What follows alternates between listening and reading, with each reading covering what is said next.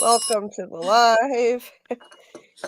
Sorry, this is really late, but I'm not in good shape at all right now. I'm just gonna power through, and you know, I didn't want to miss covering this show, regardless of the fact that it was a brutal episode. The Last of Us season 2, episode 2, Through the Valley, and the title of the episode is fitting.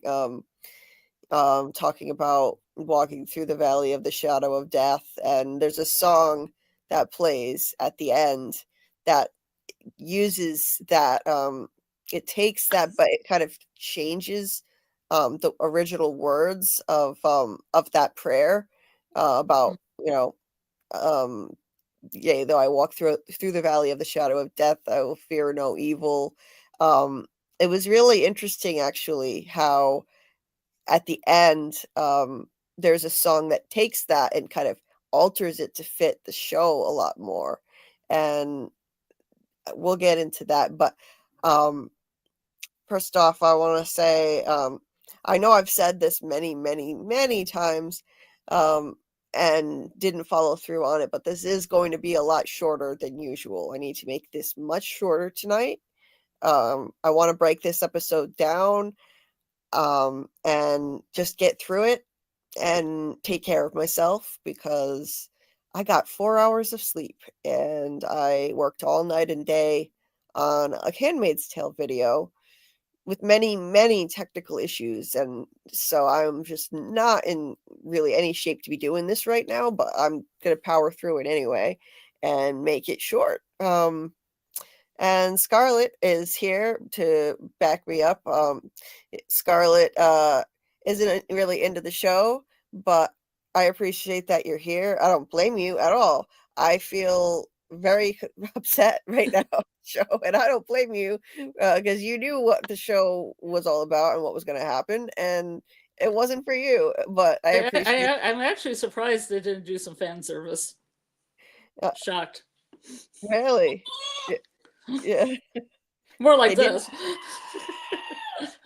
Yeah, No, yeah. I thought they would let him live a little longer, have a little bit more of a story because they were splitting, I guess, the second game into 2 seasons. Yeah, I don't understand why they rushed this so much. Well, it's kind of Um, like that in the video game. It's pretty early. right, right. But they could have changed it, right? Because this, I mean, like, look how many adaptations there are from book to movie, from Hmm. video game to movie or TV show. Hmm. Um, and people take huge liberties. Like you're under Hmm. no obligation to follow source material by the letter By the at all. line in this case, Huh? it follows it line for line. Yeah, and it didn't need to be that way. So, you know, Yeah, because Fallout took their universe and just made another story within it. right, right. So I don't understand why this show is so hell bent on following the video game to the letter. I mean, Hmm. there have been some minor changes. Yeah. Tommy in the video game, Tommy, I read about this. I don't play the games. In the Hmm. video game, his brother Tommy doesn't have a son, that never had a kid. Hmm. So Tommy has more to lose now. They upped the stakes for Tommy. I see what they're doing there. Because Tommy is now, I'm sure, going to be a much bigger player in the absence of Joel. Hmm. And another change, apparently Tony Teflon was on here with us last week. He came on and we had a fun, friendly debate, which I really enjoyed. And when Tony was here, he's a game player. He played the games, and he Yeah. said that Joel was much nastier, but like Hmm. he did a lot worse things in the game. Yeah. He killed a lot of people just for no reason at all in the aftermath Hmm. of his daughter's death. Yeah. Just from what Tony said, he killed a lot of people that he didn't need to kill. It wasn't self-defense or defending anybody else. Um, and in this show, they alluded to the fact that he and Tommy did terrible things and killed people as they were trying to survive out for themselves, like did terrible things. But they softened his character for the show. That's what Tony said. And so that's another change they made. And if they were going to do that, then they damn well should have changed the way they handled his death, and that the pacing, it was too quick. Um, I'm not, abandoning the show or anything. I'm still going to cover it. I still think that the message of the show is, sorry, I accidentally highlighted something. Um, I still think the message of the show is important, but the way they're delivering it, I'm really disappointed in the execution of this. I think that, Bad word. oh god, yeah, very No. execution. Ah! Oh no, yeah, execution was the wrong word. It was, oh god, it's too fresh. It's too fresh. Oh, you know, I, I fell in love with the character of Joel and Ellie, and they built the entire season 1 on that, their father-daughter relationship developing, turning into a father-daughter relationship, and make you fall in love with these 2 characters, and the problem is I know what they're doing here. I understand the point of it. I think it's really smart and clever, and it's a message that's important, especially in the world we live in now. The message this is trying to send about empathy. You know, it's all about perspective. Who is the hero and who is the villain of a story? Yeah, well, in the video game, you actually get to play Abby for a while too. And they force you So, to, so what you I have you are kind of forced into that empathy situation. Right. In the second game, I read how they forced people to play both Ellie and Abby, and that pissed a lot of people off. They didn't want to do that, and it was uncomfortable having to look at it from both perspectives, but they literally put you in both of their shoes in the game. Now, what works in the game may not work for a TV show, and that's Yeah. where I think they screwed up. Um, you can't build a whole show on these 2 characters and have no other main character in season 1 and then expect the fan base to accept it when you take one of them out so early in season 2. Um, I think they're gonna lose a lot of fans that way. I know critics loved this season, and it was already renewed on the strength of what the critics said before the season even started. But many times, look at Rotten Tomatoes. On many occasions, there is a huge gap, not always, but many times, between what critics say and what the audience says. Critics, they look at it from a more objective point of view, the quality of the show. Fans get emotionally attached, and that's the difference. And you need the fans more than you need the critics. The fans are the ones keeping the show going. And there's often a huge gap between the percentage who love it on the critic side versus fan side on Rotten Tomatoes. And I suspect that's going to be the case now. It's going to take a nosedive in fan popularity, and who knows, they could even renege. I've been told that HBO, I mean, I've been told this has happened with other shows where they will greenlight a show, and if fans wind up turning on the show, they can change their minds. Just because they greenlit it doesn't mean it's going to happen. It's not a done deal. They can renege. HBO Yeah. already renewed it, but if fans abandon the show, they could renege. Yeah. So I just think they rushed it. They should have changed what happened in the video game. If you're going to tell this story and you insist on doing this, at least give us time to build up more empathy for Abby. Give us time.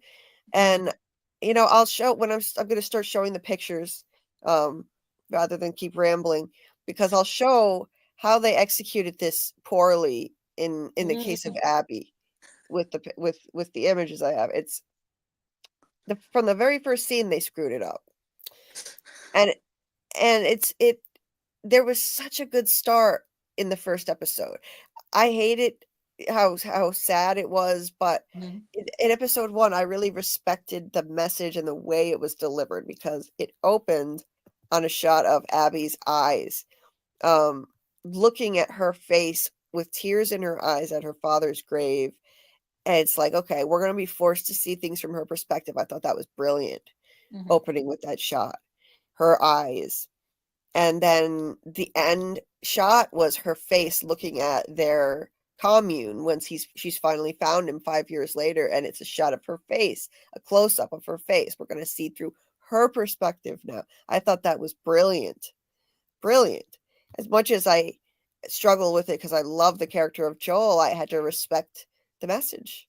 But you know, the execution of it, well, again, it's too soon. It's too soon to kill him off. And the way they handle it with Abby, it's very hard to have empathy for her.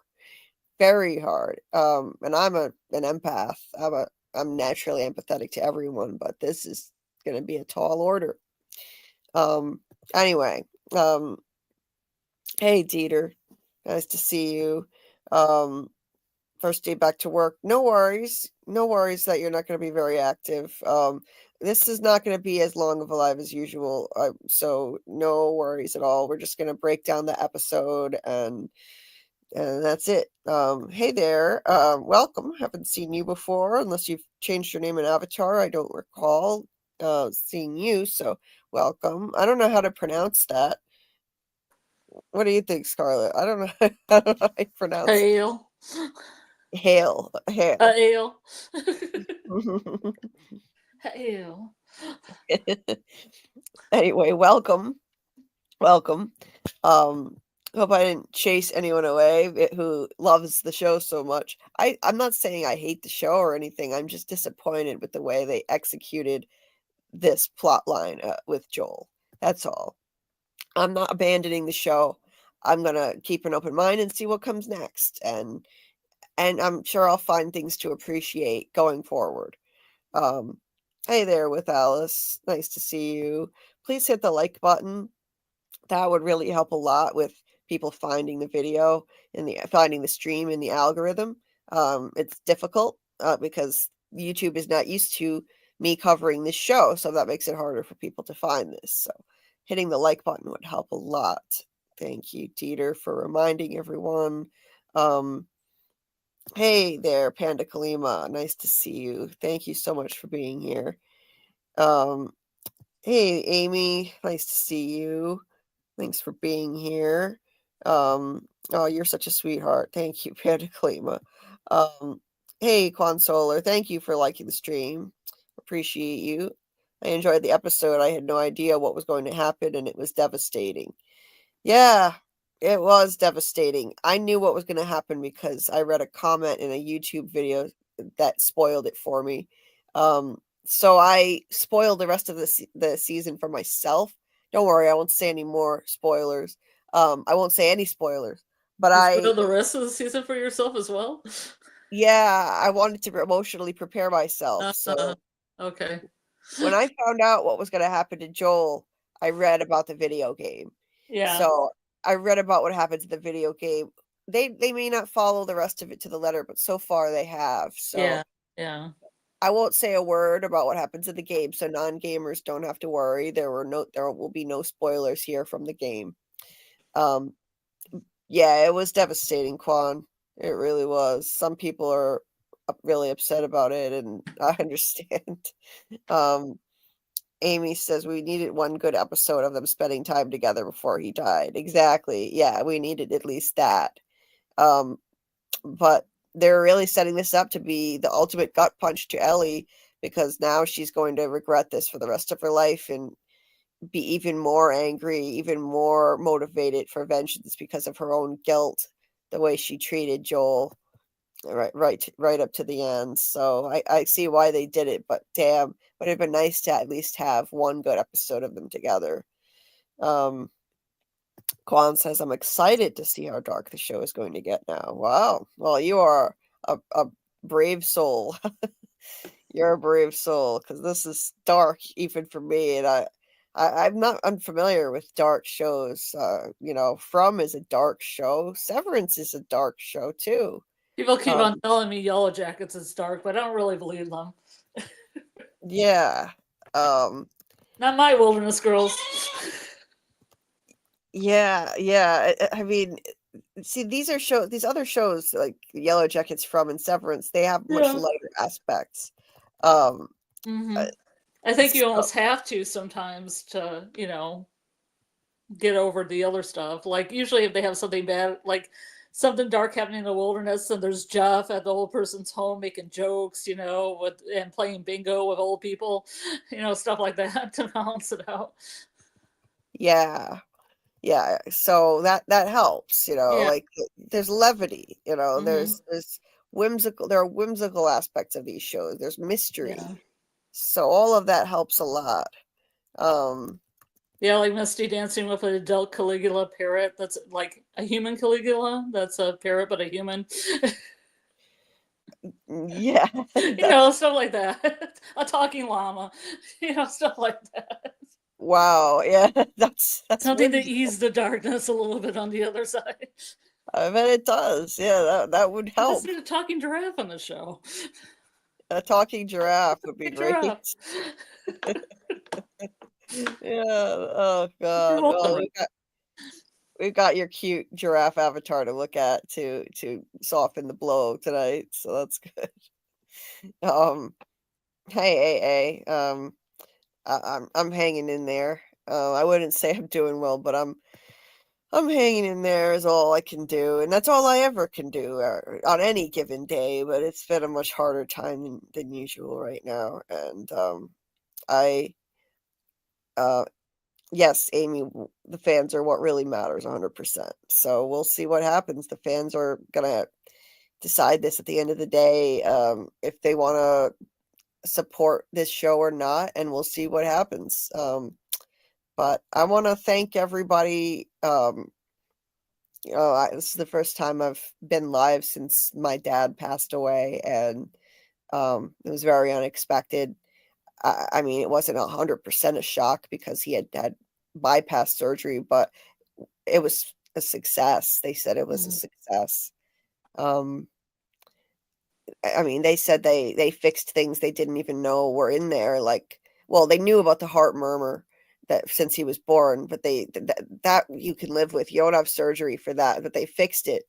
Mhm. Um, they fixed it, and they found a leaky valve they didn't know was there and fixed that, and it was supposedly a success. So Mhm. I let my guard down.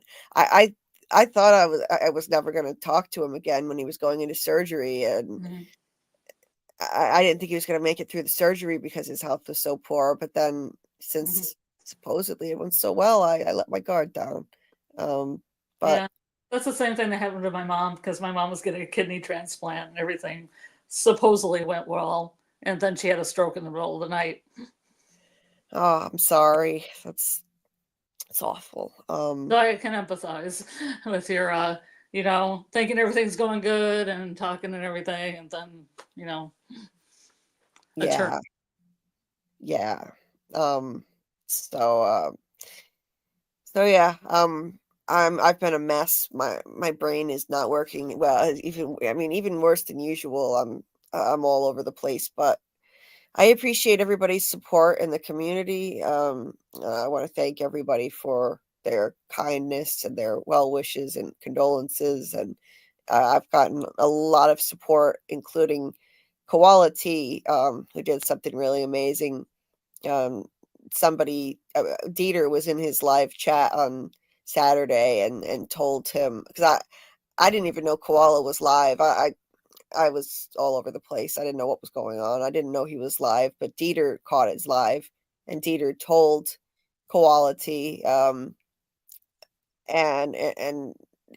Koala T saw Dieter's comment, um, and he stopped what he was doing. He stopped the whole thing, like, and talked to me directly, offered condolences, went over, shared his screen, went over to my community page, and told everybody in his chat, go over there and offer her condolences. And it was a really beautiful thing he did. Again, this guy's a beautiful soul. I said it from the beginning, and I mean, I just he just keeps proving that over and over again the more I see of this amazing human being. So thank you to him. doing that for me. A whole bunch of people flooded my I mean, I already had lovely, lovely comments from people in my community, but then a whole bunch of people I don't even know came over and offered their condolences and their prayers, and it was just absolutely beautiful. He did a moment of silence for me and my dad for the loss of my dad, and just wow, thank you. Shout out to him. Thank you so much. Thank you to everybody who has offered support and kindness. I really, more than ever, I just want to say I'd be lost without this community. It is my lifeline. The only person I have left in the world now who cares about me is my mom, other than this community. So, um, you guys are even more important now. So, thank you so much. I'm gonna stop with that before I get myself upset. I'm keeping it together. To be honest, I'm in too much physical pain right now to do anything but keep it together. So emotionally, I mean, I gotta just take care of myself. If I get worked up and cry, that's just gonna cause me more pain. So keeping myself under control. But thank you so much to everybody. Thank you so much for everything, Dieter and everybody. I could shout out the long list of everybody who sent kind words, and Dieter and Scarlet and every Panda Kalima, and I mean I'd be here all night. Thank you so much to everybody, and Quality. That was just a beautiful thing that he did. Anyway, back to The Last of Us. Um, AA says, F Abby, I hope Abby gets her. She stressed me out last night. They were going to kill Ellie for their greater good and don't even know if the vaccine would work. Joel did the right thing by saving Ellie. I agree with you. What Joel did, it was ambiguous. I mean, I don't think that there's really a right or a wrong that's black and white here. I am on Joel's side. If I were in his position, I would have done the same thing. However, I can empathize with both sides. What I'm having a hard time is yes, that we don't know if the vaccine would have worked. That's true, absolutely. So that makes it even more ambiguous.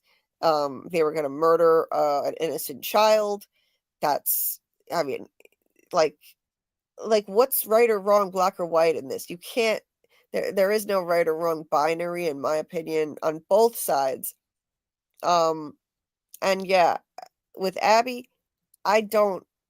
I'm having a hard time having empathy for her because of the way they wrote this, the way they wrote this. So I completely understand why you feel that way. Hey there, Jadine. Nice to see you. Hey, Real Cinema Therapy.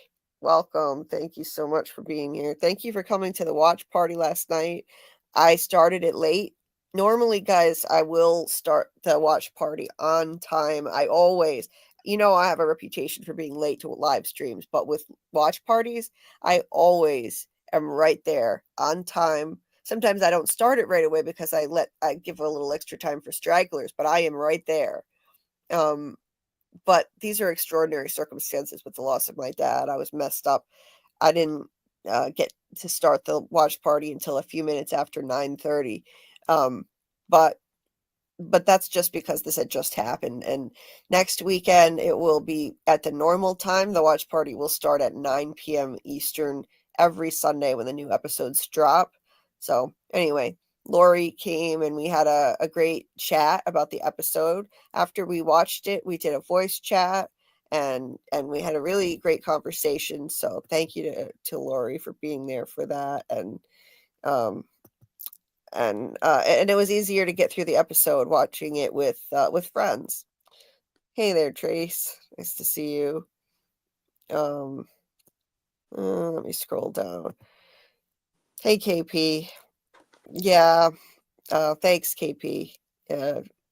Happened last Friday, and his birthday it's May 8th. He would have been 68. So too young. Too young by today's standards, that's for sure. Thanks, Quan. I appreciate it. Thank you. Uh, Do I have to do it, Julie? Do I have to do this? thank, Yeah. You're doing it. I might need that to pick up the mood. I need the screaming goat tonight. Yes. I need the screaming goat for comedy relief. Thank you. Yes, one more time for you. This is great. Imagine him falling over after. I've got it in my head. I'm imagining the goat falling over. I've got the mental image. Um, thank you, Bill Chill. I appreciate it. Thank you, AA, for your support. Thank you. This community is amazing. I made a Facebook post about my dad. You know, I rarely ever go on Facebook anymore, but I made a post just like I did when I lost my grandma a year ago, my beloved grandma, and when I lost my grandfather in 2020, my beloved grandfather. I made a Facebook post for them and I made one for my dad, and I got a lot of support. I got a lot of people who never like or comment on anything on my Facebook, offering support and condolences. What I didn't get is members of my own extended family on my mom's side saying a goddamn word. Um, this is the kind of family I have. I've been telling you guys. Yeah. I've been telling you guys, you are more of a family to me than my own blood relatives who live a stone's throw away right now on my mom's side. My mom's side, I'm talking about here. They should give a damn and see that Facebook. Now, most of them are not on Facebook, but there are a few, and there is no way they didn't see that and spread the word around to the people who are not on Facebook, and somebody reach out to me, and not a single person did. I have aunts and uncles and cousins, not a single one did. And yet I have strangers reaching out to me, strangers from Koala T's channel embracing me. I'm now a member of the Koalas community, so we're not strangers anymore, really, but I don't know these people yet. I don't know any of these people, and I've had more kindness from strangers and from this amazing family I've built here than my blood family members. So thank you so much. You have no idea how supportive this is for me and how much this has made a difference in my life. Truly. Thank you, Dieter. Thank you, Trace. Seriously. Thank you with Alice. Thank you for your prayers. Thank you for your well wishes and your support. Thank you so much. And Trace said, you too, Scarlet. Sorry to hear about your mom. Well, that was 1990. Yeah. But It was a while ago. But it's I mean, it's you never truly get over loss like that. I know. You learn how to deal with it and live with it, right? That's why I deal with it with this. You deal with it with, like this.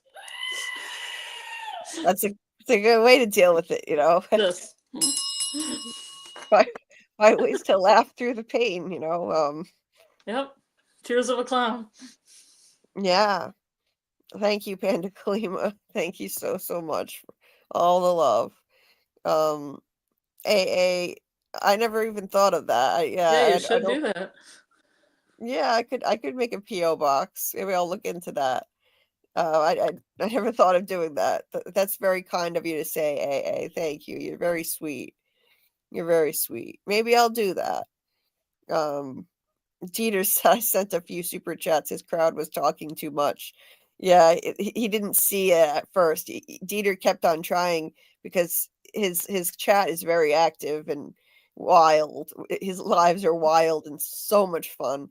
But eventually he noticed it and he said sorry he didn't notice it sooner, and it was beautiful what they did, really. And I had people leaving condolences in his comment section when they watched the replay too. Thank you, Bill Chill. I appreciate it. Thank you.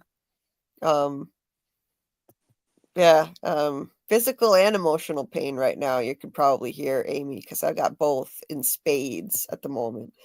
But I appreciate how much you care. Thank you.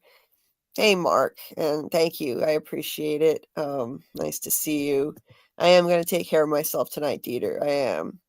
Going to speed this up and get off much earlier than usual and Let's see. So let's get back to The Last of Us. Bill Chill says, let's talk about how the CGI was not needed for the bloater. The Mm, costume did not need the effects. The bloater outfit is fire by itself. mm-hmm. I well, I gotta say the only thing that I liked about the episode, I loved the action sequences. Yeah. I thought the action sequences were phenomenal. I wish to God I could show clips. Oh my God, it was Mm-hmm. amazing. When they said this season they were going to up the ante, they weren't kidding. I mean, they said it in the featurette after the season 2 premiere that this season everything is bigger. Everything is on a much bigger scale. The action sequences, the effects, it's and wow. I mean, I was blown away. I as much as I didn't want to see this, horrible thing happening, the if infected breaching the commune, um now this is it was just so exciting. I mean, it's a zombie apocalypse show. This is the kind of thing that had to happen. We can't have a sweet little utopia existing there in the middle of an apocalypse. They had to break it up. I get why. The place looked like paradise in season 1. Mm-hmm. Everything was just going too well there. They were celebrating Christmas with a big Christmas tree, and they had a little makeshift movie theater for all the kiddies, and the kiddos Mm-hmm. were watching a movie on a big screen. We can't have that on a show like this, so I totally get why they had to break that up early, and I was okay with that. This is how it's got to be. It's a tough show, and I was amazed by the special effects. I do agree the costume was amazing and they didn't need the CGI, but I was happy with it regardless. That's the only thing I liked. I'd say that's the only thing I really enjoyed. There were other things I could say I liked. Um, I have no empathy for Abby at all. You're right. They literally were going to kill a young girl. They should have known that Joel was going to try to save her. 100%. They should have known. Um, and we'll get into that. Muncher Luncher says if Abby doesn't become a fat, disgusting bloater during the first half of the next episode, I'm checking out and canceling my HBO. Oh, damn. See? See, I'm telling you. I've been hearing this kind of stuff, not just from you, Muncher. Um, you know, uh, Doc is upset by it. Doc knew it was coming and he was still upset by the way they handled it, the way they rushed it. And I don't blame him at all. I completely agree. And say, I don't know, guys. Season 3 was confirmed, but that does not mean it's going forward. If a lot of people, if they see a backlash like that and people actually cancel HBO Max, you better believe they're going to backpedal and nix this show. Season 3 will be off the table.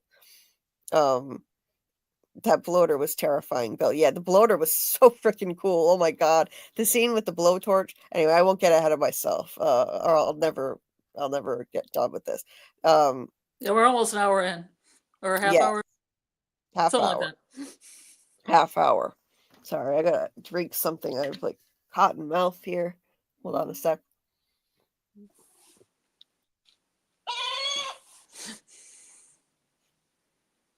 Just guzzling water. Or water. Or hydration. Are you drinking the whole bottle? Damn near did, yeah. Chug, chug, chug, chug, I chug. was chugging water the whole time I was silent. Um, water, I think, helps with headaches, and I have a banging headache. Feels like my head is going to explode from lack of sleep. So hopefully that will help. And the ibuprofen I popped, um, I took double the ibuprofens.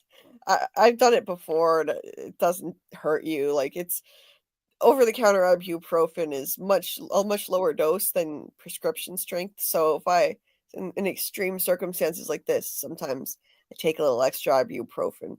Mm. Um, so hopefully it'll help. Um, Storywalker is never late. Yeah, Dieter. Yeah, I'm Storywalker. For those of you who don't watch From, it's a So, reference to From on MGM. wherever Storywalker is, there she is. Yes, indeed. Yeah. And and anybody listening to this, most of you guys are from the Fromily, but if anyone listening to this does not watch From on MGM Plus, just let me take the opportunity to plug that show. I think, in my personal opinion, I think it's the best show on TV right now. It's my favorite show. And so if you are not watching From on MGM, you are missing out.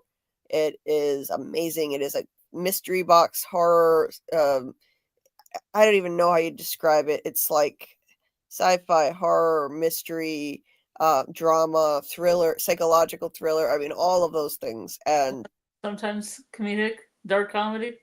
it's got comedic elements too. So Yeah. highly recommend anybody Something out for there everyone. listening. Huh? I said something for everyone. Indeed. So yeah, so you're gonna see references to that in here, like story walking, which is a plot point in the show, but I won't spoil it for anyone who may happen to listen to this who doesn't watch the show. I saw one person in the chat tonight who I've never seen before, so hail if you're not watching From, please check it out. Check it out. We cover that heavily on this show.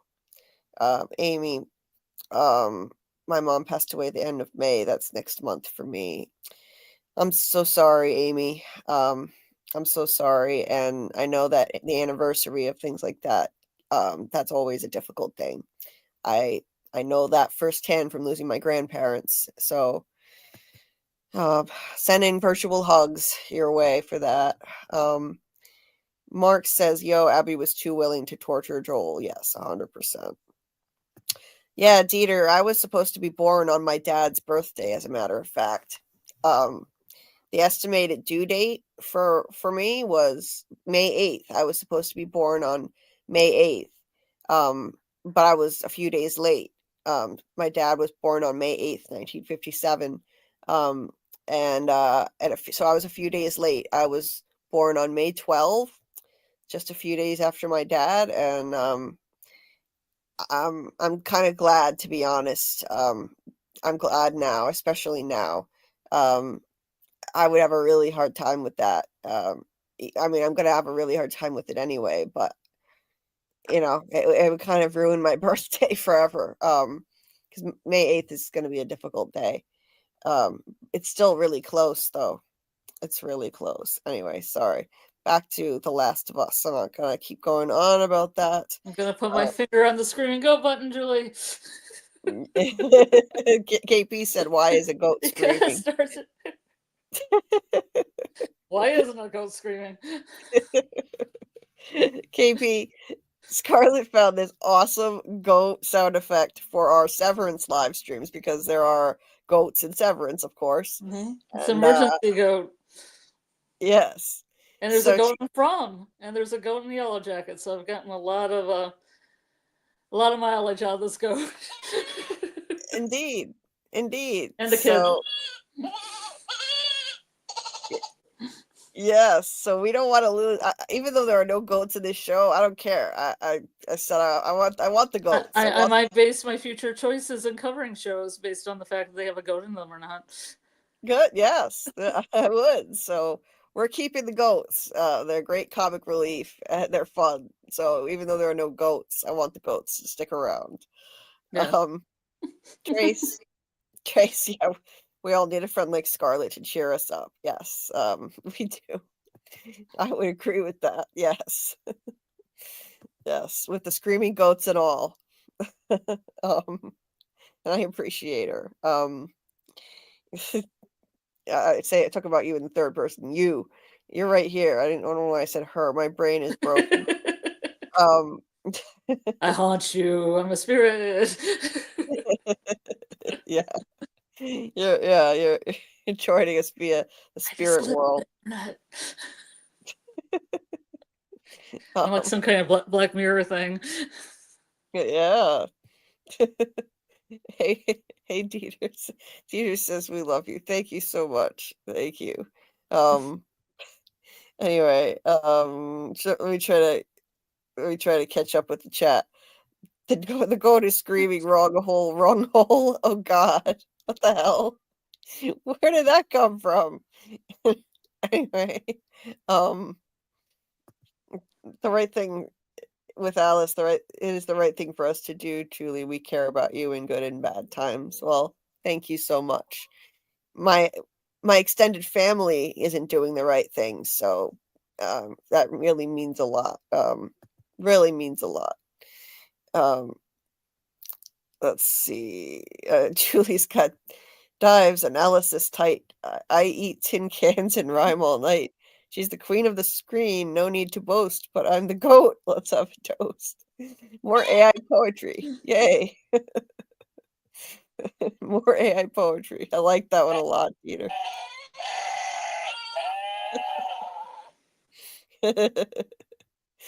Trace, LOL, what are you doing to the goat, Dieter?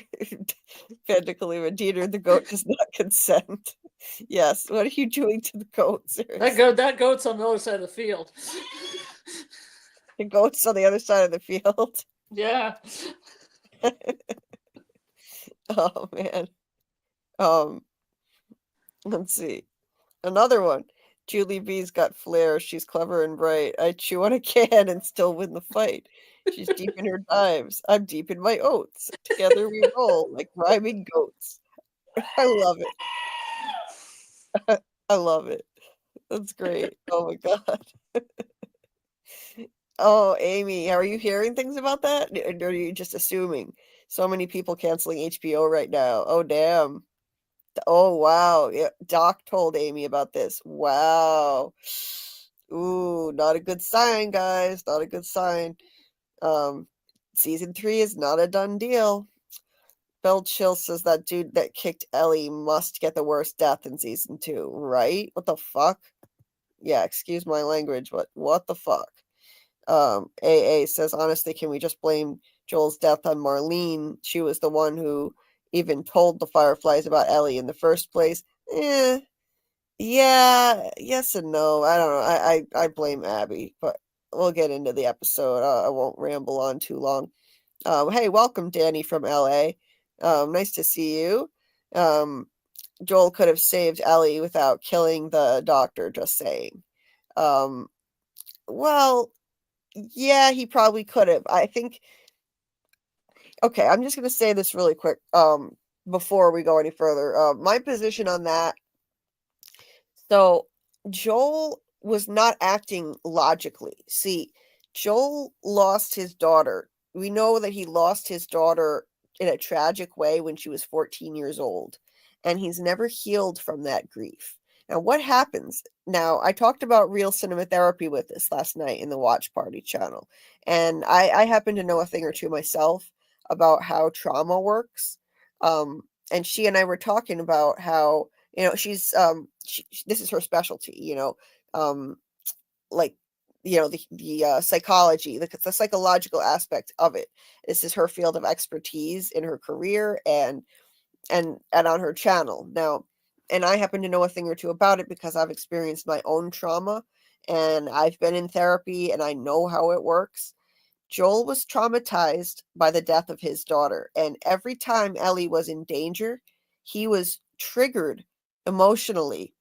And we saw it the first time he saved Ellie, the very first time in the beginning of season 1, when they were about to leave and they were caught by a soldier outside after dark, after curfew, which they were hanging people for doing that. They would have been dead just for being out after curfew. And the soldier was pointing his gun at Ellie, and Joel had a flashback. This is a hallmark of trauma. He had a flashback to when Abby was killed by a soldier. I'm not Abby, Jesus. Sarah. Sorry, my brain is broken. Forgive me. Sarah, his daughter, was killed by a soldier. He had a flashback. And that's a hallmark of PTSD. And something inside him just completely snapped, and he was not going to let that happen again. And this soldier, he had them at gunpoint, but he went nuts. His emotions, Jesus, my cat is upset about this too. um he so he his emotions took over, his adrenaline took over. He tackled that soldier and beat the man to death. He didn't even grab the guy's gun and shoot him once he tackled him. He beat him to death with his fists. And it was pure emotion because he was triggered by the memory of that soldier killing his daughter Sarah, and he wasn't going to let this man kill Ellie. And that was the very beginning of his relationship with her. Every time she was in danger, he was triggered to defend her on an emotional level. And so when she was taken prisoner in that hospital, he wasn't thinking logically. He didn't think about how this could save humanity. He wasn't weighing the ethical dilemma of this. He was told they were about to kill her, and he knew time was of the essence. He didn't have time to even think. He just reacted. He once again accomplished a seemingly impossible feat. Like like when that soldier had him at gunpoint. You would think they were done for. Well, this was even more insurmountable, it seemed. The whole building was guarded by fireflies, and he took every one of them out. It's like those stories you hear about how a mother could lift up a car by pure adrenaline if her kid was trapped under the car. You hear stories like that. Pure adrenaline kicks in and the parental instinct, and he took out that entire building, and he wasn't thinking. He wasn't killing people in cold blood. It wasn't premeditated. When you say in cold blood, that implies premeditation, that implies, you know, heartlessness. No, he was acting emotionally to save Ellie from the imminent threat of death. And yes, he didn't have to shoot and kill the surgeon. The surgeon was not armed. He could have gone in there and just, maybe knocked him out. He was not thinking rationally. He did leave the nurses alive, at least. He grabbed Ellie and left. The surgeon said, "I'm not going to let you take her." And that made him snap and shoot him. So I don't condone it, but I understand it and I empathize. That's the bottom line for me. And what Abby did in this episode, I'm just going to get it out of the way now. It is not the same. It is out of pure vengeance. There was no threat to her or any of her crew. I mean, it's been 5 years. They knew Joel was never coming after them. No one was ever going to hunt them down and come after them. This was not self-defense. This was not saving someone from the imminent threat of death, saving a loved one, an innocent child. No, this was not the same. This was pure vengeance. It was unnecessary. This was cold-blooded murder. She premeditated this for 5 years. She had many opportunities to change her mind, rethink this.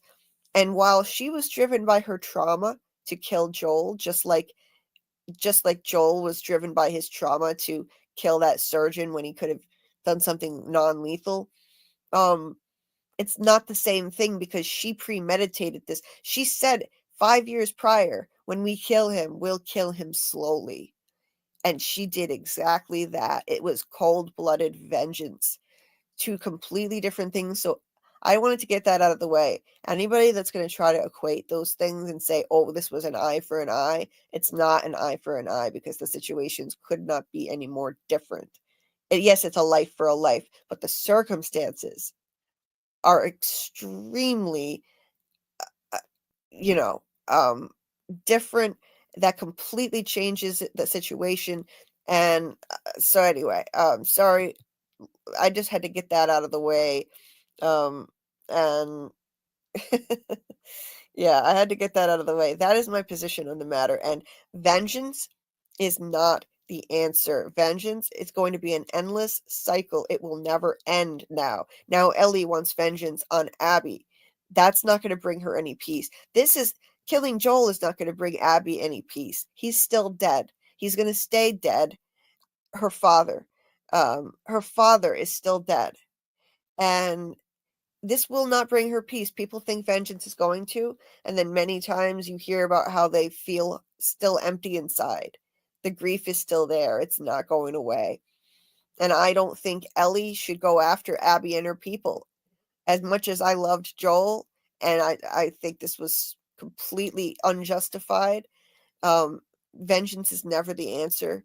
an eye for an eye mentality is not the answer. Just makes the whole world blind, as they say. Um, I I don't. So because I believe that, and I don't think Ellie should seek vengeance. I don't. And I said I was going to take this position, even if Joel dies. And I'm sticking to my guns. Ellie should not seek vengeance. Leave them alone. Take care of your own. This is a post apocalyptic world, and it's irrational to try to seek vengeance on people instead of just trying to keep yourself and the loved ones you have left alive. This is never going to end now. Ellie's going to go after their people. And then if she kills some of them, they're going to come after her people, and on and on and on. Where does it end? I said it was going to happen in my breakdown. If you guys haven't checked out my deep dive um, into episode 1 of The Last of Us. I didn't link it in the description of this video. I forgot. But if you go to my channel, you'll see my video on The Last of Us episode 1 deep dive. And I said that even if she kills Joel, and I'm sticking to it, this endless cycle of vengeance is futile. It's pointless. And I don't support Ellie going after those people. That's my opinion. And you can disagree, and that's totally fine. But I just wanted to state my case for how I feel about it.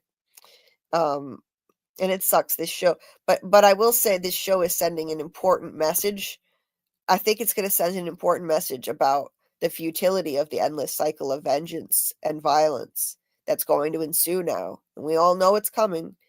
You just know it, that this is what's going to happen. We saw the preview. Ellie is definitely going to go after Abby. They know Abby's name. The preview said they know Abby's name, and Ellie is punching a punching bag. She said, "I'm going to kill you." In the scene, she said it to Abby, "I'm going to kill you. I'm going to kill you all." So here we go. Anyway, if Joel didn't kill everyone, someone would have stopped him and killed him, or Ellie. No, it was not. It was, let's see, not debating about taking a girl who was immune out of the surgery room. It was no debating. Okay, yeah, yeah, I agree on that. At the end of the world, some things are just non-negotiable. You have to protect your family, whatever they mean to you at that time. Yes, and protect your family. And Abby should have just protected who she had left. Bill Chill, hashtag Team Sarah. Sarah. Oh, yes. we're Let's go, Team Sarah! Yeah. That's a reference to From. If any of you guys don't watch From, uh, um, mine sure Team let your Screwdriver. yes. Um, mine sure let your From would have done Joel justice. I agree. From has better writing. Thank you. Please hit the like button, like Panda Kalima said. Sorry, I'm gonna quickly get through these comments and not go off on anymore. I wanted to at least get my main point out of the way early, and I did. Um, I don't have. I don't think. I don't have enough empathy for Abby because of the situation, the way that the writing executed it. Yeah, it's a problem, but I'll get into that in a bit. Hey, Faith and Repentance. Um, hope all is well. I'm mad at this episode. You're not the only one. The one time HBO could have broke canon for the good, and they didn't. Joel, yeah, I know, Faith. Theater, thank you for dropping the link to Koala T React's channel. If anybody out there likes rap music or Kendrick Lamar or both, you're gonna love this guy. If you like to laugh, who doesn't like to laugh? You're gonna love this guy. He's amazing. He is freaking hilarious. His lives are legendary. Please check him out if you enjoy rap music and Kendrick Lamar. You're gonna love it. Drake fans probably won't love it, so just be forewarned, because he's he's not a Drake fan. I think he used to be, but not anymore. Bill Chill says From would have never treated Joel like this. Yes, indeed. It would be cool to see Pedro on From as a new town member coming into town with his wife and kids. I would freaking love that. I love Pedro Pascal. He's amazing. What a phenomenal actor. I will miss him so much on this show. He's my favorite character. He's phenomenal. But I know he's in a lot of other things, so I'm going to look around about that. Anyway, maybe Pedro can shave his mustache and re-enter the town as a new character named, Leo? Why Leo? That's Joel backwards, Julie. Jeez. I thought the J was a typo. Leoge. Leoge. I am Leoge. Oh, I love it so much. I love it. Yes. Yes, please. Bring on Pedro Pascal. From has to kill off people from time to time, but From would know better than to kill off someone with that caliber of acting who carries the show. Everybody they've killed off on From is amazing, but I'm talking about people who carry the show, okay? And he's the backbone of the show on The Last of Us. So you don't kill someone like that off. This is why From kept Scott McCord when they were going to kill off Victor. He was too damn good of an actor to waste him, so they decided to keep him and figured out a way. Anyway, Faith, thank you very much. Yeah, the hole is unfillable, but we tend to dull the pain eventually. Not sure how long I'm on year 2 of crying for my grandma.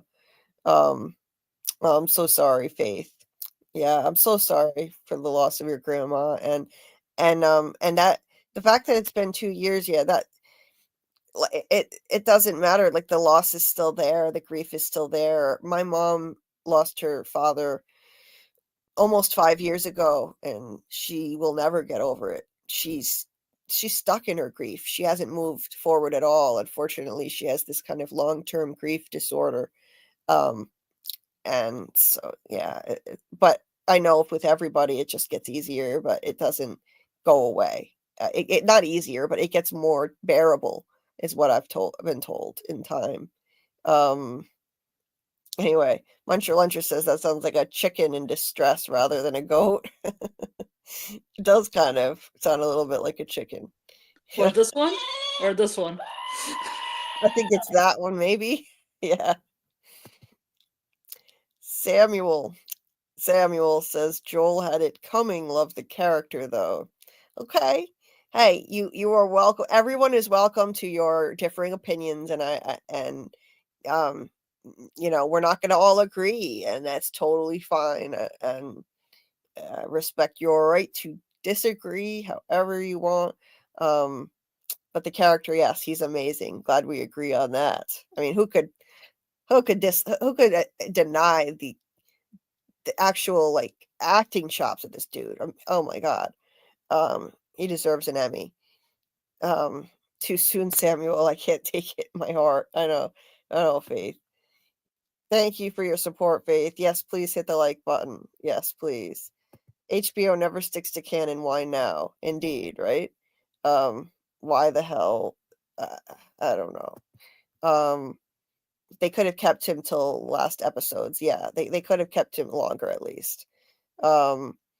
Amy, Joel didn't have tranquilizer darts. So I get what you're saying, but all he had access to was a gun. So, he had to do what he had to do in the moment. He didn't have time to think about it. They were about to kill her. It's not like he could leave and come back. He didn't have tranquilizer darts anyway, but like, it's not like he could leave and waste any time. They were going to kill her at any minute. So yeah, he was not thinking clearly. Right, Amy.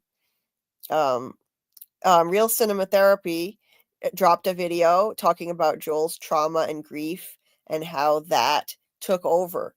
And that's what's driving him. So she has amazing insight into the psychological aspects of any given show, and especially situations like this. So definitely check out her video. She dropped the link to it there. Check that out. Yeah. I'm just laughing at a comment about Boo. Yeah, Lori and I had an awesome discussion in the Watch Party channel about all this stuff and how trauma works, and not enough people are talking about it, and people are being too hard on Joel over what he did, back in season 1, that whole rampage through the hospital. You can empathize if you understand how trauma works, and she does a great job breaking that down. So definitely give that a view. We would appreciate the support for Lori. And Boo said, "Boo, HBO, you suck." Yes, Bill. Yes, my cat has to always make a special appearance. Yes. Faith, yes, the cure wasn't guaranteed. Absolutely. Um, Faith, he knew they would never stop looking for them if he didn't take them out. Um, Sadly, that's how the apocalypse was. Ruthless. Doesn't make what he did right, but I get it. Yes, exactly. Exactly. So he left some of them alive, but yeah. And Joel didn't really kill everyone because Abby was alive and the nurses, like Julie said. Yes, exactly. Abby is a damn murderer. She is a cold-blooded killer. Um, hey there, Tony. Nice to see you, my friend. Tony Teflon in the chat, guys. Uh, says, "I love you, Jade," but he was told everything in the room. Then he decided to go and kill anyone in his way to get to her. I know. I respect your difference of opinion, and we're not going to see eye to eye on everything, and that's cool. You know, but I, I don't think we can judge him according to the same standard as Abby. I mean, what Joel did was not premeditated. It was in the heat of the moment, trying to save his daughter from an imminent threat of death. It's two completely different situations. I'm not condoning it, but it's a gray area. Um, no pun intended, because Tony is going to be doing a live for The Last of Us, I believe, on Wednesday night, if I'm not mistaken. With I think the channel name is Gray Area. It's a channel I hadn't been familiar with. But he's going to be having a debate with her on the nature of Joel's decision. Um, that's I think I got that right. That they're going to be doing that. And so check that out Wednesday night on Tony's channel. I'm sure that's going to be super interesting. Tony is a great debater. He is a passionate debater. He was on here on this panel last week. He was kind enough to join us, and I really enjoyed the friendly debate. I do. Like, we don't have to agree all the time just because we're friends. Um, and sometimes we see eye to eye, sometimes we don't.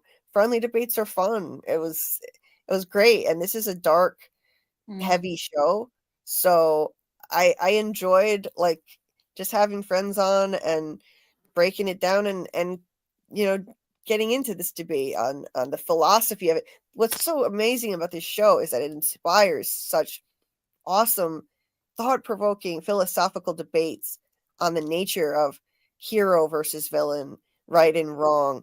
It's, um, philosophical quandaries like the trolley problem. This was an extreme version of the trolley problem. You know, Ellie would have been killed to save a much larger group of people. That's the classic trolley problem, where you cause harm to a smaller group to save a larger group. You divert the train that's flying down the tracks, and you deliberately take out a smaller number to avoid colliding with a larger number. This was an extreme version of that. They were going to take out this one life, this one child, to possibly save humanity. That was not a guarantee that they'd find a cure, that they'd be able to do it. But I love that we can have these debates. It's amazing. It's a hallmark of a thought-provoking show, and that's exactly the kind of thing I love diving into on this channel. So I welcome everybody's opinions, whether you agree or not, including Tony. It was awesome last week. I really enjoyed it. It's an honor anytime he joins this panel, because I mean, he's part of the inspiration for me starting my own channel, and I respect the hell out of what he's built with his. Um, Faith says, "I don't agree with him taking out the doctor. I would have suggested kidnapping him, keep him working on cures and stuff." Oh, that's an interesting thought. Yeah, because he's an asset. Like, it's a good point. That's a great point, Faith. I hadn't thought of that part.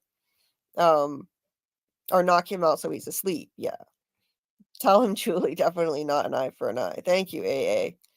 It's not the same. It's literally yeah, a life for a life, but it's not the same circumstance at all. Um, he wasn't thinking clearly because leaving the nurses left witnesses, and he should not have done that in the first place. Yeah, I mean, if anything, he was being charitable in that he left those nurses alive, witnesses. Um, Also, we as the audience see the story better than the people in the story. Yes, Dieter. Real says Tony was suffering from trauma and grief. He reacted in the moment. He didn't have time to think. Abby premeditated his murder. Yes. 100%. Yes. Hey, Um Julie, we're in. I know you wanted what to get this done, wrap it up by 1 a.m. yes, that's not going to happen now. But I'm not What doing it did all you day. tell me before we went on? I know, I know. You told me. I know, but I am not. This is not going to be an all night live. This is not going to be ridiculously long. I promise you. And you head out when you need to head out, and I will be fine. And I will break down Okay, the. I'll head out at 1 then. Yes, you head out at 1. Umbra's probably going to be popping on too. So um, I think I got to make sure I sent him the link, but I think Umbra's going to be popping on anyway. So so yeah, well, you guys feel free to disagree and debate, but um as long as it's respectful, it's fine. Dieter, it's fine. People can debate. Everyone's being respectful. It's fine. Just respect each other, and that's all we ask. No worries. Um Faith says I had imagined HBO would change it all, ending with Joel alive after a good beating, Ellie and Abby falling in love after what they've done to some shows. Yeah, Faith, serious. Um Tony says he was in the room with the head of the group. She explained everything to him after it was his choice to do the deed. He was sitting listening and decided, clearly thinking. He didn't have time. It was too quick though. He they were about to kill. I mean, yes, he had a few moments. He had a few moments. That's it. They were about to kill his daughter. I mean, he was still reacting with emotion. I just disagree on that. Um, but hey, yeah, uh, by all means, speak your opinion, and this is a very ambiguous situation, so we're not going to agree. We're not all going to agree, and that's the point. This is definitely not an easy thing to say. Like, okay, yes, this was right, this was wrong. No, it's ambiguous. Um, Well, thank you, Dieter. Appreciate you. See you later. Muncher Luncher, if the showrunners dare to try to make me feel sympathy for Abby, I'm going to cover my eyes and go la la la la la. Yeah, right. Um, Seriously. I mean, I I really want to feel empathy for her, but I don't think they executed it well enough to do that. For the reason I said about the premeditation of the murder, and he saved Abby's life, and she still did that to him, and they didn't give us enough time to build up empathy for her, show us more of her story. They rushed it too much. So the writing of this was just terrible. I'm sorry to the writers. I'm so sorry. I'm probably never going to get interviews for this show anyway, but I don't like the way this was written. And they didn't even show her finding her dad's body, but I'll get into that in a minute. Um, Joel was in fight or flight mode. He wasn't thinking rationally. Yes, real. I agree. Real cinema. I agree. Just to be clear, because there are a few different reels around here, around the YouTubes. Faith says, quickly get through these 500 comments. Right? Seriously, Faith. Love you. Love you too. Love all of you guys. Um, Tony says I don't like Abby, but that's not fair. You take out my family, you better hide. I don't care how it makes me feel in the long run. It's about the moment, just like you claim Joel was acting. Okay. All right. I understand that feeling. I totally get it. AA says Abby shouldn't have waited 5 years, though. If it was that important to her, she should have been on it from the get go. Well, I think they tried, but it took them 5 years to find them. That's all. I would I would ish bricks if Pedro showed up in Fromville, right? Muncher Luncher? Oh my god. Um Tony, but it was fight or flight. They were taking him out of the building. He had no threat to himself, but this was about his surrogate daughter. It was his surrogate daughter. It was fight or flight for her. He was living for her. He never healed from the loss of his real daughter Sarah. Never healed. And when he met Ellie and he connected with her, it filled that hole in his heart. It gave him purpose. He clung on to that relationship. They were codependent all through season 1, and he was living for her. That was his purpose. So it was, yeah. I think that was fight or flight because of that.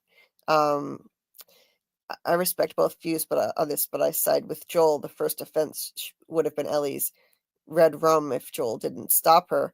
But Joel should have played defense only. But Fireflies are kind of bad people. Yeah, I mean it's tricky. The Fireflies were trying to save humanity, so I will give them credit for that. That was an altruistic mission that they wanted to find a cure when most of society is just out for themselves at this point. So I'll give them that. But yeah. Um yeah, no. And definitely would have chased him and taken Ellie back, ending her. Yeah, if he hadn't taken out Marlene, the leader of the Fireflies, I think she would have come after him and taken Ellie back. That's why he said he did it. He said you would have just followed us.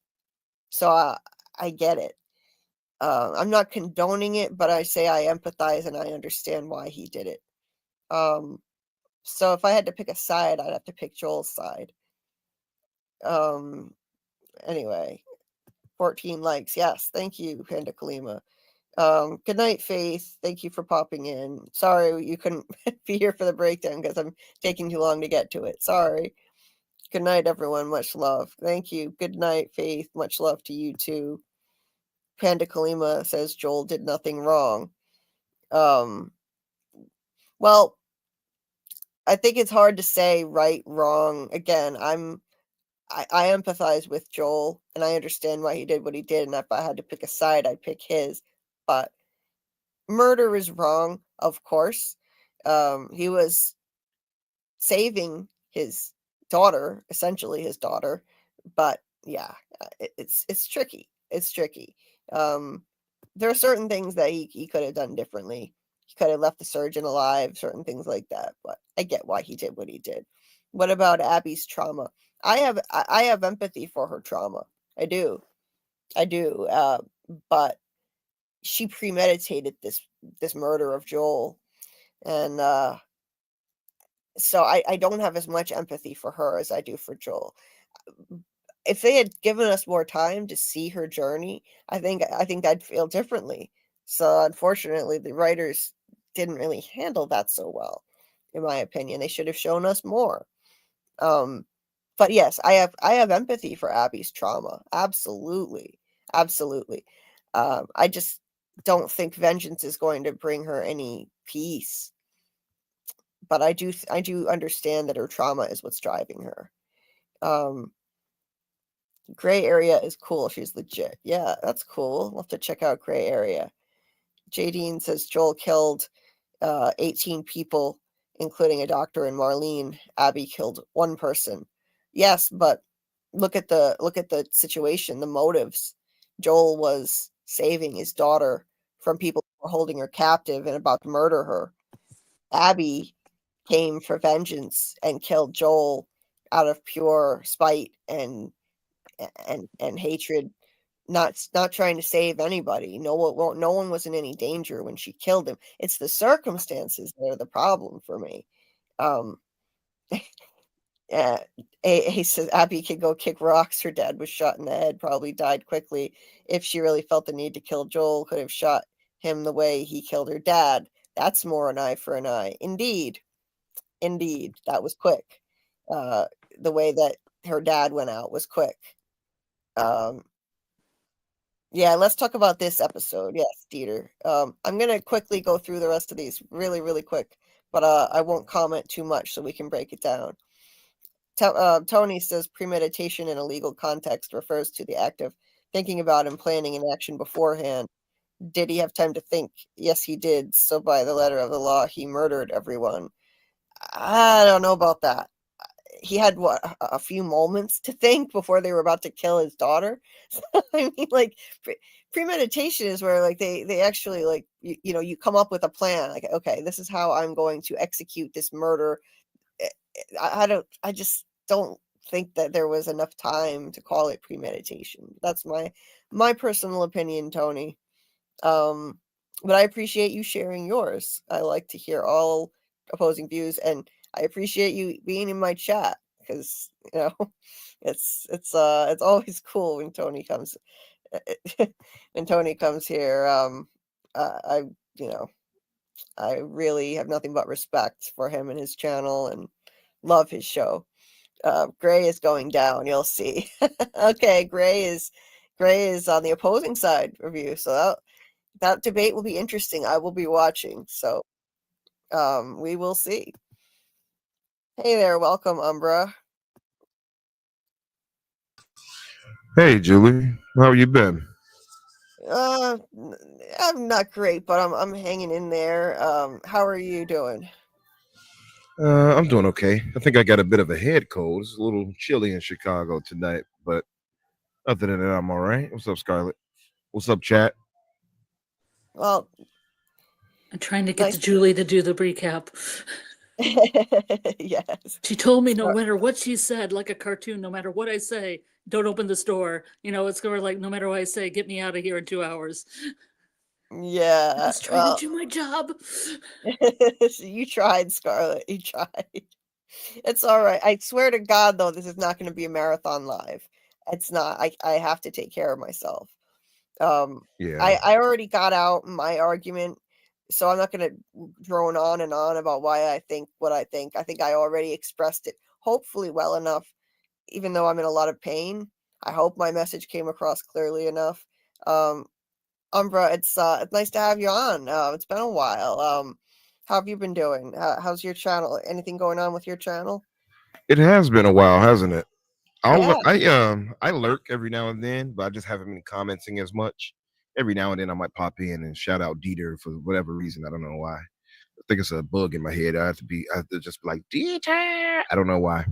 But other than that, I do check in occasionally. I just don't really say anything. But I've just been really busy as far as things go during the time you're live lately. As far as my channel though, it's been pretty swell, I suppose I should say. We Nice. did miss a few weeks here and there though because of complications of Discord at the time and then other things going on in our lives. So we had to get things together. But we had a show last week, and we'll have one this week as well. Let's talk about WrestleMania and also The Last of Us episode 2 and things like that. So yeah, and maybe some gaming. But yeah, it's going all right. As far as the channel, I am trying to get us to 2,000. We're just about there. And I gotta Hmm. make I gotta make a bigger and better push because I don't say it enough on like social media. So I'm gonna start really pushing that and say, hey guys, can you subscribe? Blah blah blah. I'm kind of lax about that. And yeah, because there's a lot of competition in doing where I'm at right now, as far as people, I guess my peers, I guess I could say, in covering what we cover. So it's pretty tough. How's everything been going for you here? Good. It's great. We covered Severance and really enjoyed that. I miss Severance so much already, and but we had a great time covering it. And now it's The Last of Us, and we're still doing the From Rewatch on Wednesday nights. So every week now we're doing The Last of Us. Normally it's going to be at 10 p.m. Eastern, but I had to move it later tonight. So we're having a good time with that. And Wednesdays are normally going to be our From Rewatch nights as usual at 10:30 p.m. Eastern. But this week. I'm not sure. We might do something a little different, but still from related. So stay tuned on that. Um, Friday, we're covering The Residents at 10:30 p.m. Eastern. We'll cover the next two episodes that we haven't done yet, episodes 5 and 6, and then after that, we'll do a FROMacademy with Doc, So that'll be fun, and we'll have our watch party for the residents in my Discord. Anybody who wants to watch with us, episodes 5 and 6 at 8 p.m. Eastern on Friday. I'm also covering The Handmaid's Tale, not with live streams, but with scripted video deep dives. And I'd actually just put out a deep dive today. So any Handmaid's Tale fans out there, or if you know anyone who is, I'm having trouble breaking into the algorithm. So if you haven't checked it out, or if you're interested, that's the latest video on my channel. It is a deep dive into the character of Serena Joy and her journey, especially in season 6, what I think is going to happen, how Aunt Lydia could potentially take her down. So yeah, and I would have and while I'm on the subject, just a humble request. If anybody doesn't watch the show, but you just want to support and help me get into the algorithm so people who do watch the show can find me, a great and easy way to support is to just click on the Handmaid's Tale video I put out, let it play for 30 seconds, because 30 seconds is all it takes to count as a view. You can even have it muted if the subject matter is too upsetting for you. But if you play it for 30 seconds, it counts as a view. If you hit the like button, that helps as well. It helps me get into the algorithm so people can find it who actually do watch the show. So that would be awesome if anyone has a chance to do that. Also, one other thing, if you drop a comment in, even if it's just an emoji or one word, that triggers the algorithm too. So anybody who wants to support, even if you don't watch The Handmaid's Tale, that's a really quick and easy way to do it. All it takes is 30 seconds. Boom, and you're done. I mean, anyway, so that video I put out today, and I'm going to keep doing deep dives on that every week. And I'm going to be doing a deep dive on The Last of Us, of course, this episode. Stay tuned for that. Later in the week, I'll have a deep dive into episode 2. My deep dive on episode 1 and also on the ethical debates and themes of the show. That is, I think I linked it in the description of this video. If I didn't, I'll put it in later. But that's one of the latest videos on my channel. So if anybody hasn't checked that out, I get into all of my views on the debate over the cycle of vengeance, the themes of the cycle of vengeance and empathy in this show. Not just episode 1 of The Last of Us. It's not a recap. I break down the episode, but I also get into all of those philosophical and ethical questions and my opinion on it. So if you haven't already, please check it out. Give it a view. That's about it for what's going on with me. So let me get back into the chat really quick, and I'm gonna try to do this as quickly as I can so I can get into the breakdown. Luncher says, screw the larger group, Joel and Ellie till the end, which apparently was episode 2. Yeah, right. Seriously, dude, I feel you. Yeah, Dieter, we're gonna keep it short. We're not gonna do crazy debates tonight, but well, I mean, you can debate all you want in the chat, but it's just not going to be like hours and hours on this. I'm not going to do a 7-hour. I did a 7-hour live last week, and it was too much. And that's the problem with society. They wanted to kill a child to save people, and they could have just tried to find a cure that doesn't kill anyone. Pure selfishness equals karma. Yeah, there may have been other things they could have done. They jumped to the nuclear option awfully fast. Maybe they could have tried something else. Plotting for years versus deciding in a 10-minute span, not the same period. It wasn't even 10 minutes, Panda Kalima. Like Tony was saying it was 10 minutes, but it really wasn't. I mean, he had he didn't have any time at all to absorb this. They were marching him out of the building. He took a few moments outside of the surgery room, but that was it. And then deciding, in a 5-year period, yeah, it's not the same. Anyway, with Alice says, what I love about your channel, Julie, is that we can tune in to hear your theories. Then you graciously allow us to share our theories. Thank you. Well, you're welcome. I love hearing what you guys have to say. Agree, disagree. I love hearing everybody's points of view. That's what makes it interesting.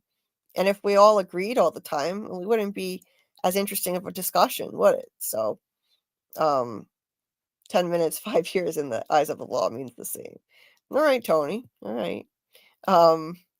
most people Joel pointed a gun at him first, if you really think about it. Indeed, AA. You get in a fight with someone versus lying in wait, not the same. I agree, Panda Kalima. All right. Tony says, I will rock with you, Julie, if your co-host bounces. Well, thank you, Tony. I appreciate it. And she's going to need to bounce and take care of herself. She has a lot going on, and she works very hard. And she graciously came on with me, so I wouldn't be starting this alone, and I really appreciate it. So yeah, I definitely don't want to do this alone. I can tell you that. And Tony, if you want to come on and talk at any point, either way, you're welcome to do it, of course. So you just let me know if you want to come on and talk. I know it's late for you though. You don't stay up as you don't stay up as late as us. Anyway, thank you, Tony. I appreciate you. Thank you so much. You're awesome. You're a good friend.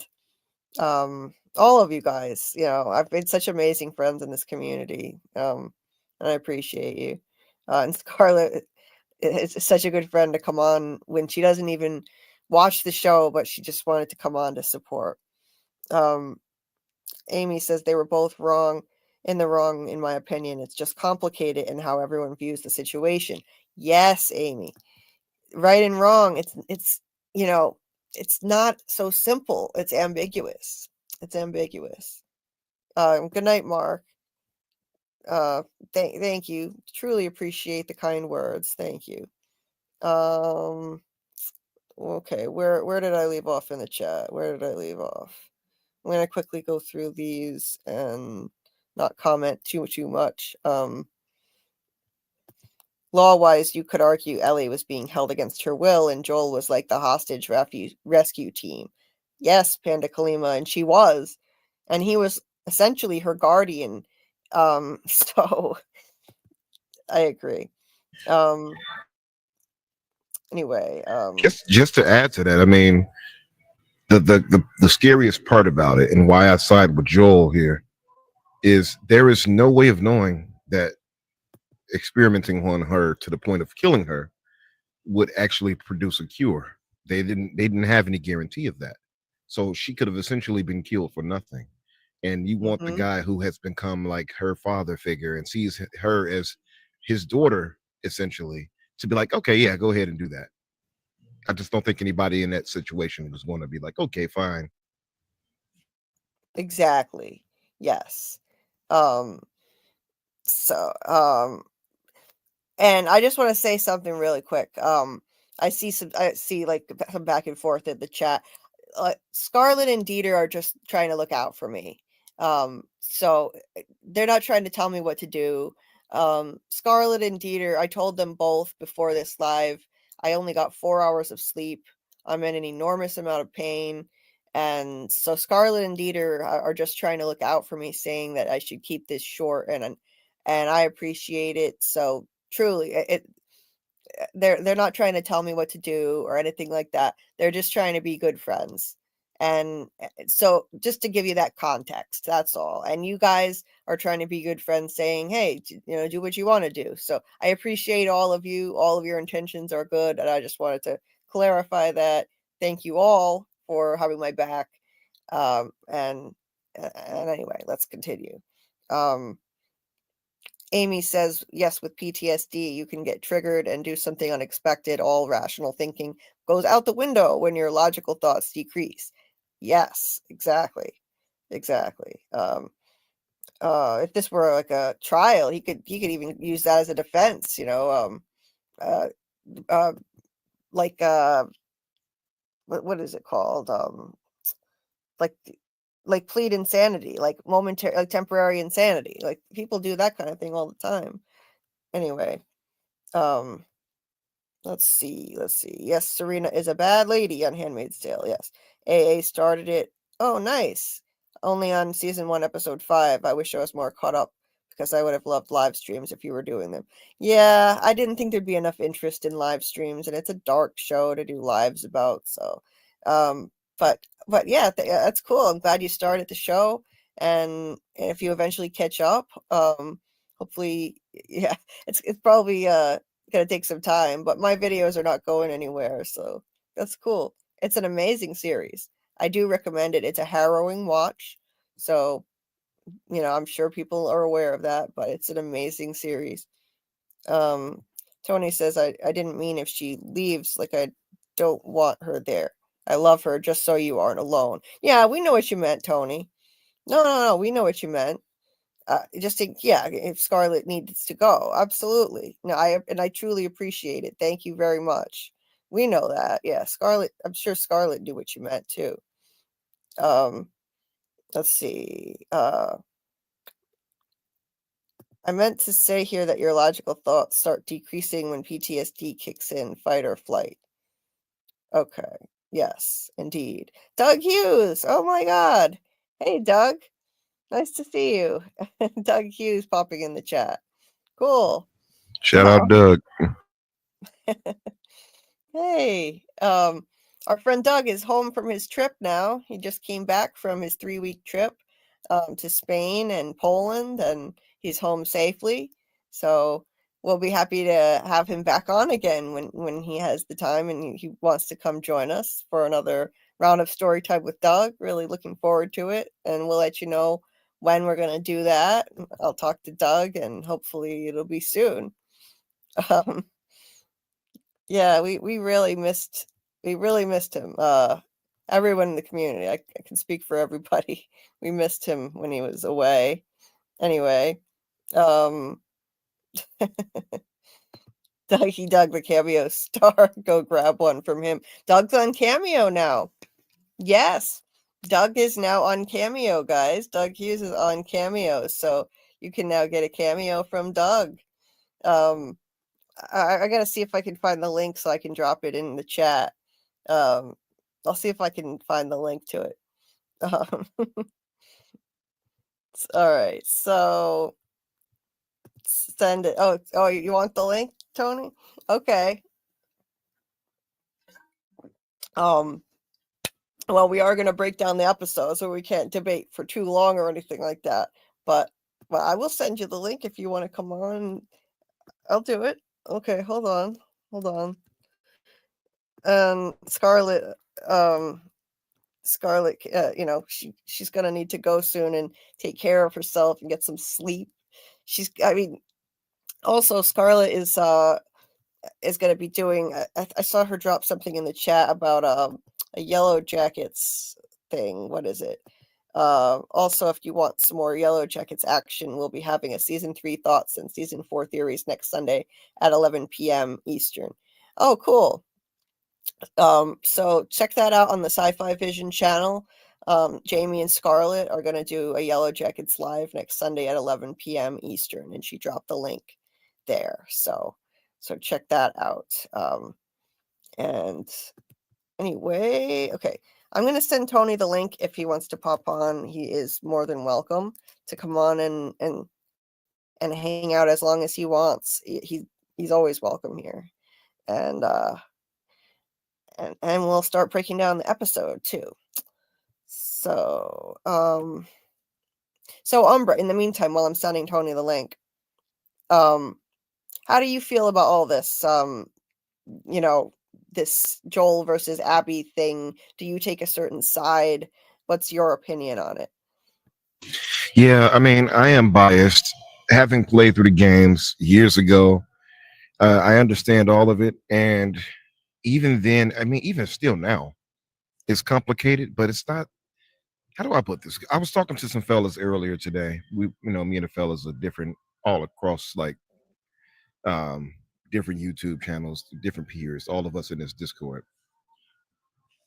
And we had this discussion about this, and one of the prevailing thoughts was, why is Ellie so upset with Joel? Now, clearly he lied, but I think, and I'm not going to try to defend lying, but I think all of us lie, right? And I think in different ways, because you have to ask yourself, is there such a thing as a good lie? And people, some Puritans might say, no, if you lie, you lied. I disagree. You got a wife and she asks you, does she look good in that dress? And she might not look good in that dress. Are you gonna be like, no, you look terrible? Well, no, you don't look good, baby. What are you gonna do? You might try to Mhm. soften that. You're gonna tell a little white lie, as they would say, right? Oh no, yeah, you look fine. You know, just to spare her. And this is much the same here on him lying to her, because not only did he tell that lie, and now it's a bigger lie than a white lie, to be fair. However, his intentions were good because he wanted to protect her, and there's also so many complicated emotions going through his head. He know he did a terrible thing for what he thought was a good reason, and for somebody who he grew to love. She doesn't quite understand that, and she's, I don't know how far you want me to go, but I'll just say that she feels robbed of purpose, right? And so she had this thought of, well, me sacrificing whatever, or at least me being experimented on, would allow me to save everybody else because of my immunity. I don't think she quite knew. I'm not quite sure if I remember this correctly, but, and I don't want to go too far into it to spoil any thought, but I don't think she knew or knows at this point that he did it because there was no guarantee she would live. And I think the show Mm. almost, if I'm not mistaken, I forgot last season some of the details, but I think the show Mhm. more explicitly states out that it could not, there was no guarantee that it would work, and she likely would have, was a guess and a hope. You know what I mean? Mhm. Yes. Yes. So yeah, as somebody who plays the games, like, you're naturally going to have a different perspective, um and so yeah, like, it's tricky. It's tricky. So um okay, Tony, I sent you the link. If you want it, I sent you the link on Facebook. Umbra, sorry, what, were you gonna say something? No, I'm sorry. I had a call come in. I was just saying that, yeah, it's really tricky and it's complicated, right? It's not really simple. But I do side with Joel on this, just because I guess it's hindsight. Like, I understand. We've seen it all. Like, we know why he did what we know the motivations, everything. She doesn't know. So it's a bit of me having that foreknowledge that, I can look at it like, no, he's right, right? I guess that's really what it comes down to. Yeah, yeah. Um, well, and right versus wrong. It's just so difficult to say in a situation like this. It's just not black and white. It's so people are gonna have different opinions on it, and and Tony, um, you are more than welcome to come on and talk and say your opinion, and there's nothing wrong with friendly debate if you wanted to do that. Yeah, we are totally cool with that. It was really fun last week. Um, so whatever you want to do, or if you just want to come on and just hang out. So I sent you the link on Facebook, and yeah. Anyway, let's start breaking down the episode in the meantime. Can And can I ask you, ladies, what would you have done in that situation? I don't know if I've heard your thoughts on this. I don't think I have. What would you have done if you were in Joel's shoes at that time? I, I, well, I mean, I'm a bad person to ask because I would never have it in me to do any of the stuff Joel has done. But if hypothetically, if I were Joel and if I had that kind of nature where I could do this sort of thing, I would do exactly what he did. I would do exactly what he did. I would do what I needed to do to save my kid. Um, Yeah, and it is a tough question to put yourself in, because obviously they're in a kind of post-apocalyptic setting. He's been through a lot of hardships. It's not, we're not in that setting, so it's kind of hard to say, oh yeah, I'll do the same thing, right? But so I get what you mean. oh yeah, yeah. It's hard to say, right? But I I think I would do exactly what he did. Maybe with some alterations. I wouldn't have like shot to kill the sergeant. Maybe like yeah, superficial wound, just like shoot him in the leg or something. You didn't need to do a kill shot. So that I think that was a problem too, because you need a mind like that, a surgeon, in, you know, that's an asset to society, and this is the post-apocalypse. So I wouldn't do the True. exact same thing, but I would save Ellie. I would. But that's Yeah. me. What about you, Umbra?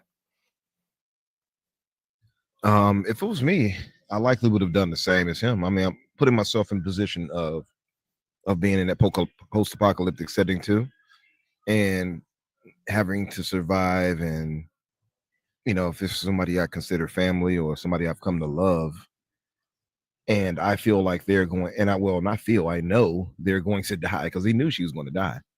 There was no two ways about it. The surgery that they were going to do was going to kill her, because they had to go through her brain to get what it, you know. So I don't think I could sit still and just have somebody off somebody I love, even if the claim is, well, it can save other people, but there is no guarantee of it. I don't know if I could do that.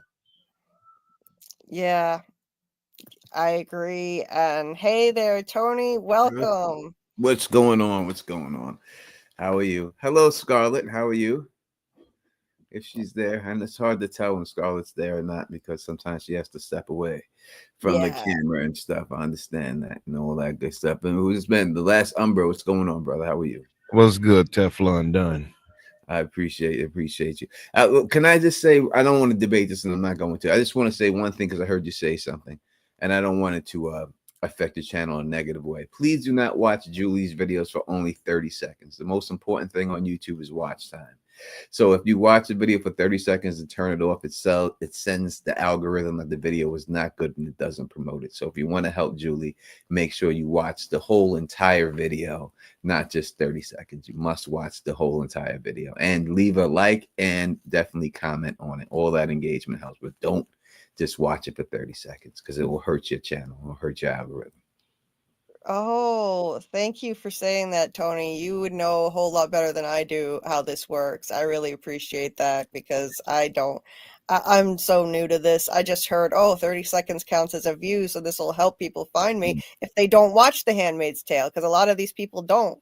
So yeah, no, watch time is the most important thing on YouTube. That the longer you watch is how you get the view, how they pump your video. If someone watches for 30 seconds and it's a 15-minute video, they're gonna think the video is not good and they will not promote your video.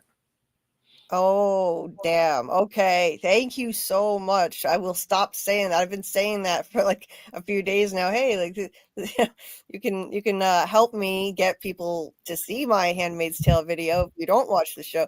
Okay, so I'm shooting myself in the foot saying that. Thank you very much for clarifying. I appreciate it, Tony. No doubt, no doubt. And you talked about gray, so I'll say this real quick about Gray Area. Gray Area is probably the most popular Game of Thrones YouTuber in the history of YouTube. I think she has over 200,000 subscribers. She's a real cool chick. This is my homegirl, known her for since she started her channel and everything else. And you know, I'm a wax her ass though when it comes to this debate on Wednesday about Joe. I'm a wax her ass, like I have done before on other debates with her. She know how I get D. So it be what it be. Pause. It be what it be though. You know what I mean? So that's my homegirl, and we're gonna have a fun time on the debate and everything else. It'll be a good time and everything else. That's my chick, and I would love to introduce you to her. She's mad cool peoples. That's awesome. That's awesome, Tony. Yeah, I was really glad to hear. I watched. I didn't catch all of your live from Friday night, but it was really cool to hear. I was glad you were going to be doing Last of Us. I don't know if you're doing more than one, but I was glad to hear you're doing this one this week, and I'll definitely be watching. And I encourage everyone else to watch. It's going to be really interesting. I'm sure you're an awesome debater, so I'm sure it's Yeah, going to be a good time. me, Gray, Quinn from Quinn's Ideas, and Lucifer means Lightbringer, David Lightbringer. We used to do a podcast together back in the day. It was the 4 of us when we did podcast and everything. But we got into so many fights, we had to stop the podcast because we were arguing everything. Every episode was just basically an argument between us. What's going on to my man Doug Hughes? I see you, brother.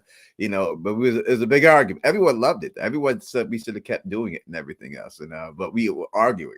Every podcast was just a big argument between us. I want to add an addendum to what our brother Tony added here, and that is on the 30 seconds. It is a fact that 30 seconds counts as a view on YouTube. It's not inherently bad if they only watch for 30. He's technically right, though. If it's continuous, if everybody only watches for 30, for instance, then it can signal that it's not engaging. But it doesn't hurt you initially. Like if everybody has to continuously not watch it all the way. For instance, if I came through and watched it for 30 seconds, but 10 other people watched it all the way through, you'll be just fine. Just as an example. Good to know. Good to know. It's not something I want to be promoting all the time. Like, hey, yeah, just do this. And yeah, Right. I appreciate both of you explaining that to me as I jumped into this pretty blind. I still have a lot to learn about YouTube. So thank you. And gray area sounds really cool. Any help I could give, I will give to you and your peoples at all. Not that I'm special, because I'm not in any way, but you know, I've been on this game for a little bit longer than a lot of people, and I've seen it grow and seen the algorithm change and stuff, and I've seen how it affected how people blew up before. And you can't do the same things that you did in the past now because it just won't work. So I've seen it all. And like I said, my channel is not big at all compared to my friends. When you look at Bridge 4, who has like 300,000 subscribers, and Quinn, who has like 500, and Shift Alt X, who has over 1 million, all the people I know and stuff. I'm not big compared to them at all, but I did see how they got there. And I understand this algorithm somewhat that, you know, if I can help you, I promise you that I will never steer you wrong. Any of your peoples, if anyone ever had a question, I am 100% open to answer any questions for anybody. And I'll do my best to give you the right answers to help you out. I'm going to make sure to send you a ton of questions, brother. Whenever you want, I'll definitely help you. Appreciate you. I got you, man. That's what's up.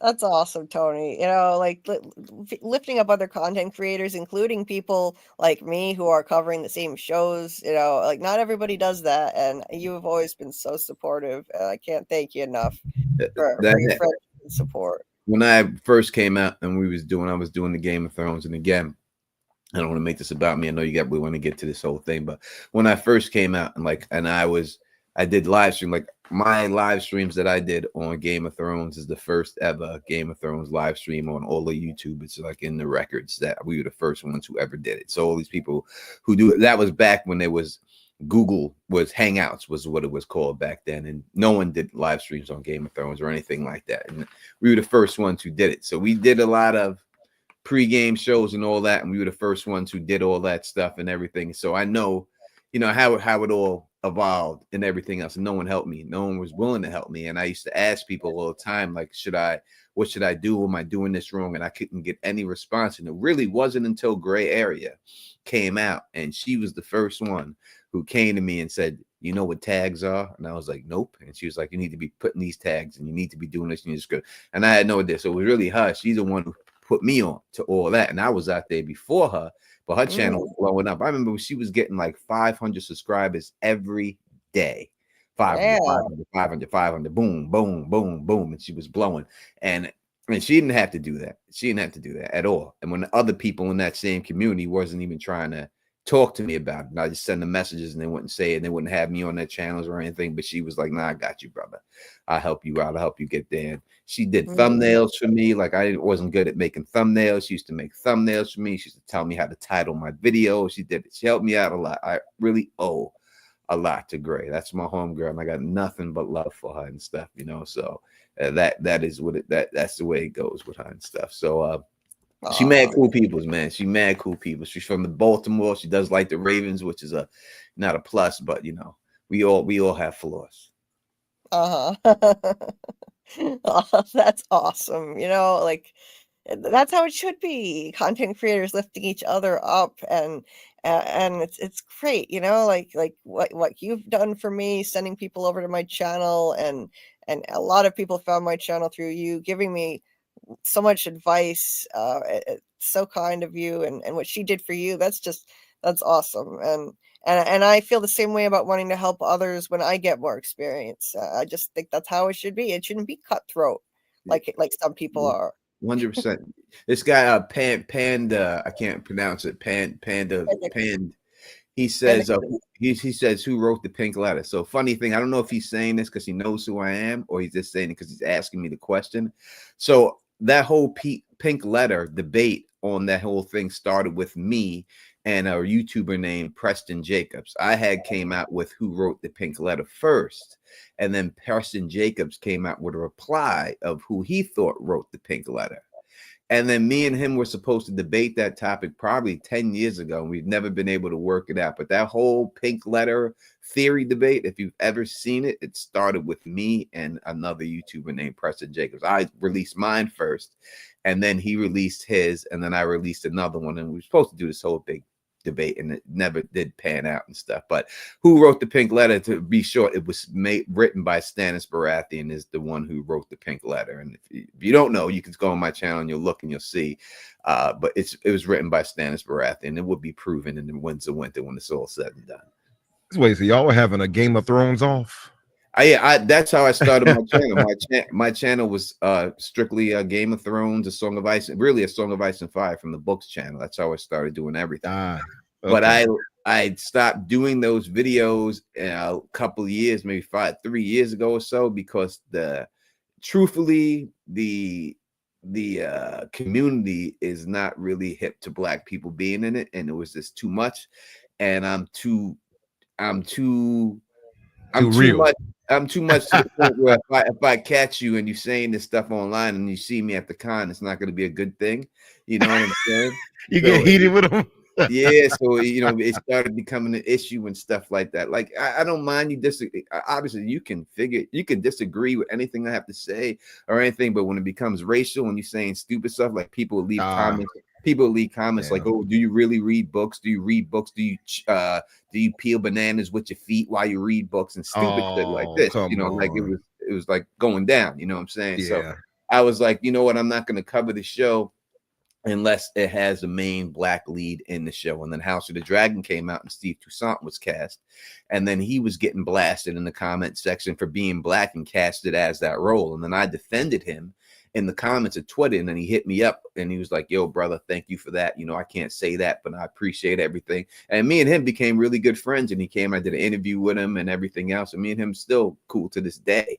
You know what I mean? But it's all because of and if you go on my channel, you look at the interview I did with him, he says that, when he got the role, he sees all these racist comments just because he got cast as that role, and he couldn't understand it. Like, why are you calling me an N-word just because I got cast as a role in the show? He's like, it's unfortunate to say, and I don't want to deviate us too much. I know we deviated, but I've seen it's gotten worse over the discourse of just social media in general. Yeah. And that includes YouTube now, so like it's unfortunate, but sometimes you do need to think people like yourself. I speak out against that type of stuff too. I need to pull myself back on Twitter. I'm just like going ridiculous now. I need to pull myself back, but it does happen, and these people can rile you up. So good on you for standing up for them. But I don't want to deviate because I know Julie got to get back to this stuff. Let's do it, Julie. You're doing a breakdown, right? Let's break it down. Okay, all right. So anyway, I just want to say though, I'm just disgusted to hear about that racism that you had to deal with, and I am so sorry you had to deal with that. That is so messed up, and like I just don't understand people like that. I don't know. That really upsets me, and like I'm just glad that you didn't let it hold you back, and you kept on going, and you came out on top in the end. You found another lane that was more supportive, thankfully. I mean, I don't know, I'm sure every community has its share of racists and assholes, but the From fan community seems pretty cool on average in general. So hopefully you haven't gotten much of that from. I No, hope.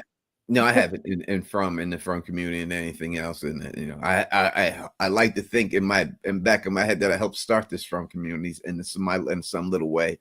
And I would say, it's not that. And I still do Game of Thrones. It didn't drive me away, and I will still attend every con and be on every panel. But the bottom line is this: there's a lot of nerdy people, which it's fine. And I consider myself like the Fonz of the nerds. I'm kind of Arthur Fossarelli. I'm more of that style than Richie Cunningham. But I would say, when you show up to conventions and people like people, and then there's one black guy there, and if that people like that person, it's hard to compete with that, and they get jealous, and then this is when all this other stuff comes out and all that good stuff. You know what I mean? So that's really the crux of it all when it comes down to it. You know what I mean? It messes. People are really jealous, and they don't like to see a different face other than theirs because they can't compete. And when you can't compete, this is all of a sudden, this is what you want to turn to because you can't compete. And that's what it really came down to in the end. A lot of times that's what the hate, any kind of hate, irrational hate and bullying toward people. A lot of times it does come from jealousy. When it comes to YouTube, for sure, jealousy, envy, you can't compete. Yeah, I've been in situations like that myself. So yes, I get you. Anyway, okay, so I'm gonna take off. There's a break. I'm gonna take off. Okay, Scarlet. Hey, everybody. Hi, how are you? I'm sorry that you're leaving right now. I really hope with that comment was not. I know how people. I know how sometimes. Julie wanted this done in 2 hours. I was trying to get her to go. I know you are, but I know how sometimes things read different than when you write them in text. So please, I would never. I always love to rock. Oh with no, you, I knew you were kidding, Tony. I knew you were kidding. I didn't mean it like that at all. I just didn't want her to be alone on this thing doing it. So I was like, I'll rock with her. If Scarlet bounces, I'll rock. Yeah. Okay. Goodbye, everybody. Thanks for coming in chat and all that. If you're interested in Agatha Christie stuff, me and Jamie over Sci-Fi Vision are going to be doing a Towards Zero watch party and a live recapping the second episode. How do you watch that on BritBox? Is that in the United States? Yeah, it's on BritBox. They showed it 3 nights in a row, but we're doing an episode at a time because we thought it was coming out episode by episode. Oh no, that sucks. Oh well. Well, check that out if you're mysteries. I love those myself. So anyway, and Jamie and Scarlet on the Sci-Fi Vision channel will do another Yellow Jackets live next Sunday at 11 p.m. Eastern too. So, yeah. So Scarlet, thank you very much for coming on with me, so I didn't have to start this alone. No problem, because I wanted to play this for you because I know how much you love it. Yes, and I do, and I needed the comic relief. So yes, and your support. Thank you very much. I appreciate you. Get some rest. Have a good night. Yeah, don't stay up too late. I won't. I changed my mind. Now. Obviously, I changed my mind. I got a second wind, and I'm feeling okay to keep going. So okay. I'll check in at about 6 a.m. I used to do that. I used to go to Dunkin' Donuts at 6 a.m. Come on, Julie still be on. That's possible. Okay, see you, everybody. Have a good night. Good night. Have a good one. Take care, right. Shorty. Yeah, I did. I'm kind of getting worse again. I did 2 streams that were over 7 hours last week. That's the most I've done in a while. I did this Last of Us one was over 7 hours. It was like 6:30 in the morning when we finished. Yeah. Not gonna do that tonight because I'm not in physical shape to do that tonight. But I'm feeling a little bit better. This live streaming always energizes me. This community does, so I'm ready to break down this episode and I can do this. But yeah, Scarlet and Dieter were just looking out for me, and they understand, Tony, that you just wanted to hang out if I was going to be alone, and I appreciate it. So anyway, let's get into it. So they started the episode, and this is where I think they made a big mistake. Big mistake, in my opinion, with the way that they handled this. Now, showing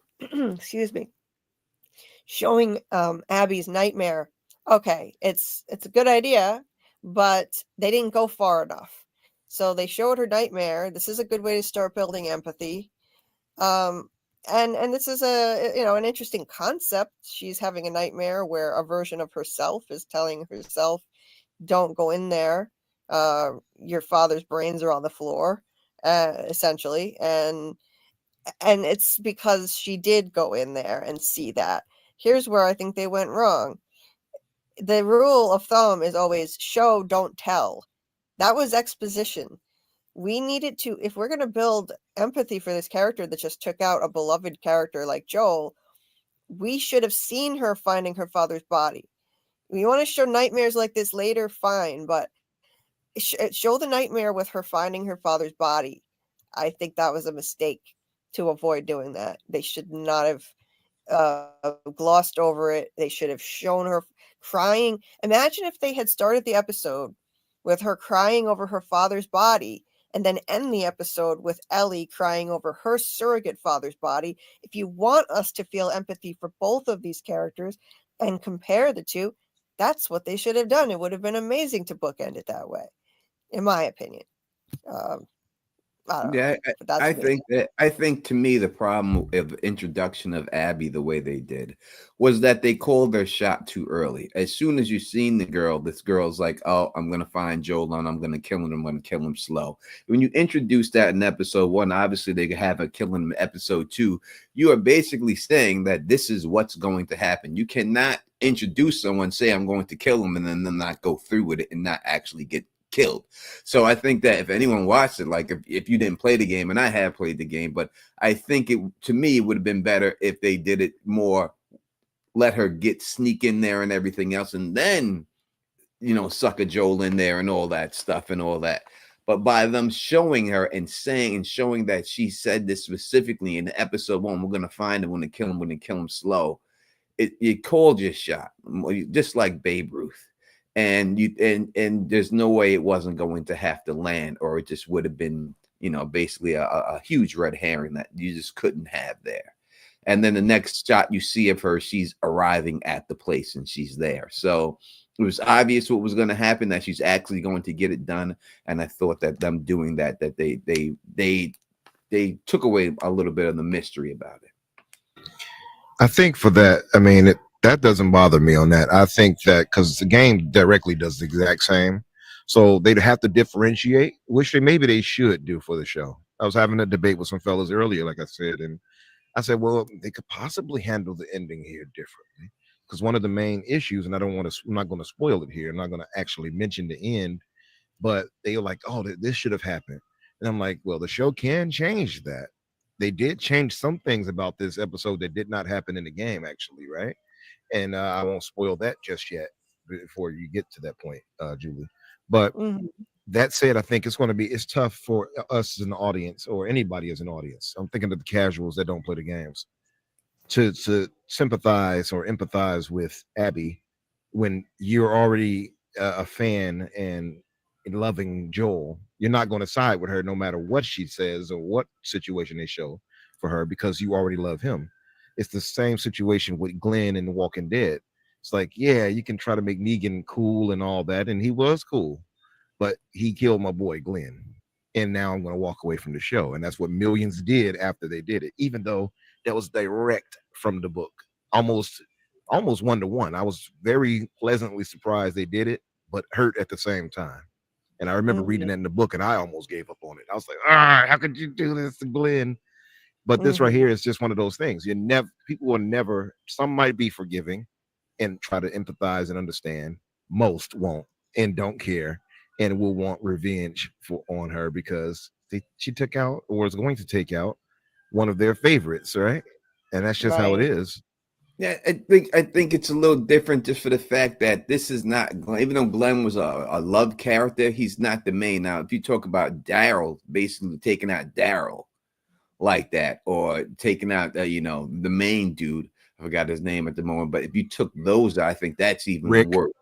Yeah, Rick, and I think that's basically what they did by killing Joel. They took out the main character, not the side characters. The main guy that you followed from episode 1. I think if you really wanted to have people have empathy for Abby, then you would have had to stray a little bit from the video game, and you should have introduced her in season 1 and had her just living her life in season 1 and showed her doing things in season 1, so that when that stuff did happen, now you already have rapport with this woman, and now you could see why she would be so upset, obviously because her father was married. So if you showed her with her father, or talking to her father, and her father saying there's a special mission, I'm going to save the world and be safe, dad, blah blah blah, you put that in there in season 1, then by the time it gets here, people will have already know her, already like her, and then you would have had a better chance of people feeling bad for her. I think they could do that, but I don't think Abby is the star of the show. You know what I mean? Even if they want understanding for people to be like, oh, I see and understand, she just wasn't that. Even in a game, that wasn't the case. And this story, what really isn't about that. It's about revenge at the end of the day. So like they're showing that, and I get you, and I agree. If they would have done that, that would have been much more impactful. So you're not wrong, but I'm saying like that's definitely not the aim for that.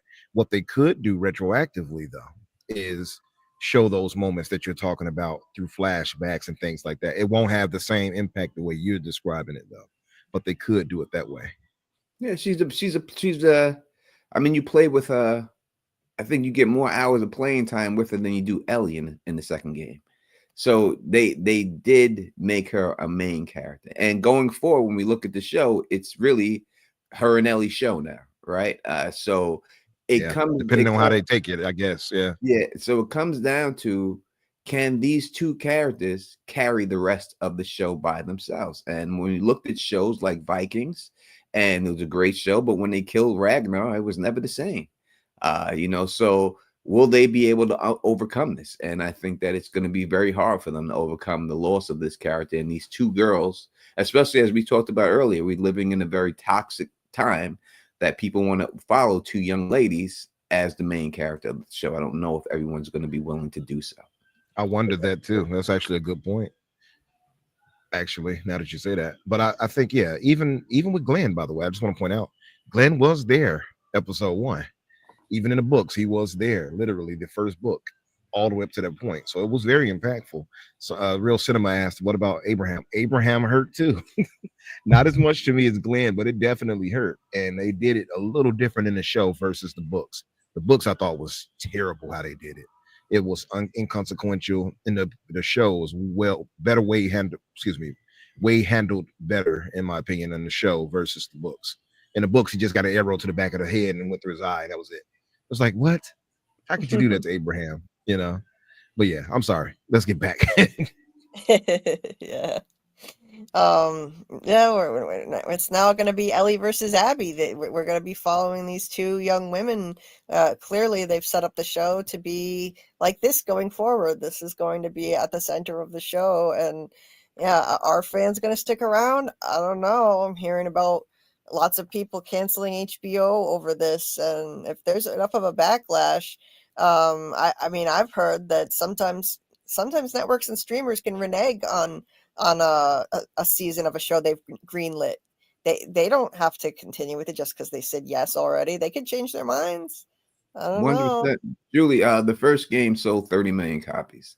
The second game sold 10 million copies. And it's only sold 10 million copies because once fans played it, they went online and said exactly everything that happened, and people refused to buy the game because of it. Heck, they got spoiled before the game came out, if you remember, actually. Yep. People were upset before release. I remember that. Yeah. So I think this is going to have a huge fan backlash. And so, yeah, I don't know if it survives this. We'll have to see. But yeah, like AA said, it kind of feels like, what if they killed Boyd season 2, episode 2? But I mean, it's not as crazy as that because, I mean, at least From has a large cast and it has several lead characters. It was just Joel and Ellie in season 1. They were the only main recurring characters. So yeah, I don't know if the show can survive this. I don't know, but anyway, let's move forward. So that was her dream, and I think they should have shown us her father on the ground, but nope, she wakes up. She wakes up, and again, we have a shot of her eye. They want us to look at things through her perspective now. It keeps showing her eyes, highlighting her eyes, but I just don't think they're executing it as well as I would have hoped. Um, and it's very difficult for me to have empathy for her, the way that they're handling it right now. It's rushed. I know they're following the game, but they could have dragged it out more, and they chose not to. So some guys I anyway, spoke with earlier, Julie, they said exactly what you said. They said they should have possibly slow walked it more instead of getting straight to the point right here. And they right. felt that it was a little rushed. Exactly. They said the same as you. Yeah. They didn't have to follow it to the letter. Show us her story more, drag it out more. Show us flashbacks of her and her father together. Show us her crying over his body. No, but instead, I mean, the vast majority of people are going to be hating her, and so yeah, it sucks. Because I think it was a great opportunity to,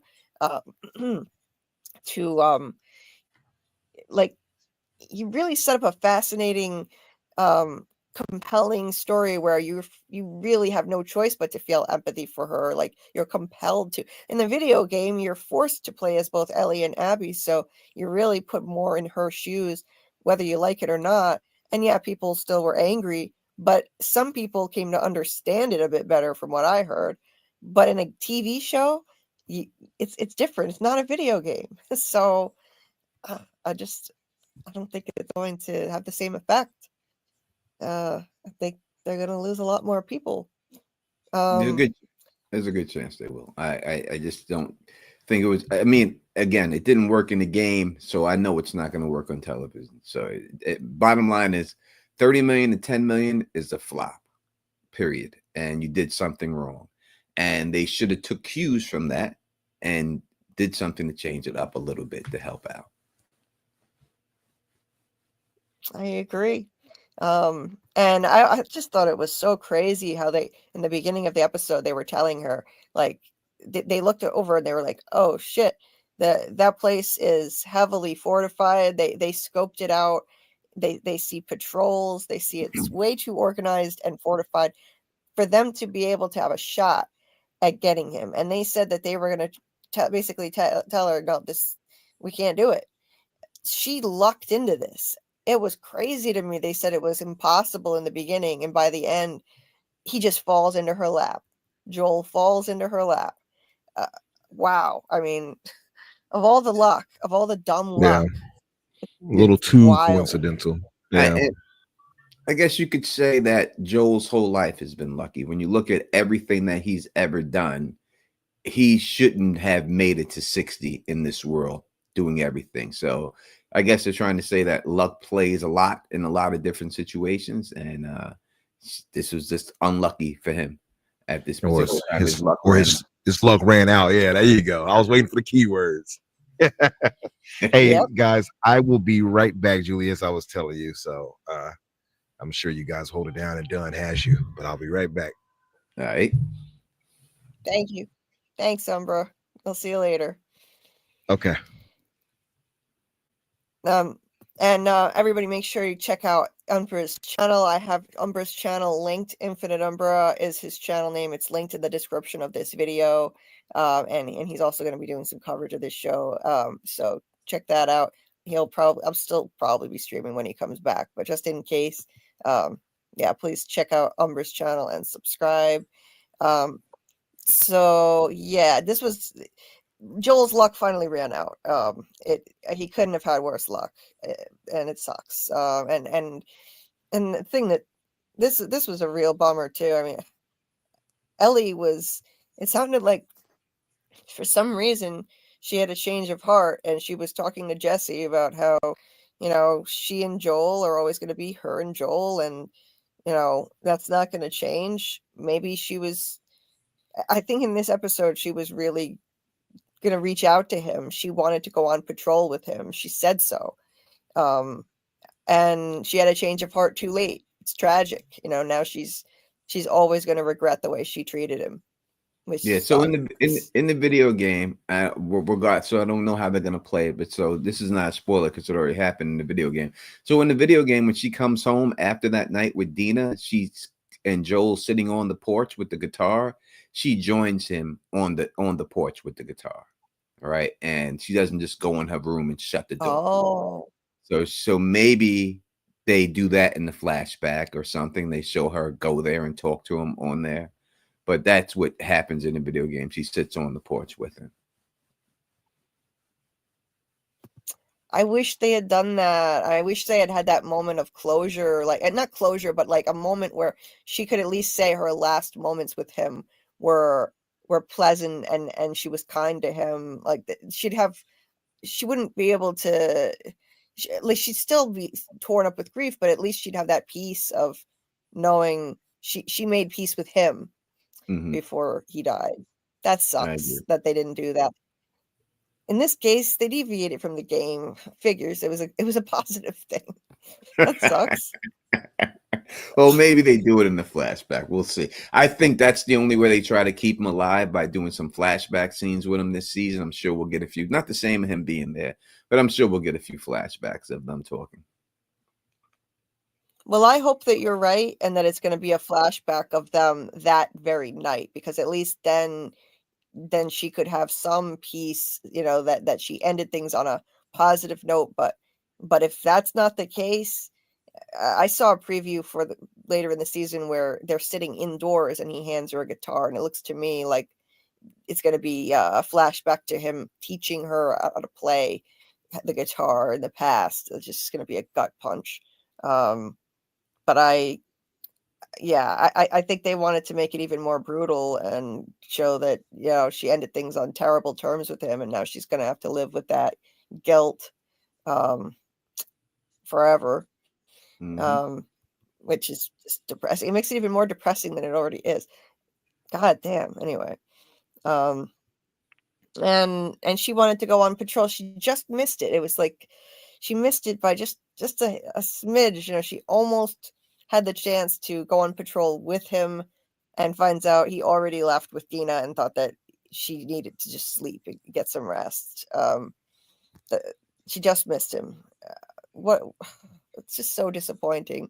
But you know, this kind of thing happens in real life all the time. You know, you don't make peace with someone, and then you lose them, and you know, you're left with those regrets. She's gonna be haunted by that. The way she treated him was terrible. And it's a reason to, and it would be something that drives her rage and her anger, right? The fact that she wasn't able to do that, and now she can blame somebody for taking that away from her. Yep, exactly. She's gonna, all of that rage and self-blame, she will project it onto Abby. I mean, Abby, she already has reason to want vengeance against Abby, but this will make it even more intense. So yeah, you're right about that. She also confronts this bigot here, who actually apologizes to her for calling her a lesbian slur at her and Dina the previous night. Says he had a few too many drinks, but she very rightly calls him out and says something about how, you know, I get drunk out of my mind and say things I never would say in real life too. Oh yeah, like being drunk can't make you suddenly turn into a bigot. That's how he really felt. It is how he really felt. And I mean, there's no drinking does not do anything but allow you the freedom to say the things that you truly feel. So that's exactly how we felt. But in that sense, can he still be remorseful for saying it? And I do think that when he said this, he wasn't just saying it just to get it over with. I do think he was remorseful, because people have opinions that they have formed about people before actually meeting people and knowing people. And again, what comes down to, as we talked about, or my personal experience in communities, it's jealousy. And as we've seen when she was dancing with her, she goes, every guy in here is looking at you, and now you're with me. So this guy's jealous, And when you're jealous because she's not dancing with you like all the other guys were looking at her, you know, you say something because you don't equal up and you don't want to ever admit that you don't measure up. So you have to look at something specific that you don't have to make it so, oh, she doesn't want me. It's only because of this, even though she don't want you because of you, you know? So that's probably where it all stemmed from inside of him. I get that. Yeah, that makes total sense. And his apology did feel sincere. I agree with you on that. It felt genuine. And maybe he, you know, he's an older man. Maybe he has some deeply ingrained prejudices that came out, and you know, he realized he was wrong, and so at least he apologized. Now, here's something I don't understand, and maybe you can clarify this for me, because I think I must have missed something, but why exactly were they sending people out on 2-person patrols when a blizzard is coming in? I mean, are they aware that a storm is approaching? Like, why are they sending people out on these patrols right now? I think I missed something here. Yeah, so they send people out on patrols every day, and it's usually a 2-man patrol that they send them out. I think the way they were, you know, the fact that they had the blizzard, they shouldn't have done it, but they said that they had some of the creatures were out there, and they weren't sure if there was a bunch of them out there or a little bit of them out there. So they were sending them out there to do some recon to find out if there was 10 of them or a little bit or out there, if they were in any type of jeopardy from it. So should they have probably held them back because of the snow? 100%. But that's what they did. That's the reason. That was their justification, was because the creatures were out there. They'd seen inklings of them, and they wanted to get an idea if they were close to the settlement. Okay. All right. See, I knew I must have missed a detail, so that makes sense. And it's not like they have meteorologists to tell them just how bad a storm is going to be anymore. So they didn't. I don't think they could have known how bad this blizzard was going to be, and so I get it. Yeah. Speaking with meteorologists, tonight is the best night to watch the meteor storm. So if you're in an area right now where it is 1 in the morning until 5 in the morning, you're supposed to be able to see at least 10 meteor showers per hour up there. So if it's clear outside and you get a chance to go outside and take a look at it. Awesome. Cool. I didn't know about that. Very cool. It's going on right now. Awesome. And Umbra agreed that that Seth, I believe the dude was Seth, his apology was sincere as well, despite his initial bigotry. Yeah, I think so too. And real cinema, yes, I think if Ellie didn't have any closure with Joel, it would be even more traumatic for her. Yeah, so it heightens the trauma and the grief and all that stuff. Yeah, so she'll become like Joel. Yeah, people are asking me, it is Eastern Standard Time I'm going by, but you can just look up, just put meteor shower tonight, and they'll give you the time. But if it's Eastern Standard Time, yes, so it's supposed to happen from 12:01 a.m. until about 4 a.m. is the best time. They said you'll be able to see it right now, so on Eastern Standard Time. Nice. Oh, that's so cool. So anyway, so Abby goes off on her own, and she's looking at this, what she thought was an impossible task, looking out at the commune, and then she sees 2 people out on horseback. Her lucky day. So she decides she's going to get closer, and meanwhile Tommy is you know, he's radioing people. He's seeing the storm is coming in. It's getting worse rapidly. And he's telling them to get back in there, but the storm's already too bad, so they decide to shelter in place. Jesse and and Ellie, they stumble on this old pot greenhouse, or whatever you want to call it, in a 7-Eleven. The wife's husband. The wife's husband that was doing the psychiatry to Joel. It's his spot. Oh, that's right. Yeah. Yeah, his spot. Dude, yeah, she said that he used to be able to grow lots of pot no matter what the circumstances. Really good pot Mhm. too. Yeah, this is his spot. He was a Firefly too on there. And one thing they didn't do from the game that they should have done is that Abby is definitely afraid of heights. So while that scene is somewhat accurate to her, that's not what happened in the game. Her because she's so afraid of heights, and it comes into play later. But obviously they went away from it. She's definitely afraid of heights. Oh wow. And then she slid down the side of a mountain in this one, so that must have been terrifying. In Yeah. that case, even more terrifying than it would be for the average person. Yeah. And yeah, there it is. Eugene Linden, Gail's husband was Eugene, Hmm. and we know that Joel killed him. We don't know the circumstances yet in the show, so maybe they're going to show that in a flashback or something. But I mean, I'm assuming he got infected and Joel had to put him down because that's just Yeah, so what protocol. they say, because he wasn't a big character, and they didn't show him at all in the game, but it's supposed to be the way Joel did it was really barbaric. Like he had to put him down, but the Oh, way he put him down was he didn't have to do it like that. Like he did it in a really barbaric way. wow. That's crazy. Yeah, see, like I don't know if they're gonna do that in the show, but it's changes like that, making Joel more sympathetic in the show. That's why a lot more people are on Joel's side and emotionally attached to him because it sounds like they softened his character a lot for the show. 100% they did. I mean, if you look at the first game to what they showed in season one, he's a demon.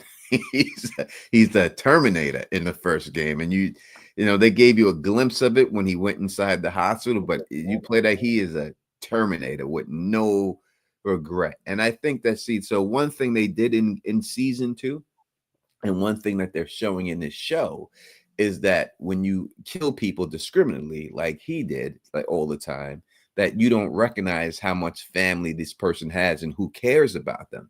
And they're putting it in his face at this particular time when he's dealing with the psychiatrist, that now he's being confronted for the first time ever by someone who he actually took out and how they feel, and gets to have to take in their feelings. And they did it in the game in part two, that usually you play a video game and you kill all these people and you never know. But in part two of the game, when you kill somebody, certain characters, there'll be other characters say, "Oh my God, Eugene got shot or Brett got shot. We need help for Brett." And they gave those NPCs names, and they had other characters run over to him and say things like, "Oh, Sam got shot. We need help for Sam. Someone help." No. So they did it all the time to show, that even though you're killing these people, you're going through the game, that these characters trying to have people who know them and love them.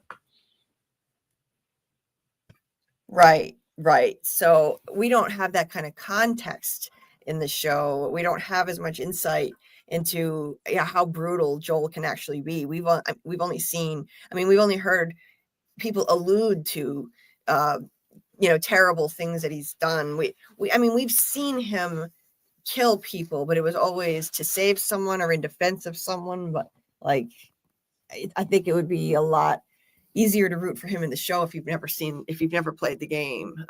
From the sound of what you're saying, that's well, Tessa's whole motivation when she's about to die, she goes to him and she tells him, "Joel, please take her there because this can clear all the shit that we did. Please get her there because this can take away all the shitty life we've been living and all the dirt we have done. This can clear her conscience and his and cleanse our palate clean because we lived such a bad life." And that was Tessa's whole motivation of getting Ellie there and trying to do what she was doing, because she lived such a bad life and they had did such bad things to people that she just wanted to get rid of that guilt from herself. She did, she did say that. Yeah, we didn't get a chance to see it, and so because we didn't see them doing those things, it's easier to root for Joel. Mm-hmm. Just alluding to it, it's not enough, but it gave us some context at least on his history. But yeah, a lot of people are very much Team Joel and adore that character, and I think it would be a lot harder to do if we had seen that stuff that they did. So, yeah. The boy, Pand, I can't pronounce it. I'm so sorry. He says, was Tess as bad as Joel? Yes, it was a tandem of them, and they were terrible. Don't ever let it. If you go through the game, they were terrible to the point where everyone was afraid of them. No one wanted to mess with them because they took people out. They were like basically mafia bosses when they were doing, and they would just execute people on the whim all the time. They were terrible people doing. And I guess when you look at the world that you're living in, you say, are they terrible people? Are they just surviving? But it seemed like a lot of people says that things they did not have to do, but they did them anyway, so they went a lot too far on things. But that would, again, if you go back and watch, he says it, that we were shitty people, Joel. We lived a bad life, and this can change everything for us. She just wanted her conscience cleared, from all the bad stuff that she did, and to clear his conscience so he could be forgiven for the stuff that they did also, by her getting her there, and hopefully that this can be a cure for the whole world. So that was her motivation for the whole thing. And that makes total sense. Yeah. And I had forgotten about this too. Hey there, Scott. Yeah, Joel's brother Tommy was a former Firefly too. They told us that. I forgot about that. Yeah. Umbra said that's a fairly big change from the game, by the way. In the game, Tommy was with Joel when things went down. Wait, when what went down? When he died? Or something else? I don't know. Was Tommy with Joel when he died in the game? When he dies in the game, I'm trying to think if Tommy was there. I know that the girl gets the girl is there. She gets her face smashed in. I remember she gets her face smashed in, and Tommy gets handcuffed up and hands behind his back, and then Ellie comes in, and then you see the scene that you've seen, the whole thing. But she gets her face. I know, like they don't just drug her and knock her out. Like from what I remember, they smashed her face on a rock to knock her out. Right. Yeah. Like they were trying to kill them all. From what I heard, they wanted to kill everyone in the room, and they were, Abby basically prevented it all from going down like that and stuff and everything. So, wow. And the guy and the main guy, like they weren't there for like good reasons. It wasn't good reasons. They kept his brother back, obviously, for the fight scene inside of the place, because that doesn't happen in the show like that at all. With the big in the game with the big fight scene, so they gave him that scene instead of putting him out there like that. Oh, okay. So yeah, they did make some changes. I think they should have made some other changes too, like Panda, don't rush. I call him Panda. That works for me, Panda. Panda. I'm from Queens, New York. My accent is not, I don't speak the Queen's English though.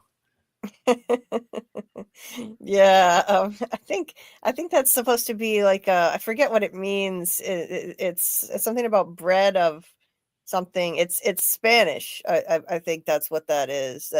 That's where that name came from. He explained it once. Anyway, Abby stumbles on this horde of infected buried in the snow, and when I was watching it, I was confused. I thought maybe she kind of woke them up somehow by like basically falling into them. But then when I watched it again, as somebody who hasn't played the games, I'm not as familiar with this stuff. But like the fact that they all woke up, is that because the root, the fungi communicated to them through the ground, the fungi that got into the compound that are now in the roots in the compound? Is that why they all woke up, Tony? Yeah. So what happens is when they're basically like a hive mind type thing, so they can feel when the fungus comes through, and they can tell if they hear like sounds and everything. they'll all be drawn to it. So initially they were drawn to her, but you can see when they went away, all of a sudden they turned and went towards the town because the fungus was exposed inside the town. And then they all turned towards that. Same thing happened in season 1 when when Tess gets killed, that they all hear because of that fungus and stuff and go towards it. So yeah, they came through the roots. The roots was able to pick it up, the wands from there, and then they charged towards that rooted area that was exposed. Right. Okay, that's what I thought. The first time I was like, what the hell is going on? She woke them up somehow. It was just coincidence that she slid right into them. Mm-hmm. But then I remembered, oh yeah, the fungi, and that's how it works. It's like a hive mind type of thing. I thought it was something like that, but yeah. The first time I was like, what is going on? And this was an amazing action sequence. This was my favorite aspects of the episode were all the action scenes. I thought they did a phenomenal job with this. The way they all woke up and came flying out of the ground at her, and she's running from them. This was amazingly done. Really, really well done scene. I thought it was great. And again, it would have been better if the actress was casted as the way they depict her in the show when she was more built and more in shape. Because she would have been able to physically do these things instead of the way she did them there, because this girl couldn't have survived it the way she survived it with that. If they grab her leg, they would have, there's no way she would have been able to, in her size, kick that person off. So I wish they would. Phil said it. We talked about this in our stream, and Phil said they should have casted like a young Ronda Rousey. So that's someone who's not, super jacked, but looks like they can get the job done. Like that would have been a perfect casting for Abby. Would have been like a young Ronda Rousey. Yeah. She is a pint-sized little thing. It doesn't even. We saw her, before. She has like no muscle tone at all when she wasn't wearing the coat. We could see. This little thing. She couldn't have survived this as well. Come on. No, won't happen. The casting was off. I agree. I'm not gonna lie. I was kind of rooting for the infected, but I knew they weren't gonna get her. And I got no love for Abby. I want everyone to understand. I don't love Abby, or I'm with Abby or against Joel. That's not the case. They're in the situation. They're in the end. They're both wrong. There is no right or wrong. They're both wrong. There's no right in this situation, right? They're both wrong. So it's just the degrees of wrongness, if you want to go through it. But they're both wrong. They both shouldn't have done what they did. They both did it the wrong way. So that's just the way it is. Yes. Okay. So we agree on that. There really isn't like a right and wrong that is definitive. They're both wrong. They're both doing messed up things. They're all doing messed up things. And it's just a matter of, okay, like who's more in the wrong, like who, so, and that's up for debate, but yeah, two wrongs don't make a right. Yeah, indeed. And it's never going to end. This is the cycle of vengeance has started. It's just going to keep on going now. You killed someone I love. I'm killing you. Okay. Then they want to kill your people, and on and on and on, back and forth. I swear to God, when I saw this shot, I was like, and I saw the hand reaching out. I had read some spoilers about the game, but I had forgotten that Joel saves her. I was like, God damn it. What the hell? Of all the luck, of all the shitty luck. And they do this reveal so clever. They have the arm reach out, and you don't know who it is. And she takes his hand, and God damn it, it's Joel. Son of a bitch. 100%. And I agree with the person, Infinite Umbra, in there. 100%. Abby should have been the cat who was just on here with us. I do believe the Abby actress should have been casted as Ellie. She looks just like Ellie in the game, and she would have been a more perfect Ellie than then Bella Ramsey. Well, I love Bella Ramsey. I think she's acting her ass off in this, and I love this from Game of Thrones. But if we're just going by looks department, then yes, that actress who plays Abby looks 100% like she should look, like Ellie should look. Yeah, yeah, I agree. And they have a similar like they're both short, thin, like they have a similar build. So but yeah, there are some clear differences, and she would have made a good Ellie as well. I think Bella Ramsey's awesome too. Bella Ramsey's amazing. And one of the things one of the Yeah. things I'll say is this, that they showed Abby 5 years before, right? In the initial scene, it was 5 years ago. When we see her 5 years later, she has the same exact demeanor and the same personality, and she looks exactly the same. She's acting exactly the same. They didn't do a good enough transition to show what she's been doing all these 5 years. And that's the reason why she got so muscular. She got so muscular because she was preparing for those 5 years to finally find this guy and confront him. And she realized how much that the guy was able to go in there and kill so many people that she knew she had to be ready. So that was her motivation to get so muscular and be in such good shape, so that when she finally did get the chance to confront him, she would have a chance to defeat him and survive. And they did that. By taking away that, it takes away all of that character development from this character. Oh, that makes complete sense. Yeah, I don't understand that. You're right. It looks like no time has passed at all. She has the same exact demeanor, physical build, attitude, like behavior. Everything is exactly the same. I think with Ellie, they did a better job, at least. Like, you could see that some time has passed, and she's changed, her behavior's changed. Like, she's not exactly like she was at the end of season 1. And this character, I mean, you would never know any time had passed. She didn't bulk up.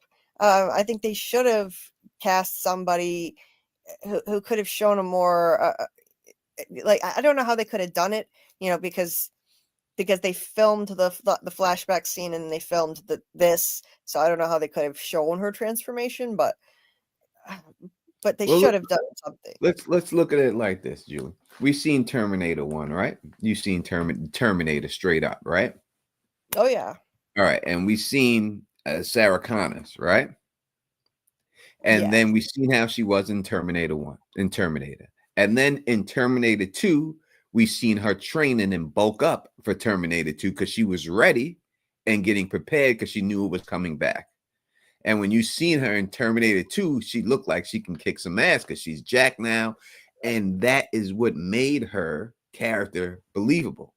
They didn't do that for her. If you would have just seen Sarah Connor in Terminator 2 look exactly the same, you'd have been like, she hasn't been training. She's not thinking about it. But that was her whole character. She was training. She was doing pull-ups. She was getting in shape because she knew the threat was coming back, and she was getting ready for it.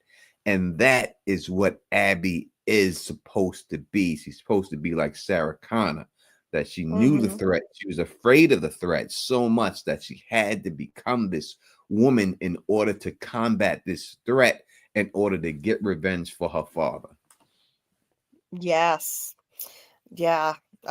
So yeah, they missed the mark with that. I think maybe they were trying to go for like a really similar physical build so that they could show her as a mirror to Ellie, but they didn't need to do that. They really didn't. It would make so much more sense if she bulked up like she did in the game. Maybe they could have filmed her scene like at the end of season 1, film her scene ahead of time back in the aftermath of her father's death, and then have the actress bulk up. I mean, actors do that kind of thing all the time. Or just cast somebody else and have them bulk up. Like, yeah, they could have done that. But she convinces Joel and Dina to go with her, saying, that she has a lodge nearby with people there, ammunition, they can fight together. So So she must be sitting there thinking, wow, I can't believe my luck. This is amazing. So they go off with her, and just in time because the infected bust through the door of the place they were at. And this was I don't know if this was not really important, but I took shots of it anyway. It was just Tommy in the communication room, I guess, trying to get word out to everybody to get back because the blizzard is too severe. Yeah, and they're trying to give Tommy some more time on screen because we're going to be following him. Obviously Joel's gone, so now they want to give him something more to do.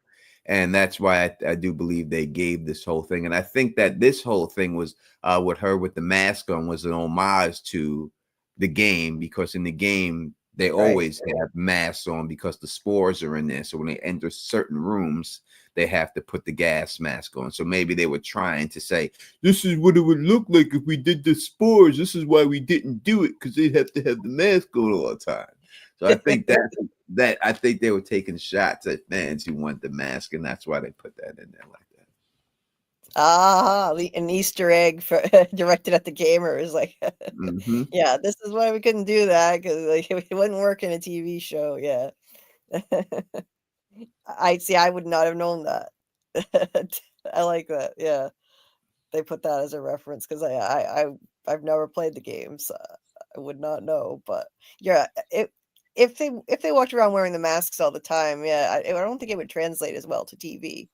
Yeah, it wouldn't, but it's certain areas like when you go exploring, and there'll be certain areas where the spores are. So you have to put the mask on to get through that area. Then you take it off when they get through that area and stuff. Right. Gotcha. But it leaves a lot of drama because you fall into an area and all of a sudden there's spores floating around and you ain't got a mask and you can't go that way. And, it's more drama that way when you have the spores. And yeah, honestly, then the show should have gone with that because it would have increased the drama, as long as it doesn't have to be all the time. Yeah. Weird.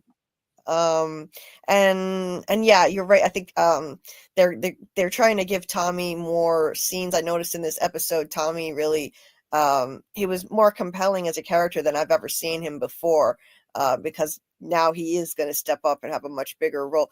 I still say he can never fill the shoes of the character Joel. He's not going to be a replacement for Joel. He can't compete. Nothing against the actor. It's just the character. I just don't think people are going to connect with the character on the level they connected with Joel. No, it's again, Joel is the main character. So you'd have Tommy's just a side piece. He's the main character. You can go to any show.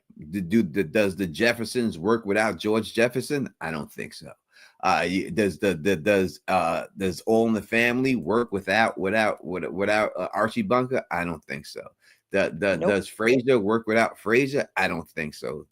So when you have a main character and you take him out, and now you're asking these other people to carry the show, it's a big ask. It's a big ask to do, and I'm not sure. Again, it didn't work in the video game, so I'm not sure it's going to work on television. Right. I agree. 100%. Everything that you said. I second that.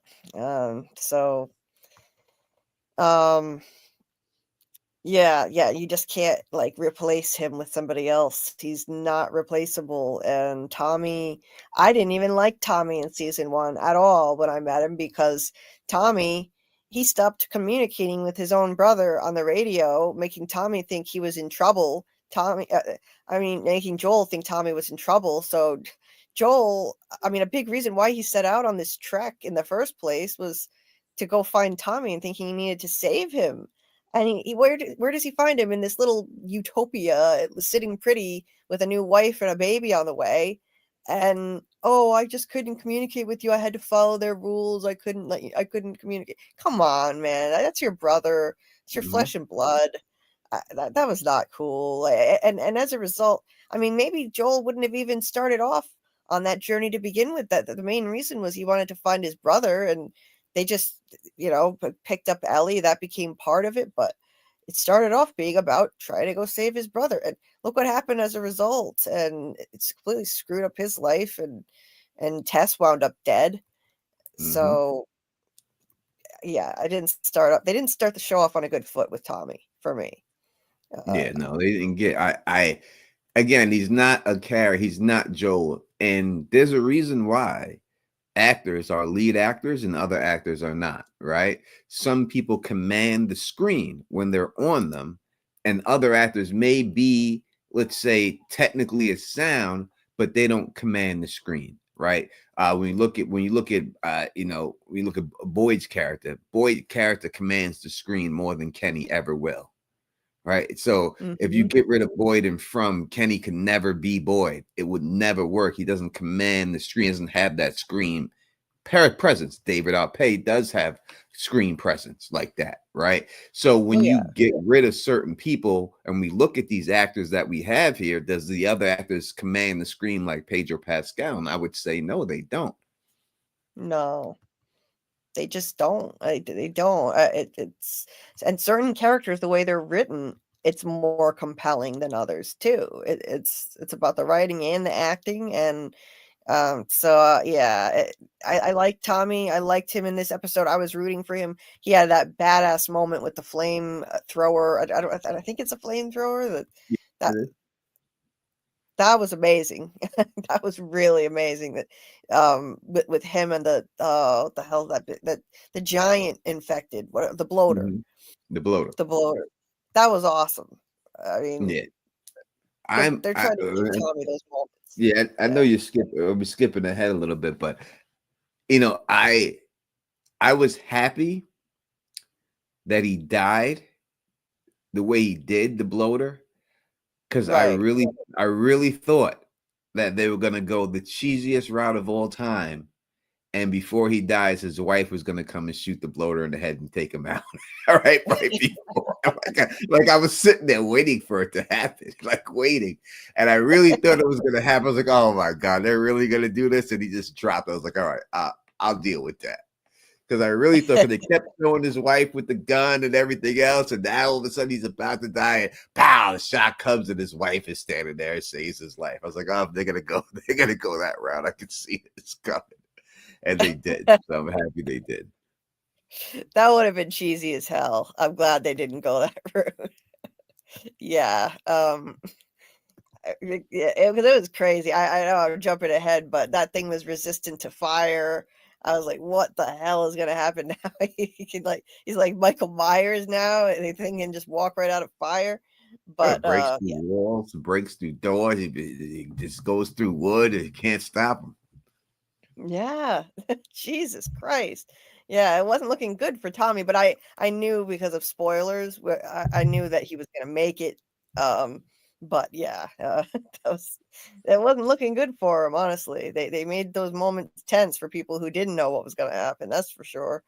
And this scene, I mean, this was just epic. The way they executed this, the horde of these things charging at the commune, and now we see like the way they roll out this is like their emergency battle plan. They're very well organized, but they couldn't they couldn't withstand this kind of threat. They did their best, and I got to give it to them. They did an amazing job with the communications effort. That the dude with the binoculars saw them coming, set everybody into motion. They were on their walkie-talkies. They got this system where they roll these barrels down, and then they they like blow them up. Explosion! Jesus, the budget for this episode must have been insane. Oh my God. I really think they watched Game of Thrones. They took a lot of things from Game of Thrones, but they made it better. Right. So the whole barrel rolling thing was a Game of Thrones thing. They did that the way these look like, the others, because the White Walkers are the creatures, but the others are the reanimated things of Game of Thrones. And they did a better job than Game of Thrones did. I really think that the Battle of the Long Night should have been more like this than what we got in Game of Thrones, and having it in complete darkness and everything else. But I think they watched the show, seen what they did wrong, and basically did it better. And they 100% did this much better. Yeah. Wow. You think they did even better? Wow. Yes. It's much compared to the Long Night battle in Game of Thrones, which I think is one of the weakest battles that they did. because they mostly because it was shot at nighttime and it was really hard to see and understand what they were going for, but they should have seen as production that didn't work, that this was 1,000 times better than that. Yes. Wow. Well, yeah, I mean, I never watched Game of Thrones, but You just never watched Game of Thrones? No, Oh never. my God, Julie B. I'm gonna have a Game of Thrones watch. I'm just going to and watch the whole show together, and I have to get you to watch this show. Oh, I would love to do that. I feel like I missed out. Yeah, because they got Night of the Seven Kingdoms is going to be starting soon, and you're going to have to cover that. It's going to be a major show, and it's Game of Thrones based, so you should watch it. Yeah, I think I'm gonna have to then. Yeah, yeah, we got to do that. We got to do that because I feel like I missed out on one of the best TV shows of all time. Even though I know, without going into a whole, I won't digress a lot, but I do know that people hated the way that it ended in the last season. But it's still worth watching the show. I mean, based on what you've said, it's not like, okay, no one should ever watch it now. So What, Julie? You haven't seen Star Wars or Lord of the Rings either? no. Oh my God, Julie B is living under a Rizak. Yeah. Oh my! Have you seen The Color Purple? No. Oh my God, Julie B. You never seen The Color Purple? Oh my God. No. It's Jeez, kind of a Julie. running joke. It's a running joke on here how many classic movies I've never seen. I only just recently watched Alien and Terminator for the first time. Never had seen either of those before. I watched Young Frankenstein. I've got a long list of classic movies I've never seen, and of course Game of Thrones. I missed a big one there, a juggernaut of a show. How about have you seen The Wire? Nope. Oh, Julie B. It's the greatest television show ever made, and critics will tell you that that's the greatest show Really? ever. Yes. Wow. Yes. Ask I literally critics will tell you, if you like critically acclaimed shows, The Wire is considered to be by many critics the greatest television show ever made. wow. And I don't know a damn thing about it either. I don't even know the concept of it. I've got to put that on my list too. That Michael B. Jordan's first role was in The Wire. Wow. You see him very young when he's like 16 years old. He's in there. Well, I'm going to put that on my long, ever-growing list of recommendations from the fandom. I'll have to watch The Wire too then. And Breaking Bad. I've never seen Breaking Bad. Umbra. Yeah, I listen, everything's debatable, but people will always say, if you look at it, Wire usually wins out, but usually it's The Wire, The Sopranos, Breaking Bad. These are the top shows of all time that people put up there.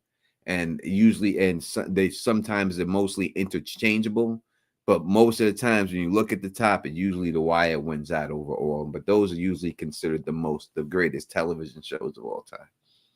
Gotcha. Well, Sopranos, another one I've never seen, by the way. So I've missed out on a lot of good TV and movies, but I'm catching up bit by bit. I am. Yeah, You have missed out a lot, but the good thing is that you can binge all of those and cover them now. Yeah, I could do that. I still have to watch. I've only seen the first Nightmare on Elm Street, and I hear Tony and Phil talking about the third one all the time and how it has parallels to Dream Warriors. So that's on my list. Yeah, that's on my list too. Anyway, The Cable. No, Muncher. I've never even heard of The Cable. So anyway, welcome back, Umbra. By the way. Thank you. I was listening to you guys the whole way as I was doing what I needed to do. Great points made all the way through. By the way, Julie, is it possible to look up that Shannon Berry that I was telling you about in the chat? I don't know if you saw it, but no, I didn't see it. What is this? Her name is Shannon Berry, so it's SHANNON BERRY. Shannon Berry. She was, I believe she went for the role of Abby but I know for a fact fans wanted her as Abby, and she looks almost spot on, even down to the size. Because I heard you guys talking about the size of Caitlin, who was playing as Abby, and how she showed no development whatsoever. And you were absolutely correct. It's one of the like defining characteristics is that she got herself in shape to get this revenge tour going. And if you could look up some other, like if you press images, you'll see her build. But yeah, they didn't show that differentiation from 5 years later. It's like she looked the exact same scrawny way, you know. Mm-hmm. And Abby, one of her things when you play her is her physicality, you know, and how she could handle herself. So that would have been nice to think, to cast somebody who shows that. And it's a major point of who she is as a person and the character. And it's a major, I won't go into depth about it, but it's a major development when she actually does meet up with when everything happens at the end. It's a major point of development from the way she looks at the end of the game to the way she starts the game. And you lose that whole concept without that. Yep. Yeah, I can see from this, you know, she's definitely built tougher than scrawny little Abby in this show. They should have picked her. So but I agree. You know, certain people have certain looks, and certain people just don't look like they like that look. And like I said, you don't have to be that big. Ronda Rousey's not a big girl, but Ronda Rousey has that look. When you look in her face, you look like she could whip some ass. You know what I mean? And certain people's face just have that look, and other people don't have that look. You know, like as Cosmo Kramer doesn't have that look. He don't look like he can kick ass no matter what. Right. Wouldn't it be funny? Wouldn't it be funny? He was a badass too, and knocking people out. Look at the way he looked, hair flying all around. Yeah, it's just not believable, right? So certain people have the look, you know. They don't have that. She don't have that look. She don't look like she whooped no ass. No, she looks like a teeny tiny little field mouse. She's not fit for battle. I agree. I mean, anyway, look at this. This is crazy shit. This is like Michael Bay level explosion territory here. I mean, my God, the budget they must have spent on this is crazy. It's crazy. It's funny you said that, because when I was talking to the fellas, that they mentioned who directed this, Michael Bay. They literally said that. the guy who directed this directed the Red Wedding in Game of Thrones. What? Yeah. Oh, don't spoil it. Please don't say nothing though. No, she hasn't stated. Okay. He did do that. Same director. Yeah. I've heard little pieces here and there about how the Red Wedding was some epic thing in a bloodbath, but I don't know the details. So yeah, I'll definitely have to check that show out. Whoever is talking to Julie, do not spoil that, because I can hear it inching toward that what you just said right there. Yeah. So I'll leave it there. But yeah, this is nuts, and I think they might regret this kind of budget if people keep canceling their HBO subscriptions in outrage, because this is nuts. Like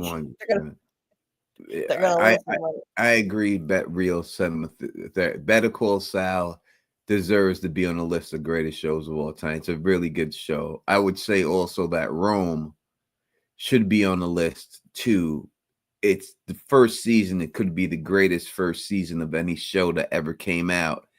And without Rome, you don't get Game of Thrones or any of these shows without that show. So I would put Rome in there also, even though it only ran 2 seasons. But it's interesting with Better Call Saul, because I've never actually watched all of it, but I did like it. But I loved Breaking Bad. Breaking Bad to me is the greatest TV show of all time. Game of Thrones would have been if not for season 7 and definitely season 8. Yeah, I don't think Game of Thrones is in the to me. It's not in the. I built my whole channel on it, but I don't think it rivals The Sopranos or The Wire. I don't think it's that level of television. I don't think it's that level of cinema as them. Me personally, this is what I think. Yeah. It's a really good television show, really good thing. But when you talk about that level, I think that Sopranos and The Wire, it captured it, and Breaking Bad captured it more than just being a cult classic that people enjoyed. When I look at the actual art of making television shows, that the bar was changed with them, and the bar was changed with Game of Thrones too. So it's hard to say, but I understand why Game of Thrones is there and why people like it. But to me, when you look at those three, Breaking Bad, The Wire, and The Sopranos, I think they're on a level all by themselves. It's hard to argue against it. Well, those are all shows I need to make sure I watch then. Julie has seen none of them. I've seen none of them. You got to do like a wheel spin. Some of the greatest series and movies of all time. I've been under a rock. I will admit it. Yes, I've been under a rock. So, well, I'll add those to my ever-growing list. And also what? And I will say that oh my God, now I'm thinking of the, what is the name of the show? Oh, why can't I think of it? I know it. The funeral show from HBO. People in the chat, help me. The funeral show from HBO. 6 Feet Under? Is it 6 Feet Under? 6 Feet Under. 6 Feet Under is the greatest ending of any show ever made. Wow. I don't know now. I think Breaking Bad's ending was pretty damn great. It was good. It was good. A little unrealistic with the car, but overall it was good. But 6 Feet Under, I think when you end the show, it's this chef kiss that it was the perfect ending for that show, and they got it 100% right. It was just an amazing ending for us. A lot of sadness in 6 Feet Under, by the way. By the way, another show I've never seen. Surprise. Please add that to your list. I'll add that to my list too. Did you add Dexter to your list, by the way? Oh, yeah. No, that's not on my list, but now it will be. Dexter. Okay. Yeah. And Dexter is one of those shows, kind of like Game of Thrones, where it was going so great and then fell off. It got away from itself, and it really just got away from itself. Well, Dexter Resurrection comes out this summer, so we'll see what they do. Yeah. This is what happens when I spent too many years watching sitcoms and reruns of sitcoms, and I missed out on like everything. But I'm catching up bit by bit, though. But anyway, look, this makes me so mad looking at images like this. Look at Abby clinging on to Joel, who just saved her ass, and she's about to brutally murder him. It makes me crazy. It just makes me crazy. Oh my God. And Joel's starting to look like Jack Nicholson at the end of The Shining with the frozen head. Look at this dude. God. And look at her gripped up on him like, yeah, please take me to safety. Meanwhile, she got devious thoughts in her head. Oh yeah. At least she said he was good looking before she killed him. Yeah, that'll do it. Well, at least she complimented me. And then called him an old man. You old man, you stupid old man. God damn. But like, she said he was good. Assume my age. Yeah. That was sad. He's an old man, but she was still feeling him though. She's like, he still could have hit it in a different way. Times. Like, are you being ageist to me? Yeah, seriously, she was feeling him. But look at this. Does this not give you Jack Nicholson Shining vibes? Like, look at him. I can see it. Got the his frost head on is the frozen. beard and the eyebrows. Yeah. Yeah, the beard, the eyebrows. Jesus. Poor Joel. I guess they wanted to make him look as pitiful as possible before they killed him off for maximum sympathy. maximum Mhm. effect. Damn. Yeah, look at this dude. Jesus Christ. Oh, I felt so bad for him. I'm not gonna lie, I love this character, and maybe I'd feel differently if I played the games, but based on the show, I love No, I Joel. think He's you will like him. amazing. I think you will like him in the game too. Yeah, Even though he did bad things, you don't see all of those bad things. You hear about some of them, and you get the reasoning for when him doing what he does when you play as him. I don't think you'll ever be unsympathetic to him. Rather, yeah, he was. It was when Well, that game first dropped, it was one of the most brutal like games that had came up to that point. Like there's a point in that first game where he literally takes someone's face and like breaks a toilet bowl with the guy's head. And they really didn't show things like that in video games. Like that was never in video games. Like that era, then the God of War era, like really started amping the brutality of taking down people and stuff like that. And that was one of the starts of that game. also too, if you remember Julie in season 1, where he had to rescue Ellie, and he was looking for her after he had got yeah, hurt and shot in the stomach or whatever it was. I forgot what it was. I can't remember. Or he got impaled. That's what it was. And he's yep. searching for the people coming to that town. The game does it so brutally right there. The show did it too, but I thought the game did it so much better in that moment. So you will see a bit of that too. Yeah, I'm curious to watch people have been saying they're watching playthroughs of the game and comparing it. I'm curious to watch and compare the two and see the similarities and differences. A lot of it is like exactly scene for scene, line for line, the same. And Yeah, yeah, these it would be guys right interesting to here. see it. If these guys right here fought in the Revolutionary War, they would have been shot for cowardice because you're not allowed to run in back then. If you turned your back and tried to run, your own troops would shoot you for cowardice, and they should have been shot for cowardice Right? for running like that. Was it desertion? Would it have been called? Yeah, no, cowardice is the actual call. They call them cowardice. You get shot for cowardice for turning your back and leaving your post. Didn't these guys that run away, didn't they actually get killed anyway by one of like some of the people? Probably. I could have sworn I saw one of them with a Yeah. flamethrower getting like chewed up or something. Yeah. It's like he did all that for that's a nothing, great right? point. Yeah, they turned tail and ran, and Tommy fought on his own and came within an inch of his life, but came out on top. I mean, yeah, wow, that was fucked up. This thing, oh my god, this thing was amazing. The bloater, the mushroom king, like he was The Mushroom King, amazing. Princess Peach's father, right there. Yeah. Or Peaches and Bowser's child together. One of them. Right. But they did do a good job. I was actually impressed with the special effects for this moment here too. Even up to Tommy fought him. I thought they did a pretty good job with that.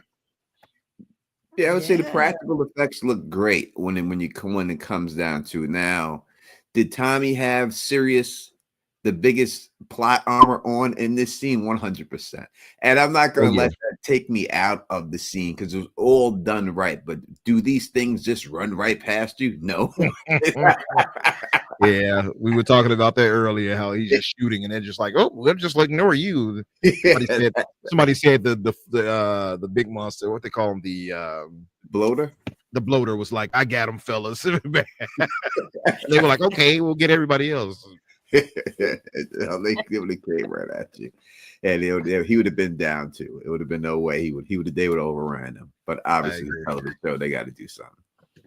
Yeah, he had some bulletproof Boyd level plot armor here. I mean, come on. We watch and we don't judge. Yeah. He would have been dead. I mean, come on. Like this bloater had him cornered. His flamethrower was shot. Like all the flamethrower juice was gone, and he was cornered, and then the thing it died just in time. Like it scorched to death, almost completely scorched to a crisp, and finally died. But man. hey, That's why I really thought they were gonna come with his wife with the final shot to save his life, and I'm so glad they didn't. I thought they were going to do that too. I swear I did. It seemed like it, right? They even zoomed in on them. Oh, it was. You see it. I was like, oh no, they're gonna really do this corny shit. Thank God they did. You know, it's God, funny because when I think about the plot induced, I guess they call it piss in writing, right? They'll say plot induced stupidity in comics, and how they can, the characters like Captain America can escape certain things or do things. It's like, how did you wait a minute? How did he survive that, or how did he get away from that? Tommy has got a lot of plot armor because if they follow the game, it's a lot of different things that happen where you could argue that he should have been taken out in different ways there too, even from the first one on through. So I'll just be quiet about that, but I think it's interesting. yeah. So yeah, I knew Tommy would have to make it, but even I was just like, what the hell? Well, we had to suspend our disbelief a bit with that, like Tony was saying, but because it was an amazingly done scene anyway, which we're gonna get to, and it's the special effects were phenomenal. When they busted through when the bloater busted through the wall, wow! I mean, this is one thing they couldn't prepare for. I mean, not a threat this size. They put on a valiant effort. I gotta say, like, they had an amazing organized plan, but they were no match for this thing.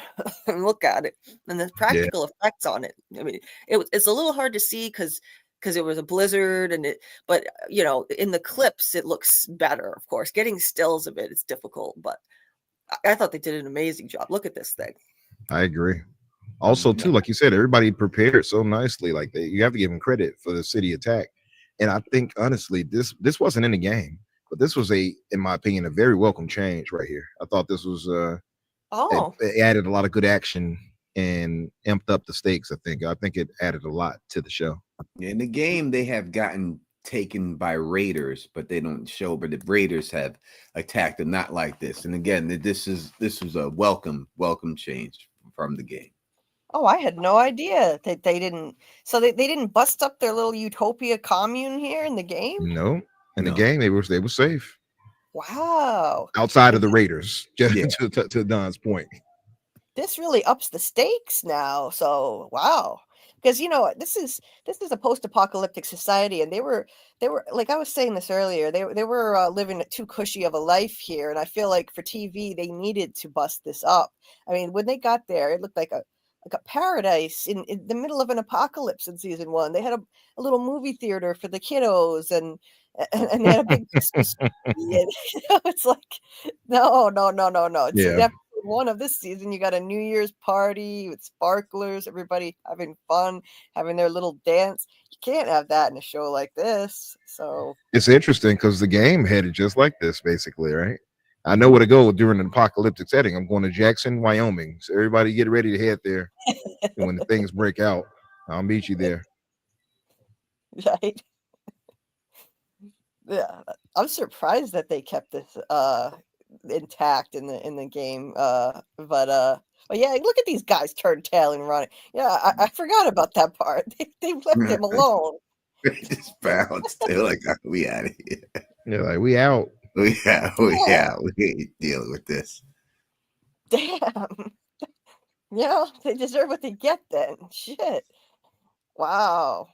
Yeah, that's crazy. There couldn't be that many survivors left. I mean, they sent all these old people and children and, you know, women and children down into the shelters, but I bet they lost a lot of their people in this. I bet they lost a lot of their like strong, like fight not just men, because look at Maria, she's at it. It's not just the men. So the people who are strong enough to fight, I bet they lost a lot of them. Oh, yeah. Their population was definitely decreased, right? I guess I forgot exactly what war it was, probably World War I or II, but it was so many people died in certain countries that like whole generation was wiped out, and there was like they couldn't repopulate because they killed all the 18-year-olds to like 25-year-olds were all dead. So all the girls who were like 18 had to marry guys that were in their 40s and 50s because there was no guys their own age out there. Oh wow. Wow. They had to go to sugar daddies basically. Yeah, no choice. That is messed up though. But yeah, that was one of the. I just saw one of the guys being attacked with a flamethrower. By the way, I saw it burning a barrel. If you noticed it, a few steals before. That was one So of the somebody got caught. cowards. Yeah, Good that was eye. one of them. Yeah, Good eye. Yeah. there he is. Honestly, yeah, Or that's crates, what I you guess. I get. thought it was a barrel. Yeah. That's what you get. Yeah. Being a coward like that. And then there are these two people that went flying off a roof. What the hell? I don't know what this is, but they're like hell to hell with this. You're not gonna take me. Not gonna take me alive. They did some parkour flips off. I don't remember this, but I mean, this was a fast-paced scene, and I was taking a lot of screenshots. So I don't know what the context is for this one, guys. But I don't even remember that either. Now that she's mentioned it, you're not gonna take me. they're like, "Oh, my dead body." That's it. I'm out. I gotta go. I'm out. Yeah, see you guys. Just take a swan dive off the building. Yeah, can't really blame them. I mean, look, they're facing down this beauty. What the fuck? That's when you gotta get. Then you gotta get a bunch of axes and just go for yours, and just go for yours. And there's a point where you just gotta go for it, and that's it. And that was the point. You need to get some axes out there, and everyone just hack away, and whatever happens. Unless he grabs you. Yeah, it's over with. Most likely you're all gonna die, but you gotta go for yours. There's a point where you just gotta go for yours, and that's the point. You just get some axes, get an electric chainsaw, and go for yours. Let's just go for it. See what happens. Some Evil Dead ish right there. Yeah, you gotta do it. At least go out swinging. At least try. You gotta at least try. If why kill yourself in that situation? You're gonna if you're gonna go out, at least try going out fighting. But look at Tommy here. There were way too many moments where he paused a lot, and anybody else without plot armor would have been dead at this point. He's just standing there. For sure. 100%. Come on now. He's just looking at this, Colossus bloater here. He's got his big Texas belt buckle on, so with that belt buckle, he just felt safe with that damn big ass belt he was rocking. I guess so. In season 1, Joel was the one with plot armor doing ridiculous feats. I mean, Joel never should have been able to take out that entire hospital full of fireflies by himself. Yeah, and not get shot once, not get nicked. Yeah, no, got about 18 of them, right? Yeah, so you're right. No, you got shot up, bro. Someone would have hit you with something. Yeah, in his foot, the pinky toe, something would have got shot. He still make it out like that. You shot me in my pinky toe. I'll shoot that whole pinky toe right off that crusty. Julie ain't see that movie either. You know what? You probably haven't, have you, Julie? That's movie? Harlem Nights. Nope. Oh my god! We got to get you on that one. Okay, we got to add that to the list. Harlem Nights, Eddie Murphy and legends, all legends in there. Everyone, the legend in that movie. I've been crossing bit by bit. I've been crossing classics off my list, having watch parties in the Discord. Tony, I know you're not a Discord fan, but it's a lot of fun. We watch movies in there and have a good time. We do it a lot on Saturday nights, but sometimes just random nights like Tuesdays or whatever. But it's fun. It's fun. Julie never even seen House Party. Nothing. Nope. Oh man. We got to get you loaded up to the Matrix and just feed all the stuff to you one time. Well, I know movie and show food. That's it.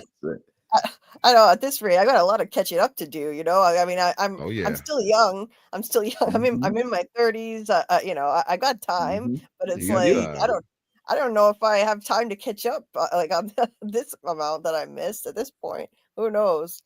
But anyway, yeah. Goodfellas? Nope, never saw Goodfellas.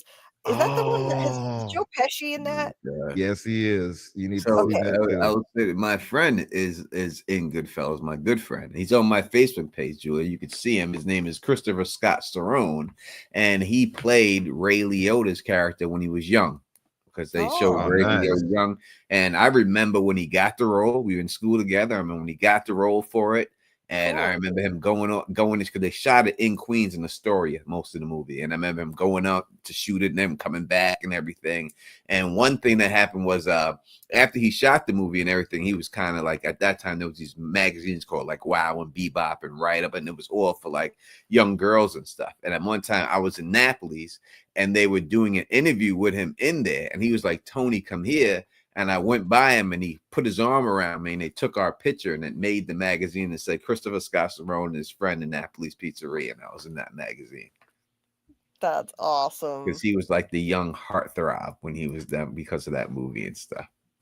That is so cool. Nice. And that's one I really want to see too, Goodfellas, because I love Joe Pesci. I've only ever seen him in Home Alone, but I've seen clips of how freaking hilarious he is in other movies where he's actually allowed to swear for real and not that rackham Yeah. where he No, did in Home Alone. Joe Pesci is a legend in these movies. I got to give him his credit. Goodfellas. What was that one with him and De Niro in a casino? Oh, Casino. Casino. Casino. Him and Sharon Stone. Yep. You got to see that too. Yep. It's I mean, all of those. Home Alone. I mean, you go to My Cousin Vinny.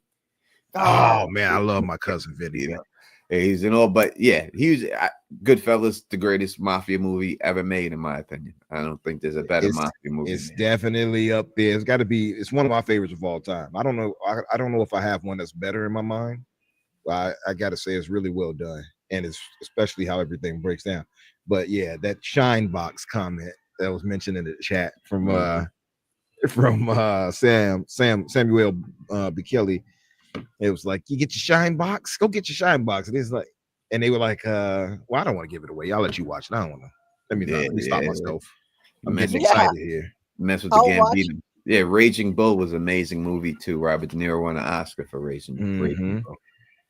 And him and De Niro have been friends for a long time. Him and Pesci, they've been in movies together for since they're early, or at least early 30s, I think, maybe earlier than that.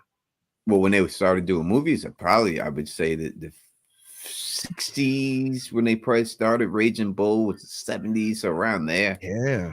They were the same. They're about the same age as Sylvester Stallone. Sylvester Stallone is probably late 70s right now. So yeah. Something else, man. Wow. Well, yeah, I love Robert De Niro. I love Joe Pesci. So I think I'd love any of their movies. I gotta watch more of their catalog. I want to watch all of Joe Pesci's movies. I've seen compilation videos of his most epic moments in some of those movies. I just have yet to actually watch the movies, which I am gonna do. Like, I absolutely love that dude. If he could have swore, like even his fake swearing in Home Alone was hilarious. So actually getting to hear him go on those rants with the F-bombs and all that. And again, it just shows that, as we talked about Abby a little bit in the show, bringing it back a little bit, that it's about screen presence. Joe Pesci is not a large man at all, but his screen presence makes you believe he's crazy and he'll kick the shit out of you. Like, it's a screen presence, right? He's not. And this girl who plays Abby just does not have that screen presence like that. She just is not believable to me that she could do that. Like I said, and Joe Pesci's a tiny guy, but he has that presence that makes you believe it. Yeah, he does. Yeah, 100%. And to the chat, it's like, how am I funny to you? You remember that? Yeah, like, funny how? Classic. Am I here to amuse you? Yeah, it's one of the classic scenes in all television history. You gotta see it. You gotta see that, Julie. I think you'll love it. Oh, I definitely plan on seeing that soon. It's high on my list. And yeah, he is a little dude, and he has like kind of when he's yelling and stuff, he has that high pitched voice, and yet he manages to be really menacing. You know, he fills the screen. He has presence, like Tony's saying. Yeah, definitely presence for sure. And I mean, watch Casino and such, you'll see that there too. They have very same energy in that too. Yeah, Yeah. Billy Bats, go get your shine box, boy. Yeah, yeah. Billy Bats. Indeed. Yeah, I gotta check it out. Hey, KP. KP's back. Look at this. Look at this beauty. This is a great shot I managed to get of him, and he looks like he's smiling. I see a smile in there. That's crazy. Wow, amazing job they did creating this thing. Wow, Yeah, so good. that's pretty good. It's Yeah. so good. Yeah, how'd you like to see this thing staring you down? Oh my god. Yeah. Have I had some shotgun on me, then I'd take it, or a 50 caliber sniper rifle. That's what On I'll a see 50 him through. cal, take care of it. Yeah, I'll see him through the scope. That's about That 50 cal would end the threat right then and there. Because the one 50 shot. cal is underestimated on film. It's like, oh, Uh-huh. it shot you, and one little wound. No, the 50 cal would destroy your whole upper body just about. Like, Yeah, it's that dangerous. it'll literally, if it hit you in the torso, separate your whole body in half in one shot. Will rip Yeah, your whole body off. it's insanely Damn. powerful and Yeah.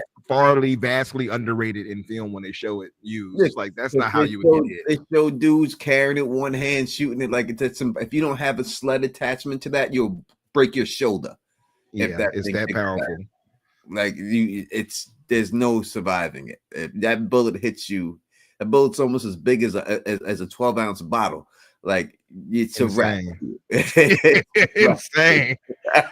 Yeah, that would end that threat right there. The old Mushroom King right there. He'd be over with. Now this tiny ass handgun, this wasn't gonna do shit on Mushroom King, so you know. I don't know why he bothered trying. He said, I gotta try something. Then he just bolts. He's like, nope. I'm out of here. Yeah. I was glad Maria made it through. I didn't know if she would. That part wasn't spoiled for me. So, you know, I like Maria. I mean, none of these characters are compelling enough to me to carry the show, but I was at least glad Tommy didn't lose his wife. And this thing corners him, and it looks like it's a wrap for him. I mean, for anybody else, it would have been, but he had that plot armor. I mean, this was just dope. I mean, look at this.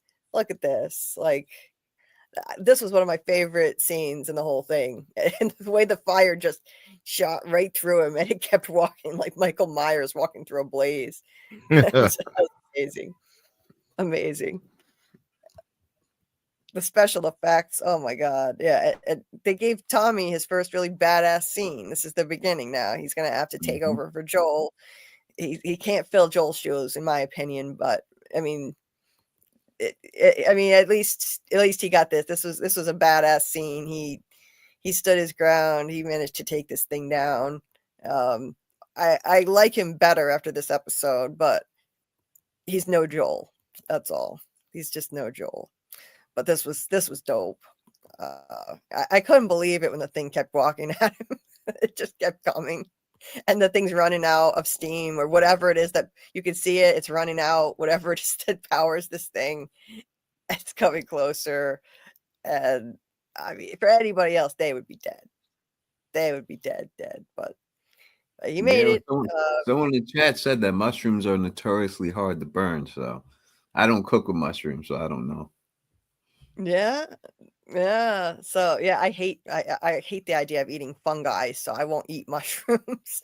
But I'll take their word for it. And then the thing, yeah, it looks like it's done. I mean, come on now. Like the flamethrower is done. It's out of juice.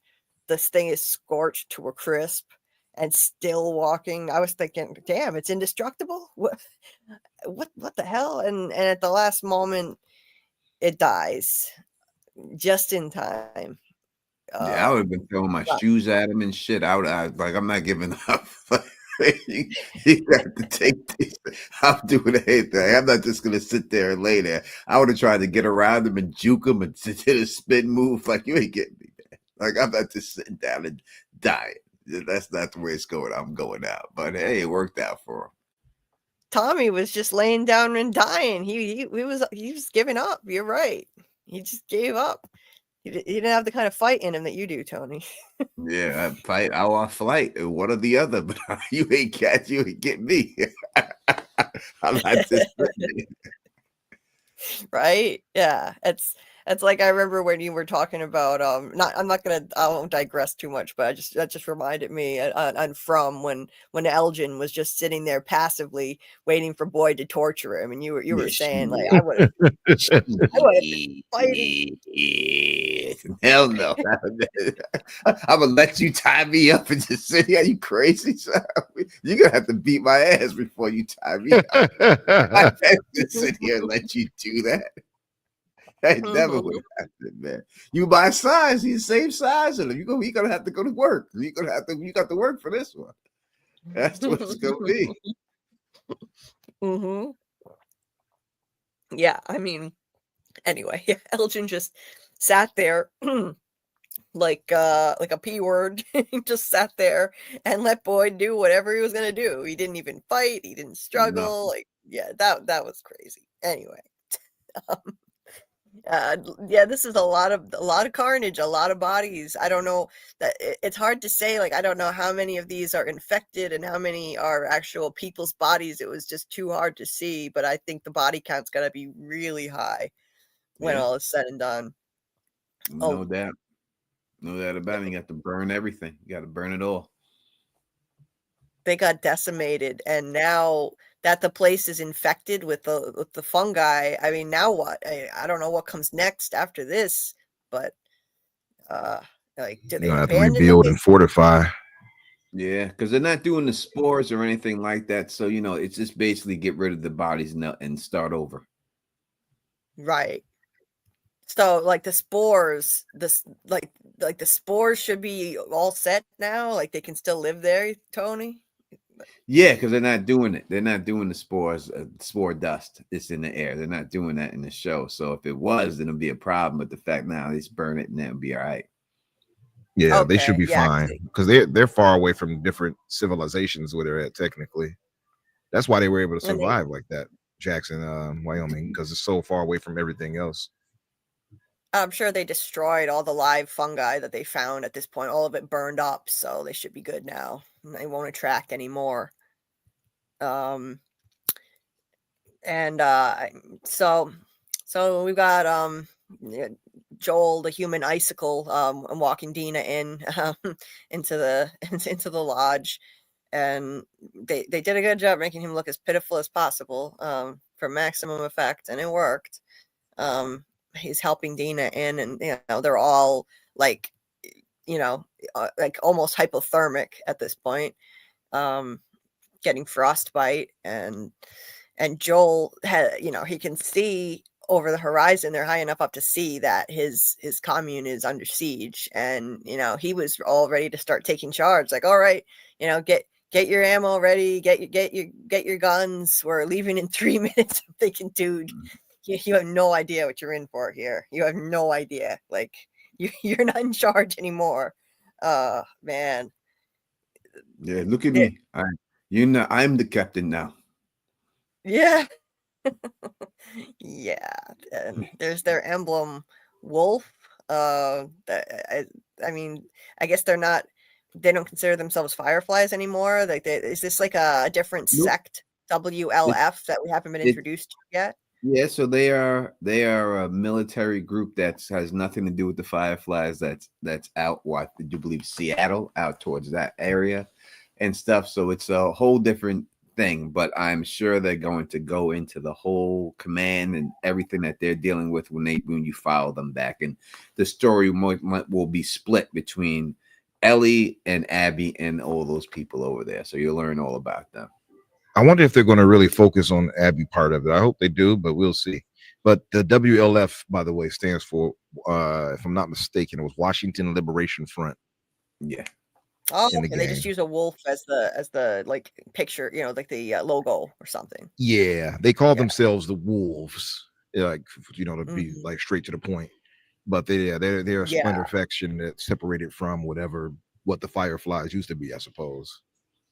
Yeah, they're the straight military, and that's basically like a militia, like an armed militia. Yep. and that's what these people look like to Joel. They said, they grabbed Dina and put a gun to her head, and he's saying, we'll give you whatever you want. She's like, do we look like raiders? And what do we look like? And he said, you look like military, because they're definitely suited up like military. So that makes sense. They've joined a militaristic group. I saw in a preview for the rest of the season that we're going to be seeing like new sects of people. One of them is like heavily fortified with tanks and automatic weapons, and then there's this other that has like superstition and bows and arrows, is what they said. So that'll be interesting to see coming up. And I would say meantime, I won't give anything away, but the one that with the superstition and bows and arrows, that's a religious sect. Mm-hmm. They're more on that religious tip. Makes sense. I mean, after an apocalypse, like a kind of a cult would pop up or something like that. We are the tree twigs. Come worship with us. All hail the mighty sap. Yeah. So now we've arrived at the scene that's what I was dreading all along, and they knock Dina out with drugs. Apparently, as was in the game, I forget who was it that said that I do believe they smashed her face in the game to knock her out. I forgot all about that part, man. Smash her whole face. Oh yeah, smash her whole face. Hey, I forgot. Yeah, so it wasn't Dina. Yeah. Dina didn't come with him on this in the game. It was somebody else and Tommy. But by the way, what did you guys think about this? Because this was a whole contentious discussion earlier. My friend said, why would they even waste the time drugging her? He said he thought the scene was stupid. And I said, well, they didn't want to. They want to spare her from seeing what they were about to do. It's like, yeah, but she has to wake up and see him after that. I'm like, oh, well, good point. Yeah. What did you guys think about that? Yeah, I think they were. I mean, the point that they made doing that doesn't make sense. But, they were really just trying. They're really, the showrunners are trying to show that it's all about Joel. Everybody else is a good person that's there. They're just there to protect their girl. And it's all about Joel, and that's just what it's about. And they're not bad people. I think they were just really trying to make you feel that they're not bad people. And this is, out of the kindness to them, they're not going to let you witness us kill him. You have to witness. You'll see the aftermath, but you don't actually have to see us doing it. And I think that they're really trying to push that point with them. And even though that's not what it is at all, but, hey, that's what they were trying to go with. Right. I get it. And that's why they also left Ellie alive. I mean, they could have taken Ellie out because, I mean, Ellie would naturally want to avenge him. They didn't know who Ellie was necessarily. I don't know if they didn't know. Yeah. And they didn't know that this was basically her surrogate father. If they had known, maybe they would have taken her out to avoid her coming after them for vengeance. Who knows? Well, she's not a threat. Look at her. She's a little girl. No one's gonna look at her and think you're doing anything to me. Like that's not no one that to be afraid of or anything. And in the game, they did want to they wanted to kill him. They were prevented from killing him by the one dude in the game, but they wanted to kill all of them. True. So true. The show made them much more nice than the game did in a way. Yeah. And Joel, of course, being Joel, even though his life is in jeopardy here, he's still looking over his shoulder at the commune and he sees the smoke. He knows shit's going down over there, and he's never really concerned for himself. He must be worried about Ellie, and it broke my heart. And then the next thing she shoots him with something that must be so powerful that knocks him on the floor, shotgun right to the kneecap. Shotgun in the kneecap. Shoddy. That was powerful though. Jesus, I mean, he just that was like a forceful shot. I didn't know a shotgun could do that. You Oh can hit yeah, him you do shotgun worse. Sorry. So there's there's a slug shell and then there's the bird shot, right? So it all depends what shot you get close. But if you're at close range with either of them, it's a wrap. That's what I always tell you. They always tell you that, you know, a shotgun is the best weapon for a woman who doesn't shoot, especially with bird shot, because you put it on your hip and it's hitting everything. And everything in front of you is getting hit by it. You don't gotta worry about it. You gotta aim, just keep it at your hip and let it shoot, and everything in front of you is getting shot. Yeah. You see that Wow. lady, by the way, with the bald head, the shaved head? Yep. She is, and this is a bit of cross promotion for them right here, by the way, because their next game with Neil Druckmann and Naughty Dog is called, I think it's Intergalactic. Yeah, Intergalactic. She's the star of that game, and she looks Okay. just like Oh, that. All right. All wow. right. And Cool. and the woman who is playing now I can't think of her name real quick, but the girl who's there who got knocked unconscious, she is Hawk Girl for the new Superman movie. Oh, Wow. nice. I didn't know that. Yeah. Yeah, I like her so far. She's good in this. She's good. I like Dina. So, you know, of course there's the dramatic reveal where Abby reveals, you know, who Joel is to everyone and who she is, and you know, tells him, like, you know, that was, you know, that surgeon, that unarmed surgeon you took out, that was my father. And then she tells them to tourniquet him, and that's brutal. He screams in pain. That's gotta hurt. Yeah, no, we ain't gonna let you bleed out, bro. No, no, no. You ain't just gonna get away that easy and bleed out. You gonna suffer. That's it. Savage. Oh my God, that was savage. The way she said it, tourniquet him. Like, no, yeah, you're gonna suffer. This is gonna be slow and brutal. Oh God.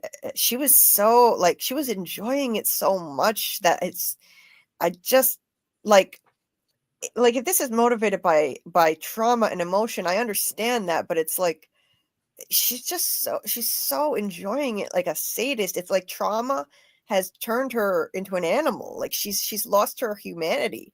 I know that he killed her father, but just for any human being to be able to take such delight in torturing and slowly brutally murdering someone, no matter what the circumstances, it's like you lose part of your humanity, you know, like. I gotta disagree a little bit here. So it depends, right? If somebody, I'm gonna say I have a daughter, so if somebody did something to hurt my daughter to that point what Joel did to that father, I would have no problem. I would have to hold myself back from killing them that slow, because I would kill them so fast. But if I had enough wits about me and I could just do it slow and torture them, I would have no problem doing that for what the pain they had put me through for having to deal what you did to my daughter. So I would feel that way, but my instincts, I would be so mad it would just be over so fast. I wouldn't be able to control myself to go slow like that. So how she had this self-control is what's amazing to me, because I wouldn't have any self-control like this. Like, I'm just gonna rip your face off and bite your nose off, and it's a wrap for you. It's gonna be over real fast. I understand that. I get it. You know, as a parent, I get it. As you know, I understand how she feels. Like I can have empathy for her. I don't think this was the right move, but I can empathize with why she felt this way, why she did this. The bloodlust, the premeditated murder, I mean, for years, stewing over this and planning it and then executing it. I get it. I get it. I just think that it's pointless and it's futile. It's not going to bring her father back, and I don't think it's going to bring her any peace personally, and it's only going to cause more problems for them. Now these people are going to come after them inevitably. His people are going to come after them. They saw how heavily fortified that place was. So they should know. I mean, this is the post-apocalypse. I mean, you lose somebody, it's tragic. I know you want revenge, but it's the post-apocalypse. I feel like the smartest thing to do is take care of who you have left and protect yourself and try to survive. Yeah, And they're with probably the baddest ass militia and that you see, so they're not worried about, and they're hundreds of miles away. So they ain't worried about that. Like, if we're gonna come to this and think you can get in there and mess with us in this place and that, when you see it, you understand. But that's what they're thinking most likely. Like, come on, man. Yeah, I ain't worried about these people because it's a city, yes, but it's not a war. It's not like like their militia. It's a straight military base, It's not like that, it's just regular people in there living. So I'm sure they're not thinking like it's the people that they're with coming to get them. okay, well, that makes sense that they'd feel confident enough to do it, so they wouldn't be worried about self-preservation as much. Okay, so that makes more sense logically, and but it's not going to stop these people from going for them. It's coming. I know it's coming. I'm not spoiling anything for anyone who hasn't played the games. Just logically, based on this, I know damn well that Tommy, Ellie, they're gonna definitely want to go for them anyway, and even if they're outmatched, they're gonna do it anyway. So they're making more trouble for themselves. In the end, when it comes to violence like this, eventually someone has to break the cycle, but it's just who that person is going to be, right? Eventually someone's got to stop seeking revenge and be able to come to grips with everything and move on. But who is that person going to be is always the case, because it's hard to be that person. No matter what, it's hard to be that person. Whoever is that person is a great person, is a better person than me, but who's going to be that person? Somebody has to. You're right, because it is an endless cycle of violence. It's going to be an endless cycle of revenge and violence, and throughout history, this is how violence has plagued cultures throughout all of time. It starts somewhere, and then you get these groups that have hated each other for hundreds of years, and somewhere it started, and no one's going to ever break that cycle, because it's like, okay, you hurt my people, I'm going to hurt you back. Okay, we're going to hurt you in return, and on and on and on. It never ends, and it just results in more carnage, more damage, and it's futile, and it doesn't bring back anyone from the dead who you've already lost. It's not going to fill in the hole that grief has left. That grief's always going to be there. You get the same argument nowadays for the death penalty, right? People argue against the death penalty and say it's inhumane because it doesn't bring back the person. But there are some people who favor the death penalty, saying if you killed my family, I don't want you to live anymore. So it's just all about how you stand on that law. Yeah. To your question in the chat, Sam, he asked, did we think they deserve it, or he had it coming, better yet? I mean, it depends. If you look at it from her point of view, yeah. But I'm not on her side. So no. I hear you. I'm not on her side. I'm not on her side at all either. But does he deserve it? The man has more blood in his hands than anybody in the show that we've ever met. So yes, he definitely deserved to get what he got. No doubt about it. In that matter, that's up to the person, I guess, who that's for debate. But as for did he do enough things in the past to warrant him being killed? 100%. 100%. I think if you're looking at it from a karmic, you sound like you're looking at it from a karmic point of view. I wouldn't look at it from karmic. I look at it only specifically as related to Abby. Okay. You know what I mean? Well, that's the way. Yeah, that's the way I took it. The way she said, "Did you think Joel had to come?" Now we're talking directly because of Abby. Did he have it coming because he killed her father? That's her choice and her decision to make. I would say that's not my decision to make. That would be more on her. It's her father. If this is what she felt she needed to do to defend her father, who am I as an outsider to tell this woman who's been through it and it's her father? I wouldn't want anyone to tell me what to do with my family from the outside looking in. So I couldn't tell that person what to do. Whatever they felt like they had to do, they got to do it. They have the reason because they're the one who lost that loved one. No, that's a good way to put it. It's easy as an outsider to say, if you're not living it, it's not your experience. It's just like it's easy for people. Some people you can judge Joel for what he did, but that he was looking at it like, this is my daughter that I've adopted as my daughter, basically, and I got to save her, whatever means necessary. So I can empathize with both sides, and I can empathize with Abby even now. get it why she feels this way. I personally don't think Joel had it coming. I don't think this is constructive at all. It's not going to bring anybody back. And I, like, everyone has blood on their hands practically in this show. Everyone does terrible things. That, the Fireflies, I mean, you could say they had it coming. Someone could argue they had it coming because they were holding a 14-year-old girl captive and about to kill her, regardless of their altruistic motive. So That's true. I would say there is even the wolves. But in the end, I agree with you. I'm not. So I'll debate this more about what Gray on Wednesday. But I will say this real quick on the Firefly situation. The woman who is doing it watched Ellie be born, was best friends with her mother. Yeah. And she said, this is what needs to be done. And she said, when Joel said, you don't understand, she said, no, I'm the only one that's my best friend's daughter, who she told me to keep safe. And I watched her being born. So I'm the only one who understands this more than you, Joel, who just met her. Right.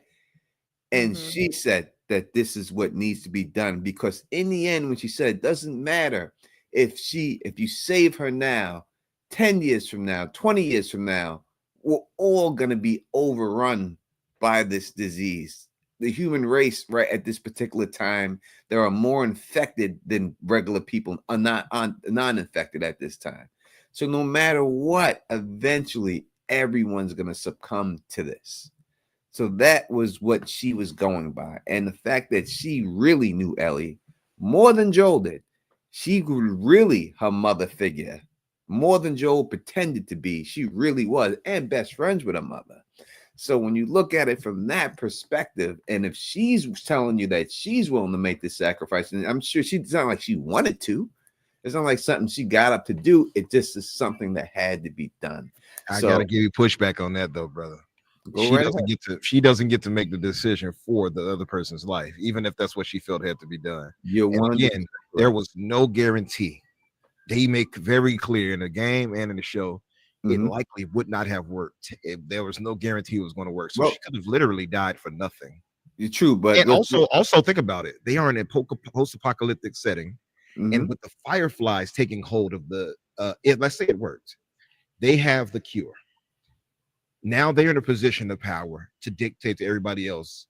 Now they're in a situation where they have to try to distribute that all around the world. How likely would that have been with limited supplies and all of that? Well, so we can't, that would be hard. We can't debate that, because that's something that supplies and how they would be able to get that.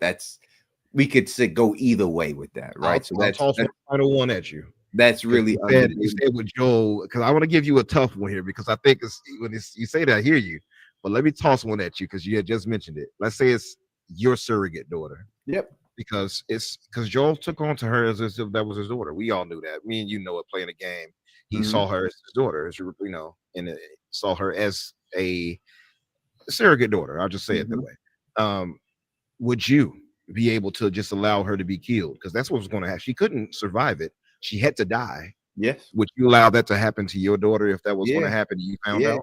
I've said I don't even think I would have to do it. My daughters would sacrifice, just like I would sacrifice myself under that situation. Still, the fact that my daughter and my grandchildren do have a chance, right? So I would definitely do that. And let me say real quick, she says to Joel, when Joel says to her, "You don't get to choose," she goes, "Neither do you. So let's her make the choice, and let's see what she wants to do."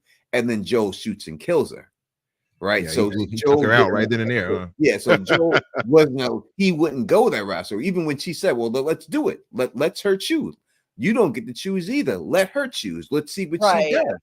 And then Joel kills her and doesn't give her the choice. So it goes that way too, right? It does, and she did feel a way about that. By the way, not having the choice. I can just tell you right now, though, I'm not sacrificing my kid for anything like that personally. And no one wants to, and I wouldn't want to either, right? I would have the conversation with my child, as she's a 14-year-old and everything else, and she would have to have the full knowledge. And I would really want her to, if she agreed, now listen, she's my daughter, and she says, Daddy, I don't want to do it. I'm not going to do it. We got to get out of here. I'm running with her. It's my daughter. Like, if I'm not going to, I'm out. Me and you going to escape during the night, and we're going to be out. Of course, it's my child. I'm not going to strap it to the table and say, you got to do it. I just think looking at it the way it is, and where you know that you're sacrificing your daughter, and it might not even amount to anything. I just could not live with that. I 100%. But you know what doesn't work if you don't try, right? So the only 100% that we have, so we could say it might not have worked, but the only 100% that we know definitely doesn't work is not trying. Yeah, I'd have been on the 100% of not trying then. Sorry, world. You don't get to get my daughter for it. I gotta ask you this though, Tony. I gotta ask you this question though. Yep. So literally in Joel's position, if you were told what he was told, that they didn't give Ellie the choice, that they lied to her so that they could spare her the knowledge of the fact that she was going to die, so she wouldn't be scared, that he knew that she was not given a choice, that his surrogate daughter that he had adopted essentially had been knocked out and was about to be killed at any moment. Now, so you're saying your daughter you would give your daughter the choice, your daughter would choose. Mm-hmm. They weren't giving her a choice. So in that moment, in Joel's shoes, would you just let them go ahead and do it when they didn't give her a choice? No. What would you just leave the hospital with those people? She deserved to have the choice, and them knocking her out, not giving her the choice, is not right for them to do. But I will have to say that I believe that Marlene has more of a connection to that girl than Joel ever did. Mm-hmm. But did she have more of an alliance though, an allegiance to the Fireflies though? I think she had an allegiance to the Fireflies, and because she was the leader of the Fireflies. It was her group, right? That's true. You know. So yes, but I think that could that have clouded her judgment to say, "Hey, I got to do this for the betterment of the group"? Versus not the group. She's not looking at the group. She's looking at the world, and she's saying that even if Ellie, you don't do it, Ellie may live, but eventually with this disease, all of humanity will be taken over, or you'll get killed by a raider, because the world we're living in is shitty because of the situation we're in. Right. So the only way all that ends is if we start trying to figure out a cure for this thing. And no matter what the disease is, you may not get it the first time, but you have to start somewhere and keep building from that point till you get it. No matter what, we can go through every disease in the world. Nothing was cured on its first time out, but it was those steps that allowed it to be cured later down the line. And there's many people right now in this world today that they'll say there's experimental treatment. Do you want to try it? And people sign up and they do it and they die. And they die taking that treatment. And then they learn from that and they keep going until they perfect it to get it ready for everybody else. So people do sacrifice themselves all the time in our world. It happens all the time. Yeah, I agree. They should have at least given her a choice. So we've got some common ground on that one for sure. And by the way, Nightman had said when you were comparing this to the death penalty debate, yeah, that is a spot on comparison Tony made. I personally am anti-death penalty. I don't think it solves anything, but that's just me. I think they should be locked away for life with no possibility of parole. But anyway, I've wavered around that so many times. It's kind of crazy. Now I'm kind of anti it because there have been plenty of people who were not guilty that were put on it and taken out. Yep. And also too, it costs us much more money if they actually go through the death penalty versus keeping them in prison. Believe it or not, it costs more to execute. Sounds crazy, right? In the end, Rhode Island outlawed it because for that very reason, Rhode Island realized that it had executed an innocent person in the 1800s. So that's why Rhode Island doesn't have it.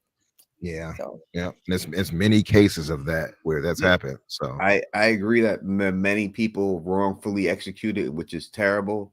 In the end, I think that it should be the family who lost a loved one decide. I think it's not right for me to tell somebody what to do because it happened to their family. So I would really give them the choice. Do you want this person? Put the burden on them. Do you want this person executed or not? Because you hear many stories like, listen, we'll go through a story. There was one story of someone, I forgot exactly who it was, who killed somebody brutally. And then within that next 20 years became like a pastor and helped so many people out in there. And people were saying this is a changed person that should let this person live. But the family was like, no. I don't care how much he changed. He still did what he did. He may be a new person now, but he wasn't. That doesn't matter to us. We still want him gone, and he got executed. So eye for an eye, huh? Yeah, it's really what they have to live with, and with what makes them feel better. It's really should be their choice. There's some country in the Middle East that does that. I forget which one it is. And if the family forgives them, then they don't execute them. So, yeah. Anyway, what was I was gonna highlight something here. Yeah, Samuel said I would ask for informed consent first, though. I think Elliot would go through with it. So yeah, he agrees with Tony here. Hey there, TJ. I go to bed, Julie. I go to sleep, Julie B is streaming. I go to get a bowl of cereal, Julie B is streaming. I wake up to go to the bathroom, Julie B is streaming. I told you got me through a few shifts. Yes, I wake up, go to Dunkin' Donuts, get me a sourdough sandwich, come back, and Julie B is still rocking. Yeah, that's my reputation. Anyway, so real cinema. What if Joel was told the truth beforehand? Would he have been able to make a different decision? A decision based on knowledge and not raw emotion? Yeah, that he might have made a different decision. Yeah, you know? I think so. It was in the heat of the moment, and he reacted with a trauma response. So yeah, you told him right at the last second after you tricked him to get her there. Yeah, I think that's fair. That he was like, "What? Like, what are you talking about?" Because by this point, he's already grown attached to her. They've been through hardships together. Yeah, you can't tell him at the last second. Tess kind of knew that she was immune, and they were going to do some tests to her, but they didn't tell him the glory details that she's going to have to die because of it. Right. So if Tess lived, let's say Tess lived and made it there, do you think Tess would have told Joel, this is for the betterment of everybody, she got to go? Because I think she would have. I think that's what Tess would have said. I don't think Tess would have. Yeah. I don't think Tess would have said, let's save her. I think Tess would have been like, no, this is for the society, Joe. We need to do this for the society, for the world. It's a better place. I think that's the side. And I think if Ellie given the choice, Ellie would have sacrificed herself all day. And he knew it. And he knew it. That's why he didn't want to do it. And that's why he didn't want to give her that. I'm torn because I think you might be right, but I'm not sure because it seems like it's crazy. It's hard to say that, right? Because looking back hindsight wise, like look what she gains eventually, and then you like, would she have wanted to not get that? I don't think she would have wanted to have what, I'm not going to go too far because we haven't gotten to that in the show, but you know what I mean. You know what I mean specifically. Yeah. So, but it's like, would she not have wanted to live a more fulfilling life, whatever that life would be in this terrible world now? But I don't know. But she definitely does resent him for not being given a choice. That much is clear. Yes. And Panda Kalima, thank you very much. What a good stream. I'm glad you got your second win. Tony, Umbra, great points. Yes, great conversation. I really appreciate you guys being on and having such a really interesting back and forth. I feel like we find common ground. We may disagree on certain things, but we can also find common ground. I love having conversations like this. Nobody's ever right or wrong. That's the whole thing. There's no right or wrong answer. It's That's just the whole point. Two sides to the same coin. It's just whatever side you're looking at, and there's no absolutely. Right or wrong. Just an opinion off. That's all it is. An opinion off. And that's at the bottom line of this whole series. Like the whole point of it is, greater message is that any hero of one person's story can simultaneously be the villain of someone else's story. It's all a matter of perspective. So, and that's the way it is in every country with any war. The yep, Americans are bad guys in Russia. In America, the Russians are the bad guys here. This is the way it goes. It's what lens you're looking at it through. history is always written by the Mhm. victors too. If you look at history books in any given country, the history books are slanted in favor of that country. Like Yeah, it's so true. all a matter of perspective. That's the And old saying, it's his story, right? it's Mhm. his story, indeed. Indeed, so we can go back and forth like with our own opinions on who we think was right and wrong in the show, but it's just there really is no definite right or wrong. It's ambiguous for a reason, which is the genius aspect of this show. I gotta say, it's a brilliant concept. Steve Wickert, hey, nice to see you. Late to the party, but I'd love it if someone could make an edit of Maria telling Seth to apologize and we cut to, yes, Seth, do it, Seth. That would be great. Yeah, I would like to see that too. As we said earlier, that there's no right here. They're both wrong. It's just the degree of wrongness. And that's what it Indeed. varies. And that's what it really comes down. They're both wrong for what they did. They're both murdering people. It's just the degree of wrongness. And that's just the way it goes. Who is more wrong, I would guess. And that's all depends on how you look at things. Yeah. Exactly. And it's just like one string of bad reactions or decisions lead to the next and led to the next. Chain Mhm. reaction, a ripple effect, chain reaction. This is going to set off. It's going to be, yeah, it's just going to go on and on. Abby looks over and sees the goddamn golf clubs, and you know what's coming. I heard about this in the game. Joel has survived so many badass encounters, seemingly impossible scenarios. In the end, he gets taken out by a goddamn golf club. I mean, that's not what officially kills him, but I mean, close. Son of a bitch. This is just brutal, and she's diabolical the way she does it. I will give the actress props for her performance.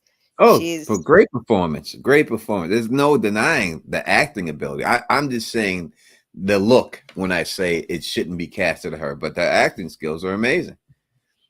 oh yeah, she was sinister as hell, but she just the body type was off. That's all. Uh, yeah, she was diabolical, and when I gotta say, I loved his line. This was a very meta line. It's what a lot of us in the audience would be thinking when she's making her long speech to him. Oh, I've been waiting so long for this, and she goes on and on and on. And he's like, "Oh, will you just shut up and do it already?" I was like, Mhm.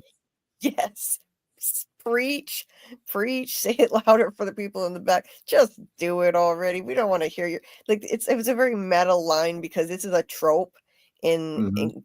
so many series and movies where like the villain makes this big long dramatic speech before they kill somebody. Just do it already. And sometimes they make a speech for so long that it actually screws they shoot themselves in the foot and they wind up losing because they stand there making a speech for too long. That's what usually Yeah, happens. somebody shows up and saves the day because they've been, just sitting there. I'm going to kill you. And you know how I'm going to kill you? It's going to be so good. And you're going to sit there. Yeah. But also, I will say that something that she was looking for that she didn't get from him was an apology.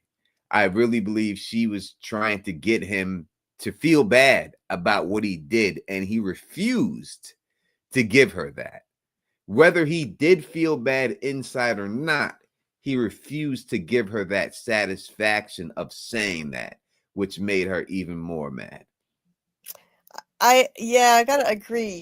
She was saying. I mean, she did. She said, I'm going to give you, he did do what she said in this regard. She said, I'm going to give you one chance. When was the last time you saw the fireflies? And he said, Salt Lake. And she said, well, at least you're honest. So he gave her the answer that she was looking for. He didn't lie. And she said, there are no more fireflies. And so, he did he did admit to that, but he didn't apologize. And I would have thought she'd at least ask, like, if it were me and this were my father that got murdered like that, I would be like, I would want to know why. My biggest question all these years would be, why did you do this? Because they heard rumors about Ellie, but they didn't know for sure. I would have wanted to say, why did you do this? And she didn't even ask. And I don't think it would have changed. It would not have changed what she did. He couldn't have possibly convinced her not to do it. But I'm just surprised she didn't ask why. And yeah, he didn't apologize. I'm surprised he didn't apologize either. But I like that he didn't. I don't know if I'm alone. I like that he's like, listen, I made my decision. I was content with what I did, you know, for what he did. He had no, he felt bad that it happened, but he had no regrets in saving Ellie, you know, and he stood on that. He'd do it over again, I think. Yeah. 100%. Yeah. He didn't regret it, and he wasn't afraid. And she said, "You're tough. I'll give you that." You know, like he's not the least bit afraid for himself, and he never has been. He was still looking out the window, worried about his people, worried about Ellie. He went to his death. You know, he went out in a really courageous way, just like always. He took the pain really well. I mean, not many people could handle this. You know, sitting there after getting shot. Do you think it would have been there if she would have said if he would have been there, he said, listen, I killed your father. I killed all those people, but they were going to murder my daughter. And that's why I did it. And I couldn't allow them to do that. Do you think that would have changed the outcome if you would have said that to her? I don't think so. I think she would have, I think she still would have valued her father's life over his daughter's life, and I don't think it would have changed her mind. What about the other people that are there? Did it change the guy or anyone else to make her say, wait a second, let's rethink this? Maybe. That's possible. What do you think, Tony? I'm asking the question. Well, I think maybe because they do mention that he killed 18 different people. So maybe they had connections with them. They probably would have felt the way. And they did come all that way. But they did look regretful in the show. They look more regretful in the show than they did in the game. Yeah. I think Abby would have done it. I'm with Julie on this. I think Abby was set one way or another. Had she heard the explanation or not, she was going to do what she had to do. Or maybe they kill him quick, right? That could be hopeful. Get a quick death. True. Maybe it'd have been faster. Maybe get this while she hitting the guy. Wow! Just shoots him in the head and said that's it. And it's over. And you get a quick death. And there was a slight difference too in the show, but between how she went golfing in that and in this, because in the game she finishes him off with the golf club with a hit to the head. Yeah, she cracks his skull right open. She doesn't stab him in the neck. Wow. Well, I'm glad that it was a little bit less graphic then. It was still graphic, showing his bloody face. But now, which you could do because you've seen it, you can just go to YouTube and put Abby kills Joel Last of Us. Now you can watch the video game clip scene and look at the differences for yourself. Nice. I will. Yeah, I'm gonna do that. And by the way, Dieter dropped the link to your book in the chat. Check out Tony's book. I truly appreciate that, Dieter. Thank you very much, sir. I appreciate that. Yes. We have ourselves a distinguished author. I'm not that distinguished with an author. Yes. Nice. Sure you are, Tony. Sure you are. Thank you. You're awesome, and we want to support you. So thanks for dropping the link. Everybody check out Tony's book on Amazon, and also Tony's channel here. And he's going to be doing his own stream on The Last of Us Wednesday night with Gray Area. 41 people. Nice. 41 people watching. The numbers went up. Cool. And it's always, no matter how many subscribers you got, and I learned this from listening to you, Tony. No matter how many subscribers you got, anytime you start covering a new show, you're facing an uphill battle and you're starting from the bottom. So you have so many subs, I have hardly any, but this is how YouTube works. So I've learned a lot by listening to you. 100%. I mean, look, Gray gets, I think Gary has like 230 to 240,000 subscribers, but when she does the Last of Us videos, she'd be lucky to get 2,500 views. The algorithm doesn't know her for that show. So when so it's like she's got no subscribers and she's starting off. Now it's not exactly like that because she does have some loyal people in her base that will watch what she puts out.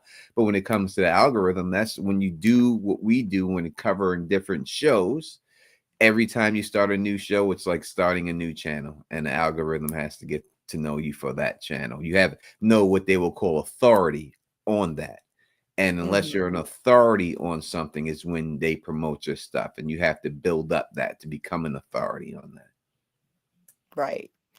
Yeah, that's tough, like you've worked so hard for so long getting all these subs, and you gotta fight every time you start a new show. But you keep at it anyway, and you get I love having discussions with even though I get less people here than I had for From, I still love these conversations. It's awesome. So I'm enjoying it regardless. And Don't worry, from will be back. It'll be back, and we'll get those numbers again. But you gotta tread the water until you get there. That's what we used to always say about the Game of Thrones. You'd be like, all right, we got to get through this long night. The long night is here. We got 3 years before the next season. So we got to figure out what to do. Yeah, like it's tough. It's tough because I felt like I peaked early, and now I've just dropped. I feel like I fell off because I started with getting over 100 people in the chat almost every From live stream, and I had the most I ever had was 167, which I know is really unusual for a brand new channel. And then every series after that, it's been less people. But after listening to you, I didn't feel bad about that anymore because now I understand how it works. So. I got lucky and I hit the algorithm with From, and I had awesome support from people like you, and hopefully some other series will catch on too in time. But you got to fight this algorithm thing. That's right. It's called riding the wave. You hit the wave at the right time, you could ride the wave right out, and that's it. But when the show is over, the fan base leaves, unless it's a crazy fan base like Game of Thrones who will stick around. That's a rarity. That's a rarity of fan base, but that's also a book fan base who love the book. So you have a bunch of that backup of people who don't need the show because they're this interested in talking about the book. So this show From doesn't have that. It just has the show. You don't have book material you can always go back and fall on and talk about and stuff. So it's harder that way. Yeah, it's tough. I'm still talking From though. Anyway, but let's get back to this. So she starts she says, this is where she breaks out the savage line, you stupid old man, you don't get to rush this, and she starts hitting him. And these people look sickened by it. They can't even look. They're looking away. Like, she's way tougher than any of these people, this pint-sized little thing. She's just, yeah, she's brutal. It is. It's easy. People always tell you, like, at least around where I grew up in Queens, people, it's easier to shoot someone from a distance than to actually take a knife and stab them, right? And even when there's crimes, they'll say like stabbings are more like crimes of passion, and when someone does get stabbed and killed, it's always like they're stabbed 90 times. It's never like they're stabbed once. It's like they just can't stop stabbing when they get to that point and have that passion.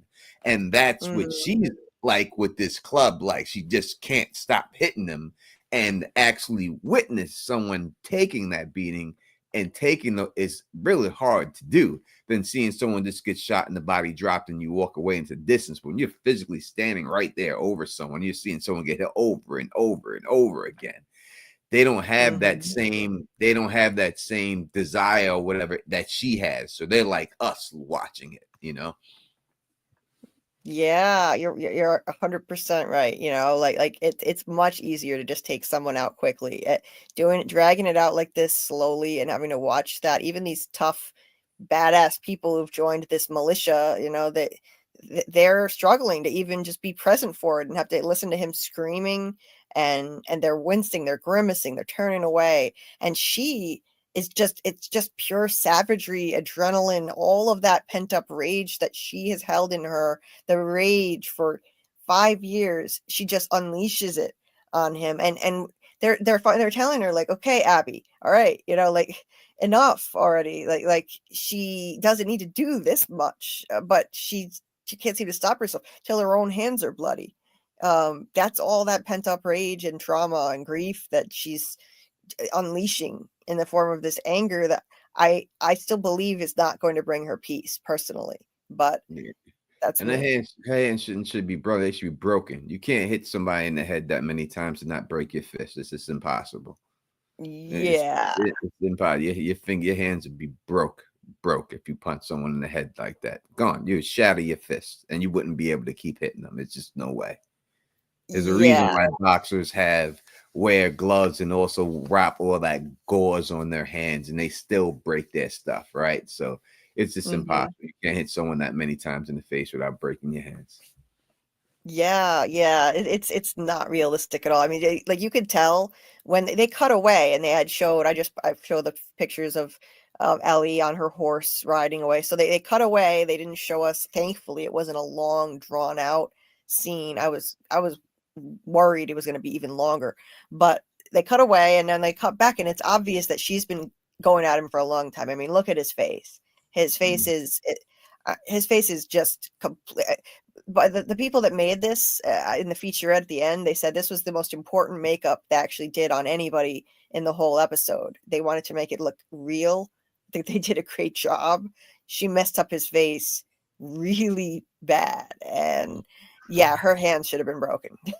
I agree. I was looking at him like this little scrawny thing would have her hands destroyed, continuously hitting his bones in his face like that. But I will say, by the way, when you look at the clip for the game, it's almost a direct one-to-one shot on how he looks right here and in the game. Like they did a really good job. Even the swollen eye and all that, like it looks almost exactly the same. He just had on I believe a brown jacket at this point in the game, but still, like other than that, looks exactly the same. Wow. That's crazy. You know, I noticed, I watched a little clip of a scene from season 1, and it was shot for shot exactly the same when Ellie ran away from the cannibal freak and ran into Joel's arms, and he hugged her and and said, "It's okay, baby girl." It was exactly the same. Like they really went. They took the car scene in season 1 is the exact same shot from the game, same camera angles. The dance this season is the exact same shot, same camera angles. They take their cues from the game when they want to, and they've done a good job at it. Yeah, I gotta say, yeah, I wish that they hadn't. You know, I wish they had deviated from the game somewhat in terms of the timing. I think it would have been better to drag this out more. Don't kill him off so soon. Build up more empathy for Abby. So there are things I would have changed, but it's really impressive the way that they replicated shots from the game and certain things in the game that worked really well, like that scene with Joel and Ellie in season 1. They nailed it. They really did. They nailed it. Also, I highlighted something here. I was gonna, where is it? Nightman, LOL. We will watch paint drive. Julie painted the wall. You're a sweetheart. Thank you for saying that. Steve says, ironically, Abby set in motion the events that led to way more than 18 deaths in Jackson because she was unwilling to see past the death of her father and the consequences of revenge. That's true. You know, I think this is going to be, there's going to be hell to pay. She's set in motion a lot more deaths. It's the endless cycle of vengeance. That's the thing. 100%. If you play the game, well, let me just keep my mouth closed. But Ellie becomes Metal Gear Solid Snake or something. She was taking. I took out so many people after that. It was insane. Yeah, no, Ellie's a beast, bro. Ellie's a beast in the game too, and you have to be in order to live in the world that they're living and do what she's doing. Again, that comes down to the looks of the character and the muscle definition, because you can believe it when playing the game that she could actually do these things. The things she does physically, strong things and everything else, like it's not believable to do that with the character, that the lady that's playing her right now. It just wouldn't be believable. But Nope. yeah, you know, I will say that though. One thing that was very sad, and again, I like Joel. I didn't want Joel to die. You know, I'm one of the people. I was very upset. I didn't want to play as Abby. Who wants to? I want Abby to get hers. But when Ellie comes in and they take her down, and she's looking at him, and she's like, "Joel, get up, Joel." And then you could see he can't see him, but you see his body like he tries to get up for her one time, and then he just collapses and can't do it. Oh, that just broke me. That broke me because he loves her that much that even though he has been beaten senseless, he is within an inch of death already. And yet he tries to get up for her. His hand moves. He moves just a little bit. That was brutal. Oh my God, that gutted me. That gutted me. She's just screaming, get up, Joel. Because he always was her protector through season 1. He survived so much, and he always would be able to get back up and protect her. And so she was just like, she turned back into like a little girl again. The little girl came out again, just asking her father figure, get up and not don't leave her, and look at him looking at her. He's looking at her, and he moves his hand. It ripped my heart out. It ripped my heart out. And he sees that she is defenseless there, and he wants to save her even in his dying moments. Yeah, and even the same thing. It's a game. Please don't do it. Please let him go.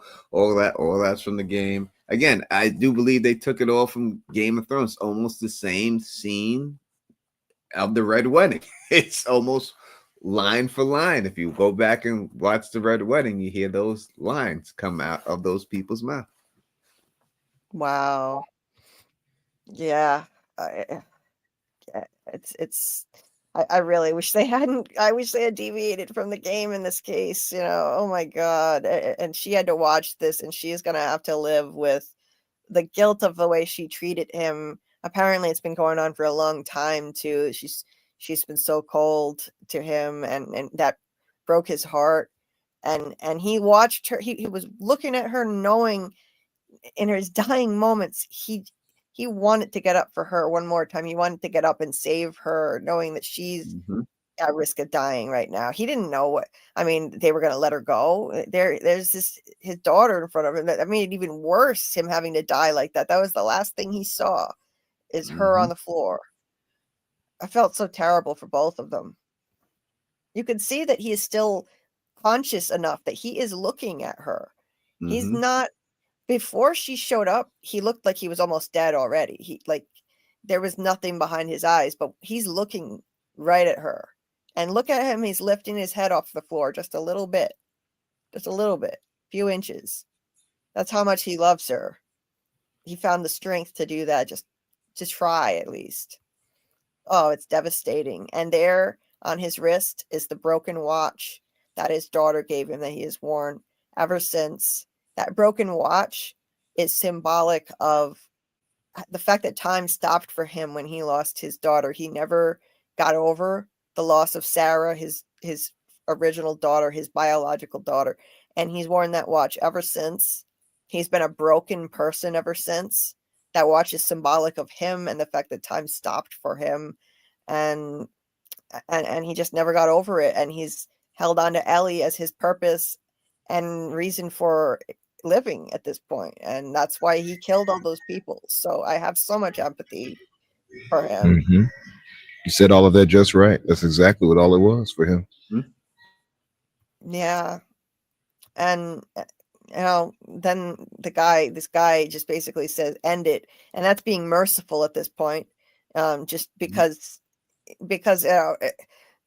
she might have just continued beating up on him in front of his own surrogate daughter, but ending it at this point is merciful. Just end it.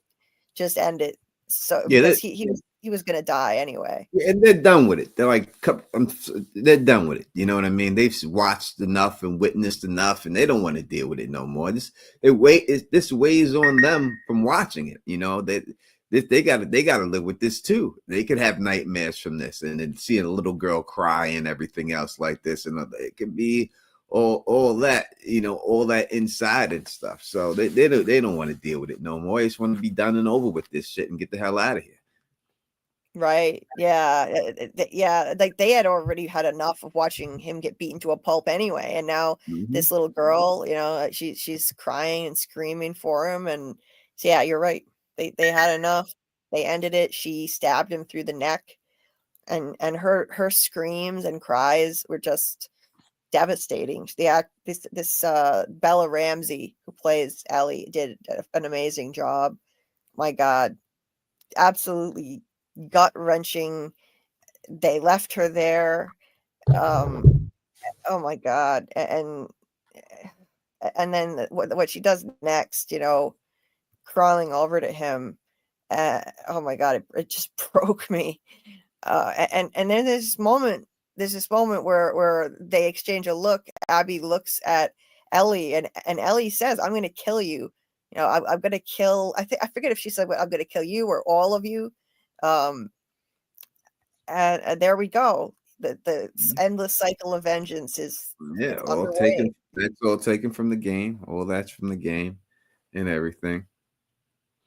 But the whole thing is when she says it to her in the game, she's saying it to a much more menacing figure.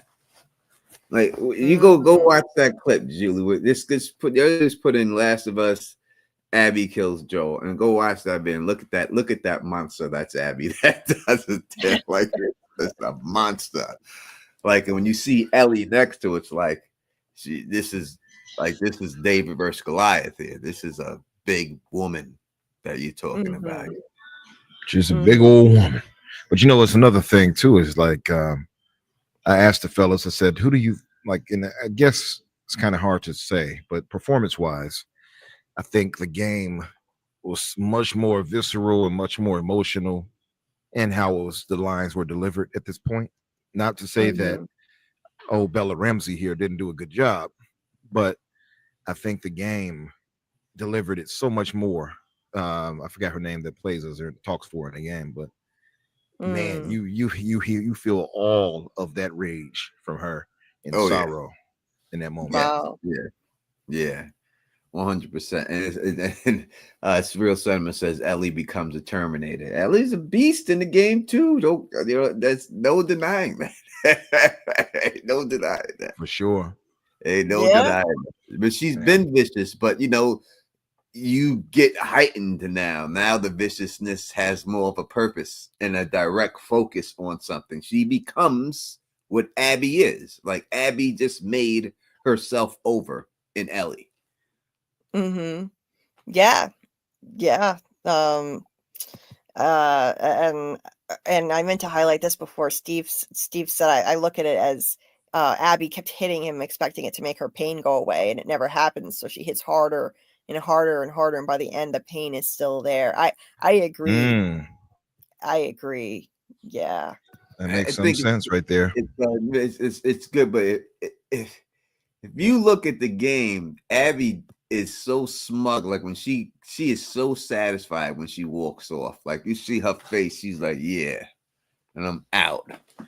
And that's it. And even this Abby, when she walks out and they show her walking away, she looks at like her face like she did the job and she's leading the pack and she's in the middle, and that's what it is, She does. She looks smug. She looks accomplished. Like, yeah, I did what I came here to do. But I think when the dust settles and she goes back where she came from, I think she's gonna still find that emptiness is still there, and her grief is still just as strong. But anyway, like this is, oh my God, more heart ripping here going on, where she crawls across the floor. They took her down pretty hard, so she's probably in pain herself, and she crawls to him, and and she It's lays much more next to him. dramatic to have her crawl over there too. It's more dramatic. It works on television, and just the crawl over, putting her head by there, pulling the golf club out of his neck. You know, all of it works to the point. And when this happened, I thought this was the end of the episode. Like, I seen this and I thought this is how they're gonna end the episode, like that, with that shot, and the episode ends. But nope. No, They ain't ended there. No, we couldn't end it there on us. I thought that was it. And like, no, you don't get away that easy. me That too. easy. Yeah, I was expecting this to be the end too. Roll credits. I was surprised because just end with this final gut punch. She takes his hand, and it reminds me too of that scene. It feels like a callback to that scene in season 1 where he was severely injured and passed out unconscious, and she was taking care of him. She got him antibiotics. She sewed up his wound in his stomach, and then she curled up next to him and just put her, like, rested her head on his chest or something, and it was just the sweetest moment. And he came back from that. He came back from that, and this time I feel like they deliberately do a callback to that, knowing and with us knowing now that no, he's not coming back this time. Like, he's gone. It's awful. Yeah. So it's I just immediately remembered that, and how much joy I felt when he did come back, and he came for her, and he came back from that. He could have died. He seemed like he was close to death then, and they were reunited, and just knowing, no, that this is it now. And then they do this overhead shot. This was a great shot, just of the two of them just prostrate on the floor. It's powerful stuff. I thought it would end right there too. Like, that would have been a good shot to end on, just the two of them. Nope, we had to be tortured more. They had to torture. Yeah, because the last scene, to me, is the worst scene of them all. Yeah, you think so? Jeez. I do. I think the last scene is the worst of them all. I mean, to me, it doesn't get worse than what we just saw, but look at I mean, yeah, she does look like mission accomplished, like she got the job done. Her face. I don't see any sense of peace on her face, but she's hardened and like resolute. Yeah. Grief changed her. Grief completely changed her into this monster. So she doesn't have any remorse, and she just walks away looking like, okay, she got the job done. She tortured, brutally murdered that guy, and then in this scene, well, at least we see Tommy and Maria made it, and they reunite, and the whole place is just teeming with dead bodies and infected dead bodies, and it's all burning down around them. So I don't know what they're gonna do now. I mean, this is gonna be. It's like in war when you hear people say we stack bodies like sandbags. Yeah, and that's the way their bodies are going to be stacked like sandbags. I'll try to be right back, guys. I'm stepping away for like 3, maybe 5 minutes. All right. Okay. Coming to the end here now. Yeah, that's a shit ton of bodies, and I know there were a shit ton of infected that came in, so I'm sure a lot of them are the infected, but I'm sure there's a huge body count of people that they lost in the town too. Yeah, the infected did make it into the town. Night man. LOL. I don't know. But yeah, that's all infected bodies in there. Oh yeah, lots of them. But it looks like they managed to at least get it under control. They took them all out. Now they just have to pick up the pieces. I mean, there's still fires burning. In They don't have yeah, and in the game, this never happened in the game. There was no battle like this in the game. Oh, so this is one thing that people can't predict right now or spoil for anybody. Like this is new territory. Yeah, there was So no battle like this in the game at all. so and it's not like they have some fire department they can call to put out these fires either. I don't know what they're supposed to do. This is crazy.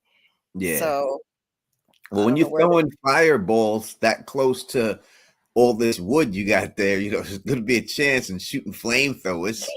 There's going to be a chance you're going to catch something on fire. right? Jesus. Yeah, I don't know what the hell they're gonna do. This is their safe haven now. This is what they up to the stakes even more than the game now. They up the stakes for these people and the survivors and Well, Joel said, we don't have enough room for people. Well, you got rid of some people and you got rid of some room. So I guess you may have a little more room now. they sure did. I'd say this is population control. That's for sure. Should have enough to go around now. Damn. And they're going to be left with the majority of the people are the weakest. The old people, the women who weren't strong enough to fight, and the children down in the shelters. They're the survivors, and some others, but yeah, they lost a lot of people, and I don't know how they rebuild after this. It's rough. It's rough. So it'll be interesting to see how they do that. I mean, this is their safe haven. This is how they survived. And then this final gut punch. Here it is. Yeah. Jesus Christ. It's terrible. It's dragging his body back like that. It's just terrible. Yeah, and Ellie is, she seems to be a little injured, and also, so emotional that Jesse's got a hold on her so she doesn't fall off the horse. He's holding her in place, and she looks back, and oh my God, Dina's head is down. She looks back at the body being dragged. Damn. Yeah, I wasn't expecting that either, at all. So That's what they would do to you in like medieval times. If you like lost a duel versus somebody, they would drag your body through the streets in the town. They would drag your body naked. They would show your body get dragged through the streets, and then they hang you up by your feet. Yeah, I've heard about that stuff. Oh my God, yeah. I mean, people did all kinds of crazy shit, and in the colonies, tarring and feathering people and dragging them around. People did to each other. Savagery, and you say, when people say that like someone turned into an animal because they did this, and I've even said it, Abby lost her humanity, she turned into an animal. No, I mean, we got to face the reality that human beings commit horrific acts of savagery and have for all of time. This is unfortunately the dark side of human nature. This is part of humanity. All the time. We have destroyed and killed each other from the beginning of time, and always figured out more unique ways to do it. And that's it. If you look at all the who invented the Iron Maiden, and why would you make that? Like, who would think of that? I'm going to make a thing for a body and put spikes in it so we could put people in it and close it on them and kill them that way. Like, why would you want to come up with that in your mind? Why would that even be a thought that even passes through your mind? Oh my God, Tony, you read my mind. I was thinking of crazy, not specifically the Iron Maiden, but specifically torture devices like that. Some of those insane ones I've read about. How does anyone even dream up this fucked up shit that they did to people? I mean, we like to delude ourselves into thinking like we when we hear about savage people and mass murderers and stuff, we dehumanize them to make ourselves feel better. Like, oh yeah, like they're an animal. They were insane, or they were animals to do that. No, unfortunately, this is the dark side of human nature. Human beings have committed horrific, savage, brutal acts for all of time. Mm-hmm. what is torture. that? They had another one called like the pony or the horse, where they lower you down and it has a blade and it goes right in between your legs and it splits you right in half when it pulls you down. They had that machine. Obviously, everyone knows about the guillotine because of Marie Antoinette made that famous. Them using that. I mean, you can just go through them, all of the things that they just invented to kill each other. Yeah, Like you could really just kill someone easy. It's pretty easy to do it, but no, we got to make whole inventions just to kill each other, and that's what we're going to do. And that's what it is. And it's just terrible, like that. That who just sat there and just drew it up and said, "Hey, if we do this, we could kill it. So we could chop the head off just like this." It's right. terrible. It's so fucked up. Yeah, like people got skewered like shish kebabs and Mhm. like literally like putting people up on spikes so they'd slowly get impaled to death. Ivan the Mhm. Terrible, all kinds of crazy shit. So Yeah, yeah, human beings. crucifixion is disgusting. Crucifixion is a disgusting thing to do that to people. Putting or they put rats inside of metal pails and then light the pails on fire so that the rat gets so afraid that it eats its way through your chest. You Oh, know, all the things they do. it's yeah, and we have to face that side of humanity. And in this show, yeah, like you see a lot of brutality, and this is nothing compared to that stuff. That actually those Yeah. types of torture devices. This is kid stuff. Yeah, medieval. They say you probably didn't see Pulp Fiction either, Julie. Nope, nope. But what he says, I'm going to get medieval on these guys. There's a reason why he said that, because those are brutal times. It did crazy Right. things. Yeah. Yeah. Well, that's another one I need to watch. I know I've heard of that one. That's a legendary movie that I've never Of course, seen. no But doubt. Yeah. yeah, medieval people. Yeah, it was crazy shit. At least we've gotten a little bit less um uh brutal over time, more humane.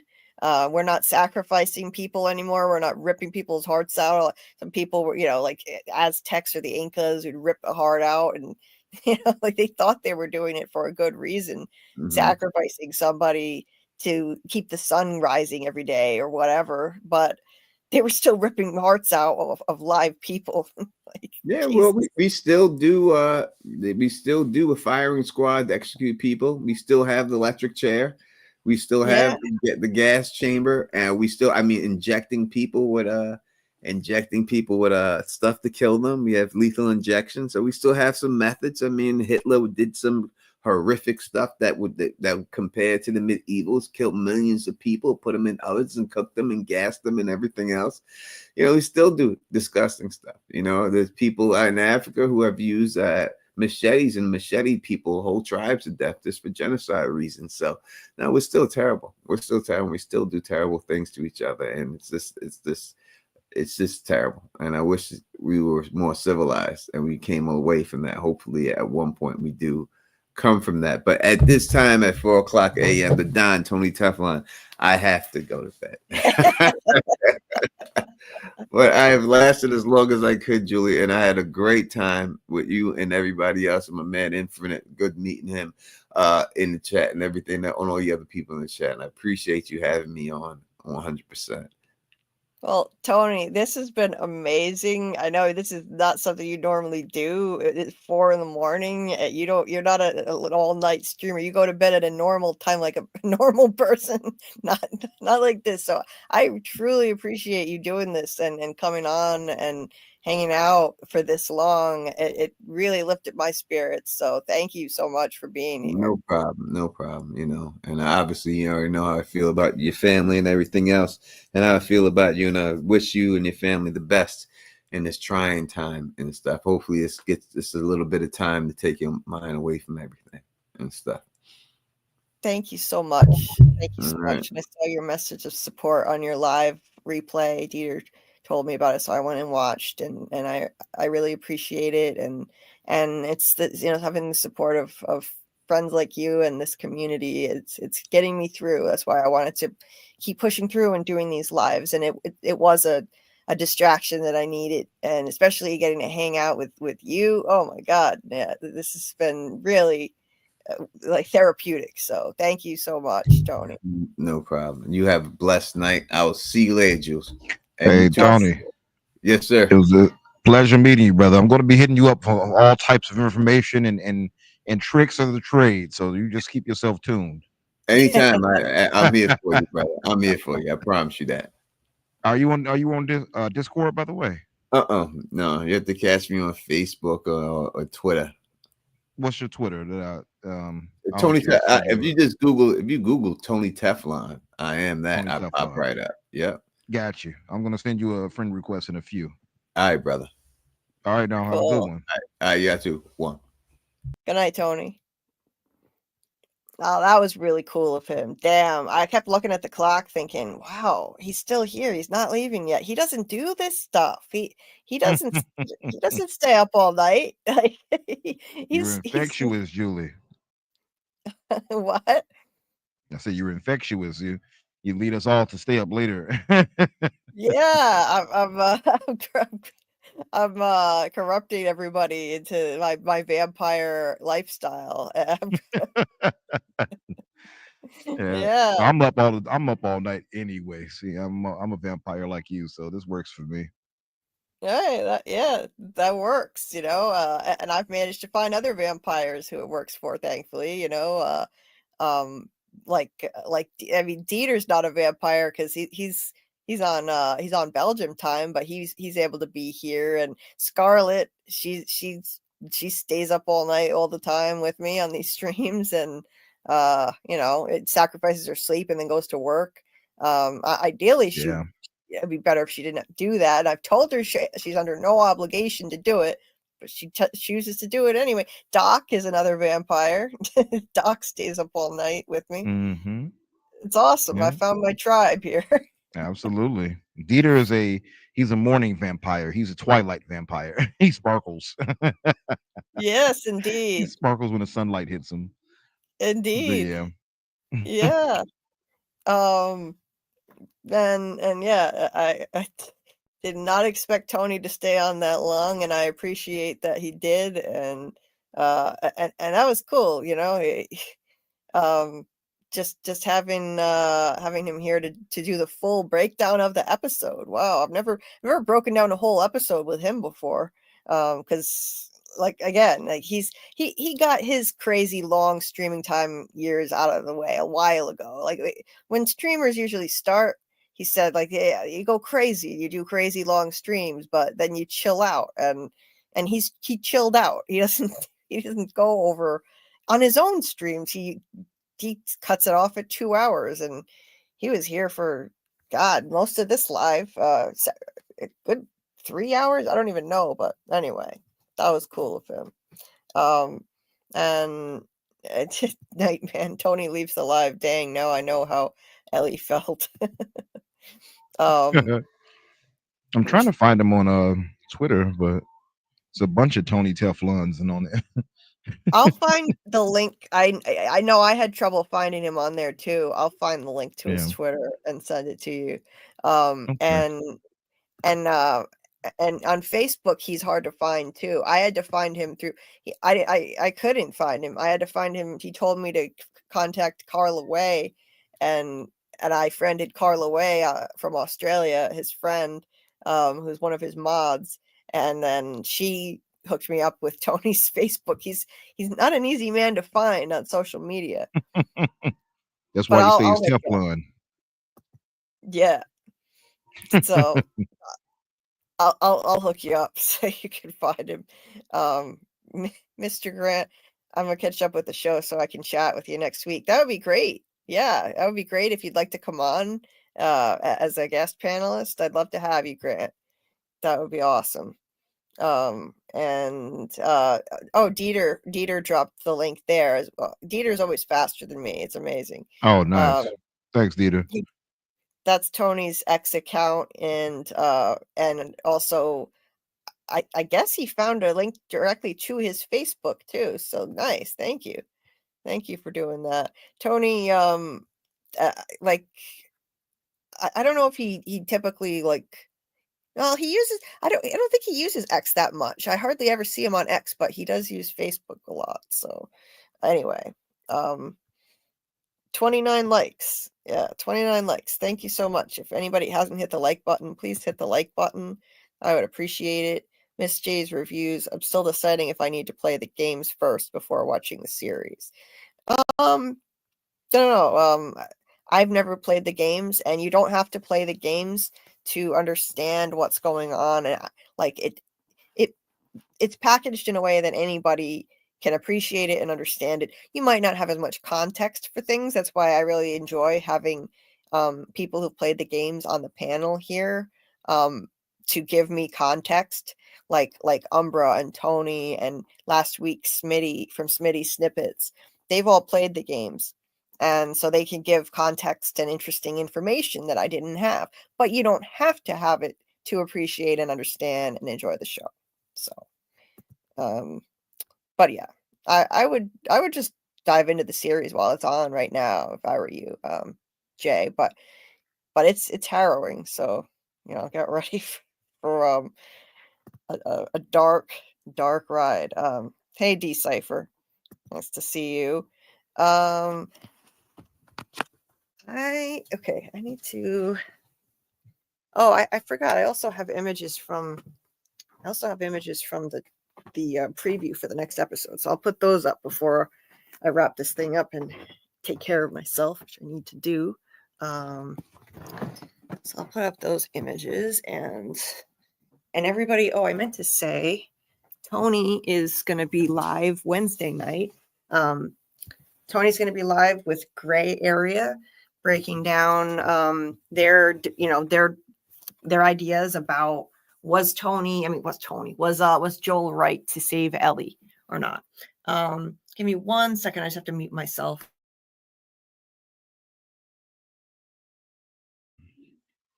Now's the perfect time for me to start serenading the audience. Take on me. Take on me. I'm sorry, audience. Oh my God! No, don't be sorry. That was lovely. No, you can serenade anytime. Serenade us anytime. Thank you. So anyway, yes, I was gonna say. So Tony, I'm gonna link Tony's channel. Not that people really have trouble finding Tony's channel, but when the stream ends, I'm gonna add Tony's channel to the description of the video.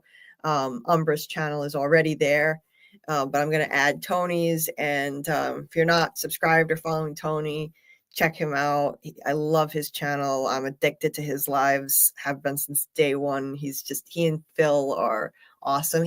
Anybody he collaborates with, LMR.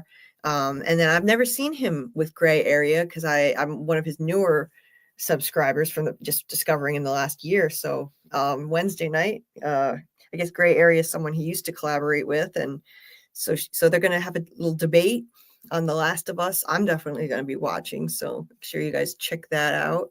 I really enjoyed that conversation with Tony. I found a lot more common ground than I expected to, and we have differing opinions, but friendly debates are fun. And if everyone agreed, well, it would just be pretty boring because it would be an echo chamber. So anyway, I am going to put up the images for the preview for the next episode. We'll just go through those. And I need to get off and eat something and do some exercise and all this crap that I don't want to do. But anyway, so we ended on this very brutal image of Jesse and Dina dragging Joel's body back to the commune, and Ellie looking back and looking at the body. It was devastating. Just when you think it can't get any more brutal, that last gut punch right before the credits rolled, and the credits were really somber, fit the mood of the episode. Extremely somber. I wish I had taken screenshots with the captions on or taking notes on the lyrics of the song that played, because it was a play on the prayer about walking through the valley of the shadow of death. I don't but the lyrics of it, they were altered to fit the show, and it was very fitting, I gotta say. Wish I could find the song. What was the song? I'm trying to remember it too, but it was like, what was it? Yea, though I walk through the valley of the shadow of death. I forget how it went. But I Yeah. noticed too, like it was interesting how they were closing it out by showing the townspeople like cleaning up survivors or those who were bitten and things like that. Because they show one guy like shooting one of the townspeople who were bit. That was pretty interesting to see how the cleanup was starting to take effect. Yeah. Yeah, that's right. That's right. Yeah, they have quite a bit to clean up too. I don't know what they're going to do. They don't have a fire department to put out the fires, and it's everything is just in shambles. So I don't know how they're going to recover well from this. Yeah, so I just looked it up. The song. So this is, yeah, okay. I found the lyrics because the lyrics are really fitting for the situation.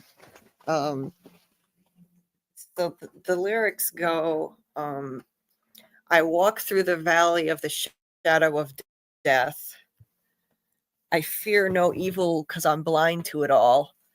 And my mind and my gun, they comfort me because I know I'll kill my enemies when they come. Surely goodness and mercy will follow me all the days of my life. And I will dwell on this earth forevermore. So that's crazy the way it changed the prayer. Instead of I forget how does the prayer go? I gotta look it up now. I don't remember. Yea, though I walk through the valley of the shadow of death, I shall fear no evil. For how does it go? For he walks beside me, he lays beside was I forgot the rest too. But it's a demented version of that because she's talking about how she's got to kill all her enemies. And that, yes, yeah, and she's like she can't walk on the path of right because she's wrong. So she knows what she's doing here is terrible, and what she has to do is destruction and pain and death. But yeah, this is actually in the game now that I think about it. They'd had like trailers before the game released, and it showed her singing this before Joel walks up to her in the trailer. Yeah. Mm-hmm. Ashley Johnson is the voice of Ellie in the game, and she also sings this song. Right. Oh wow, that's cool. Yeah. So I found let's see, the Psalm of David. It goes, "Yea, though I walk through the valley of the shadow of death, I will fear no evil, for thou art with me. Thy rod and thy staff, they comfort me." Now compare that to, I walk through the valley of the shadow of death. So that part is, it fits, but then I fear no evil because I'm blind to it all, instead of I fear no evil for thou art with me. So I fear no evil because I'm blind to it all. Like at this point, Abby is just full of blind rage. She's like, there is no good or evil anymore in this world. It's just everyone out for themselves and their loved ones, or vengeance or whatever. There is no clear-cut good or evil anymore. And in the psalm it says, thy rod and thy staff, they comfort me. In the song, it's my mind and my gun, they comfort me. So instead of seeking solace in, like Jesus or whatever, it's my mind and my gun, they comfort me because I know I'll kill my enemies when they come. Like, the Lord is not, they're not expecting the Lord to help them with anything. They're taking matters into their own hands. They're just going to kill their enemies. It's crazy. It's a really demented way to twist that prayer around. And yeah, and then adding, in the prayer, it also says, surely goodness and mercy shall follow me all the days of my life. and they put that in the song too. That and I will dwell on this earth forevermore. It's just, oh my God, it really hit hard. It really hit hard, and that last part, I will dwell on this earth forevermore. That could be interpreted to mean the infected. That the infected will. And then it goes on, actually, because I walk through the valley of the shadow of death, and I fear no evil, because I'm blind. Oh, and I walk beside the still waters, and they restore my soul. That's twisting around part of the prayer too. I mean, that's using a section of it, but then it says, "But I know when I die, my soul is damned." So these people have all done horrible things. They know that, so it's also kind of implying that Abby knows too, which is interesting. I know when I die, my soul is damned, and they're playing that song over the scene of Ellie on horseback with Jesse dragging Joel's body, and it gives you that kind of chilling feeling, like Joel, like this applies to Joel in a way too, because Joel, all Joel had was his gun and killing his enemies when he needed to, killing people who were, threatening him and Ellie, and he did horrible things. He killed a lot of people. So is his soul damned? Like, it kind of applies to Joel, and it applies to Abby, and it applies to a lot of people in this show. It's dark. It's dark. I thought it was a brilliant song choice. Yeah, I agree. It's really dark. I wonder though if they would have been best. I mean, they can reuse it if they want, but I just wonder if it would have been better used when she starts her tour of revenge. You know what I mean? Right. When she starts her tour of revenge, what did you say about that? The tour of revenge? I missed what you said right before. Yeah, I was just wondering if the song would have been better used when she starts her tour of revenge, essentially. That was to come Yeah. after this. Yeah. Although they can reuse it if they want it, to be fair. It would be fitting then too, for sure. Yeah, because we know what's coming. It has to. Ellie said, "I'm going to kill you. I'm going to kill you all," and we know they're going to want to come after these people. So it fits. It fits with Ellie too.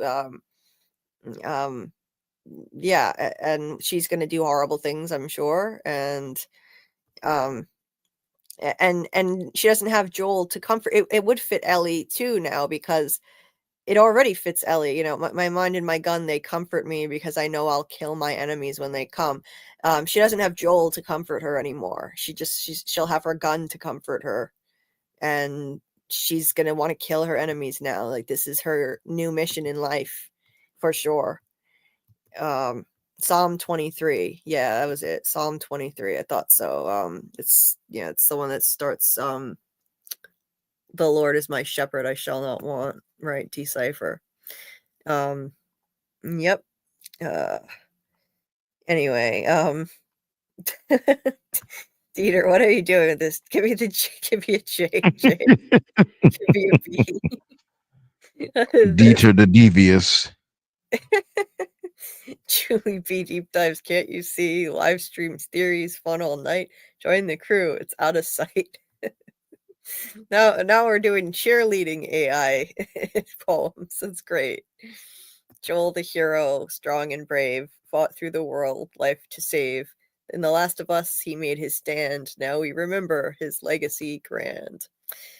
Yes, indeed. Anyway, let's get to the preview.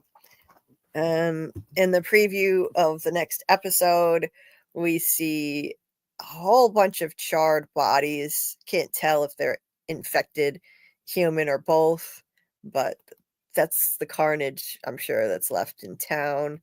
And Ellie is laying I guess they have a hospital there, because I guess they have some kind of makeshift hospital, because they say you're in the hospital. Someone says to her, "You're in the hospital." she's got some kind of tube sticking out of her side, which is weird. I don't know what that is. I don't know what that's about and why she's dressed like that. It's kind of weird. She wakes up and starts screaming, like bloody murder screaming, and I don't know, maybe she woke up and remembered the horror of what she just saw with Joel's death, and she's reliving it, having a flashback, and starts screaming. I wouldn't blame her if she did. After what she witnessed, yeah, I would wake up screaming too. It's going to be really difficult to watch her suffer now, and I feel bad for her because she was just being a dumb kid. She's still a teenager. She was mad at Joel, but now she's going to have to carry the guilt for how she treated him. That sucks. I feel bad. Guilt is a terrible burden to carry. I've experienced that firsthand. Guilt is really damaging. She's got trauma and guilt and grief all piled together. And this is just, oh my God, another gut punch.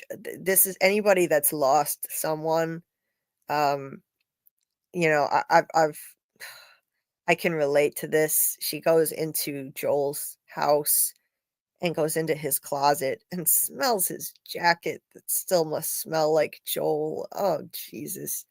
I don't know if my heart can take the rest of this season. I really don't. I'm ready for her to just start her vengeance, her vengeance campaign. Even though I'm anti-vengeance, it's better that than having to watch this. This is just too much.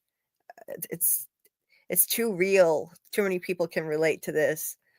My mom did stuff like this when her dad passed. It's and I had to witness it. It's horrible. Holding on to something that smelled like them. My grandma did it. It was the same person. It was her husband who passed, my mom's father. My grandma did this kind of stuff. It's awful. It's just awful. I need my entertainment to be more escapist and less less real. Less real. Yeah. Yeah.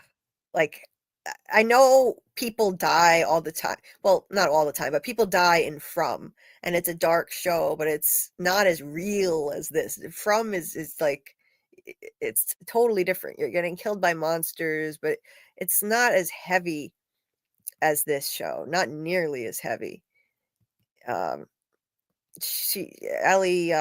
opens up a box, and she sees Joel's broken watch is in there. She's got his broken watch from his daughter Sarah that he wore ever since she died, and underneath it she finds his gun. You see his brother Tommy crying next to his body in a room full of other bodies of the deceased. And Ellie at Joel's grave. At least he has a decent grave. The Fireflies only had makeshift crosses made of, pieces of wood, but they actually managed to make graves. Like that's how sophisticated they are in this commune. They can actually do this kind of stuff. Jesus, Boo. Boo is upset about it too. Boo, I know it's very sad. It's very sad. Like, all right, that's enough of this. Boo is boo-hooing over here. She's very sad. You see Ellie visiting Joel's grave, and you can see his name is even on it, so they actually are able to do stuff like that here. Other graves there, and it's very real. I mean, yes, there's a lot about this show that's unreal, obviously.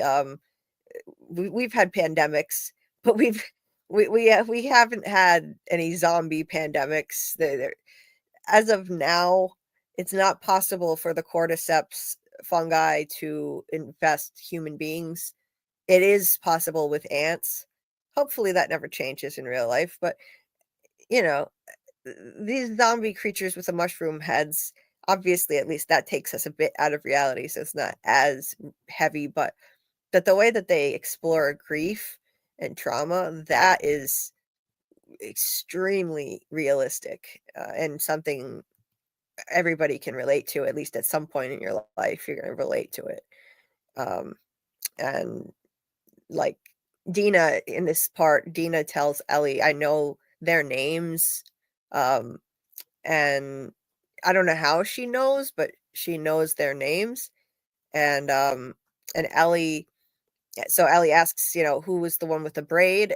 And Dina says Abby. So she knows who. So Ellie's got a name, and then we have her.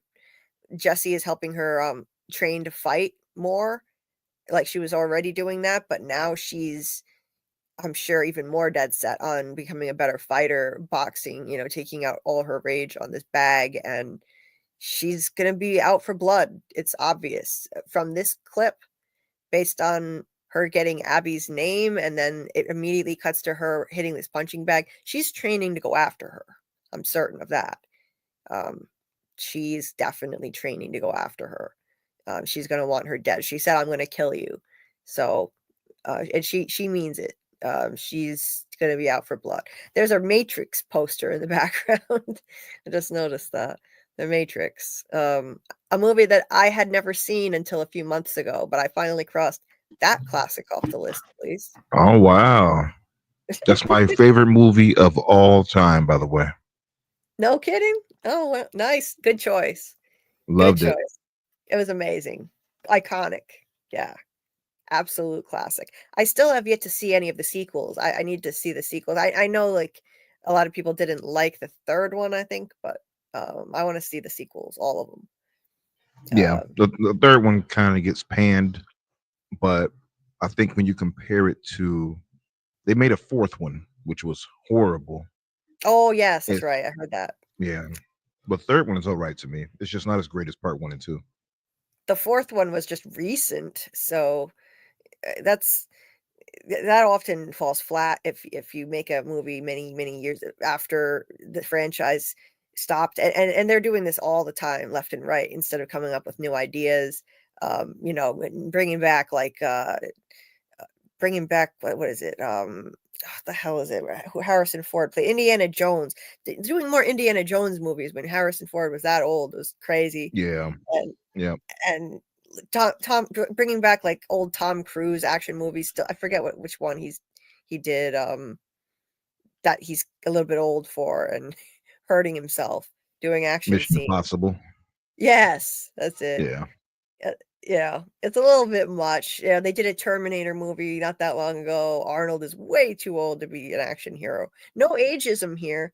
I'm not ageist. It's just not realistic. And a lot of times these things fall flat. Too many years have gone by, and they're trying to bring back something that you just leave it alone. Leave the classics alone sometimes. But no, I agree.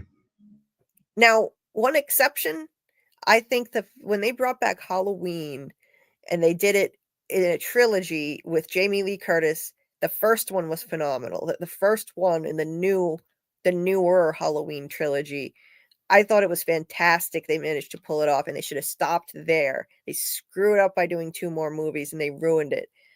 It was amazing. I thought it was phenomenal how they paid homage to the original Halloween movie, and they flipped it around, and the hunter became the hunted in the end. Jamie Lee Curtis and 2 more generations of her family, her daughter, her granddaughter, all coming together, and Jamie Lee Curtis coming out of the shadows instead of Michael Myers, and she's sneaking up on him. I thought it was amazing, and they just should have stopped there. But anyway, that's neither here nor there. I digress. Back to this, we see a bunch of heavily armed militia. I'm assuming this is Abby's. These are Abby's people, most likely, in Seattle. Abby is, I'm sure they're all headed back there. Ellie's viciously punching that punching bag, probably imagining Abby as she does it. And I think, is that it? I have a few duplicates here. And you see Abby waking up. Yeah, that's the end. Okay. That's the end of that. So, yeah, so the cycle of vengeance begins. Yeah. Got so much more to go. I'm just really interested in seeing if they're going to change anything major from the game, because I know how this ends and I'm conflicted on it. Um, but I really want to see if they'll take this another direction. I really want to see. Right. I'm not. I've looked up some spoilers, but I've forgotten some of them, and I'm going to leave it that way and let myself be surprised. I do know certain things, and I'll be interested to see if they follow it. If they deviate a lot, I'm going to be ticked off because, look, you followed it this far and took out my favorite character in a brutal way and rushed it. Just stick to the rest of the game then, if you're going to do that. If you're going to make big changes, you should have changed this too. That's where I stand on it. But what's this, Dieter? Is this this cameo? Is this Doug Hughes cameo site? I'm guessing Doug Hughes from the MGM Plus series. From, if anyone listening doesn't know what I'm talking about, any lurkers out there, Doug Hughes is on Cameo now. I'm guessing that's what that is, which is cool. Yes, okay, that's Doug Hughes' cameo. So our friend of the channel, Doug Hughes, who plays the man in yellow on From, is now on Cameo. So so if you want a message from Doug, and I mean, it makes a great gift. The people from this show do amazing cameos. I can attest to that because I have cameos from all of them. Oh, speaking of which, before I sign off, I know this is not a From stream, but at the end, Dieter did send me a link to a cameo from Doug, and I'll play that at the end, which I need to wrap up now. Anyway, so Dieter says, so Abby doesn't know Ellie is immune. Right. I don't think they know. I think they don't believe it. They said they heard rumors in the first episode. They heard rumors, and then someone says, "Oh, it's not possible." So I don't think they believe it. They could have just captured her, and honestly, that would have made them look better. It would have made them look more altruistic, like they're not just out for vengeance. They want to try and save humanity. I don't want Ellie to be captured, but at least it would have made the Fireflies look better. The remnants of the Fireflies. Anyway, yeah. So I'm a completist when it comes to franchises, movie franchises. Even though a lot of times they fall off, I'm a completist and I've got to watch them all anyway. So now that I've watched the first Matrix and loved it, I'm gonna watch all of them, even the one that people hated, the fourth one, just to see it once. I hear you. Yeah. You never know. You might like it. So it's always best to judge for yourself. Yeah, I like to at least see it through to the end. And if it's shitty, okay, well, I watch it once, I don't watch it again.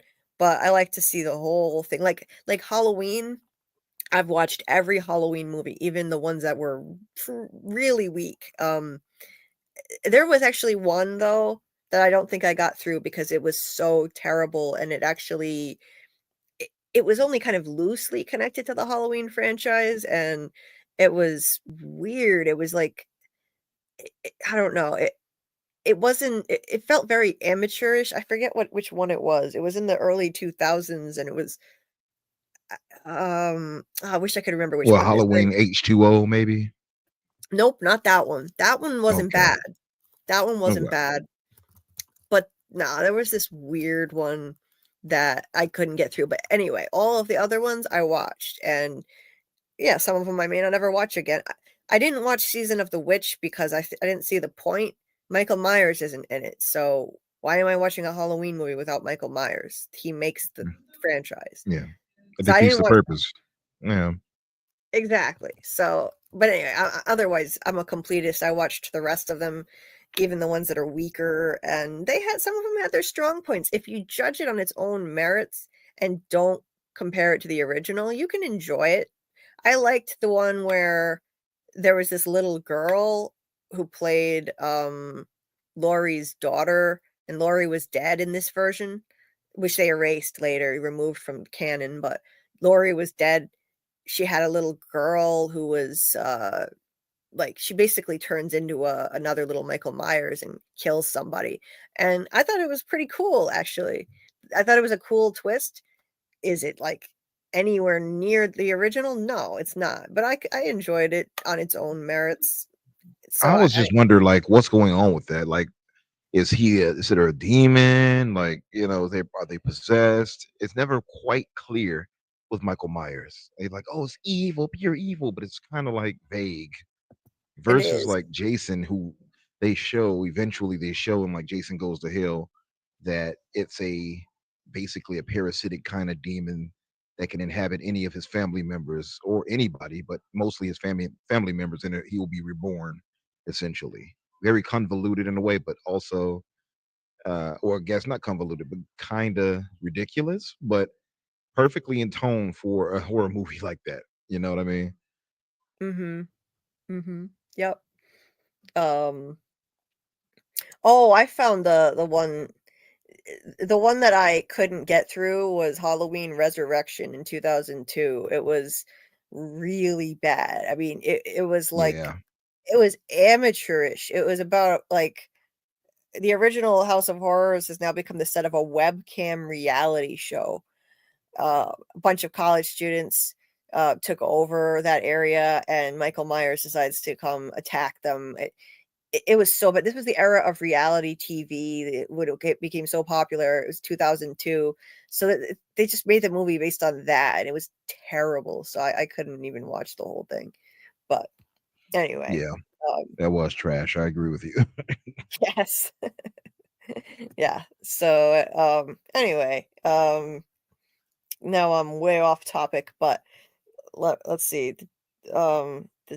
The chat above it explains, "Oh, okay, Dieter. Give me an M. Give me an I. Give me a Y. Man, MIY's on Cameo. Don't ask why. Personal vids just for you. Get yours now. It's time to view." There we go. Sorry, Dieter. I don't mean to overlook messages sometimes, but when you're in pain, your executive functioning isn't on point, so I overlook I'm things by accident.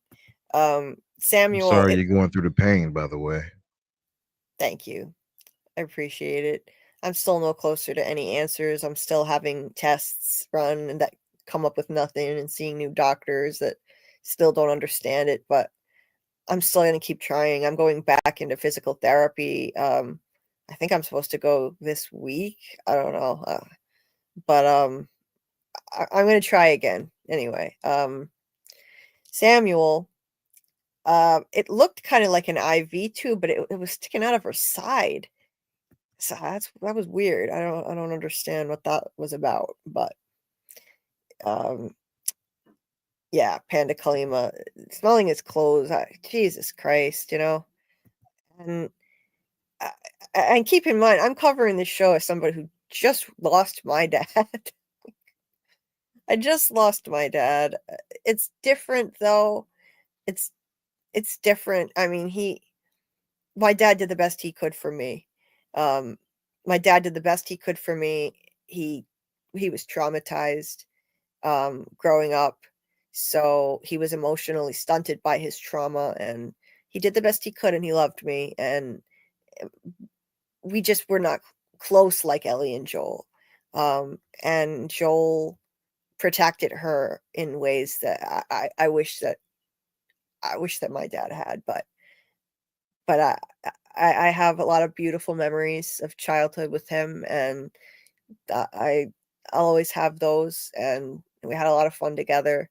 He was a good person. He had a good heart, and so it's hard watching this show about daughters losing their fathers right now. It's kind of triggering, but I was surprised by how much I was able to lose myself in it.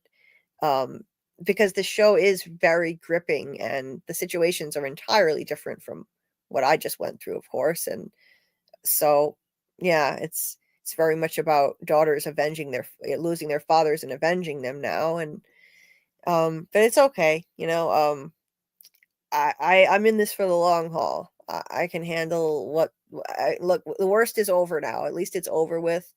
It's done. It's over with. Um, and I'm actually kind of glad that it's over with. Because I knew Joel was going to get killed off, and it's out of the way now. And now we can just move forward. And Anyway, yeah, it's a bad time for me, Dieter. Not a good- Condolences to you, by the way. I wasn't quite aware of that. Thank you. It just happened on Friday. So I could have taken time off from doing this, but I explained to my in my Facebook, I mean not Facebook, my YouTube post, this community is my lifeline, and so I hope people understand. Like everyone grieves in different ways, and I needed to do this. I don't have a support system around me. I just have my mom now. It's literally in my in-person life. It's literally just me and my mom now. So my mom and dad split up a long time ago. I just live with my mom. But at least I had my dad, and it's just me and my mom. And I don't have people around me to support me right now through this time. I don't have, like a lot of people, you lose somebody and then you have family members and friends come together around you and help lift you up. And I don't have that. That's why I'm not taking a break. That's why I took a break Friday night because I had to. Because that's the day it happened and I was not in any shape to do a live stream, but now I need this community. So and everyone has been incredibly supportive, and I don't know what I would do without this community, because I have never been more alone in the world than I am right now. Completely alone. Just me and my mom. I'm not completely alone. Thank God I have my mom. But I needed to come back and do this, and it's been therapeutic to get back to work. I just took a couple day break to get to work on the channel, to work on videos. I'm not functioning at my best. I had to start the live late. I had to redo a video I was working on like 4 times today because I'm not functioning at my best capacity right now, but it's good for me to get back into my creative outlet, to have something else to focus on right now, and to find comfort in this community, because I don't have people around me to do that. My mom has been very supportive. My mom and I went to the beach yesterday just to have the therapeutic value of just walking by the ocean. It's only half an hour away, and I was glad I did it. So my mom is really being supportive of me, but people need more than one person. You need a support system, not just one person. And so that's why this community is so important to me, and like family. And that's why I'm going to keep pushing through and continuing with my schedule, doing my lives this week, losing myself in some escapism while also processing the loss at the same time. I'm dealing with that. I'm talking to people about it. I'm processing it, but then I can come and do this and lose myself and have this awesome fun conversation with you, Umbra, and with Tony and with Scarlet earlier, and the chat. It's really helped a lot. I went into the live in horrible shape physically and emotionally, but it took my mind off of things for a while, and I needed that. So I'm not going anywhere. I know some people would need to take a break and just be around the people in their life in person, but again, my mom can only do so much. She's only one person. She needs a break too, and she's grieving. They divorced when I was 15, but she's devastated anyway. So, so I'm not going anywhere. I will be continuing with my schedule this week. And I appreciate every single one of you who shows up to these lives, because you're family to me. So I really appreciate it. Thank you, Dieter. Thank you, Dieter, for the support. And Decipher, thank you. I appreciate it. And Panda Kalima, thank you. Thank you, thank you, thank you. And a lot of people have shared condolences on my post, including people that Koala T Reacts sent over. He is an amazing dude, and I appreciate him. What a big heart he has. Finding out about this during his live stream from Dieter, and then in his live stream going over to my post, leaving condolences with with my post on the screen and then sending everyone over to do it. An amazing guy. So, yeah, everyone's been so kind. So thank you. Yeah, I did go to the beach, Dieter. Yeah. We went down there yesterday and, well, technically the day before yesterday now. We're going to keep going. We're going to go every weekend. My mom says she wants to take me every weekend. So we're going to keep doing it. And it's hard, but it's therapeutic. It's not good for me to stay cooped up in here like I have been all the time. So I'm going to keep doing it. Anyway, so that's going to do it.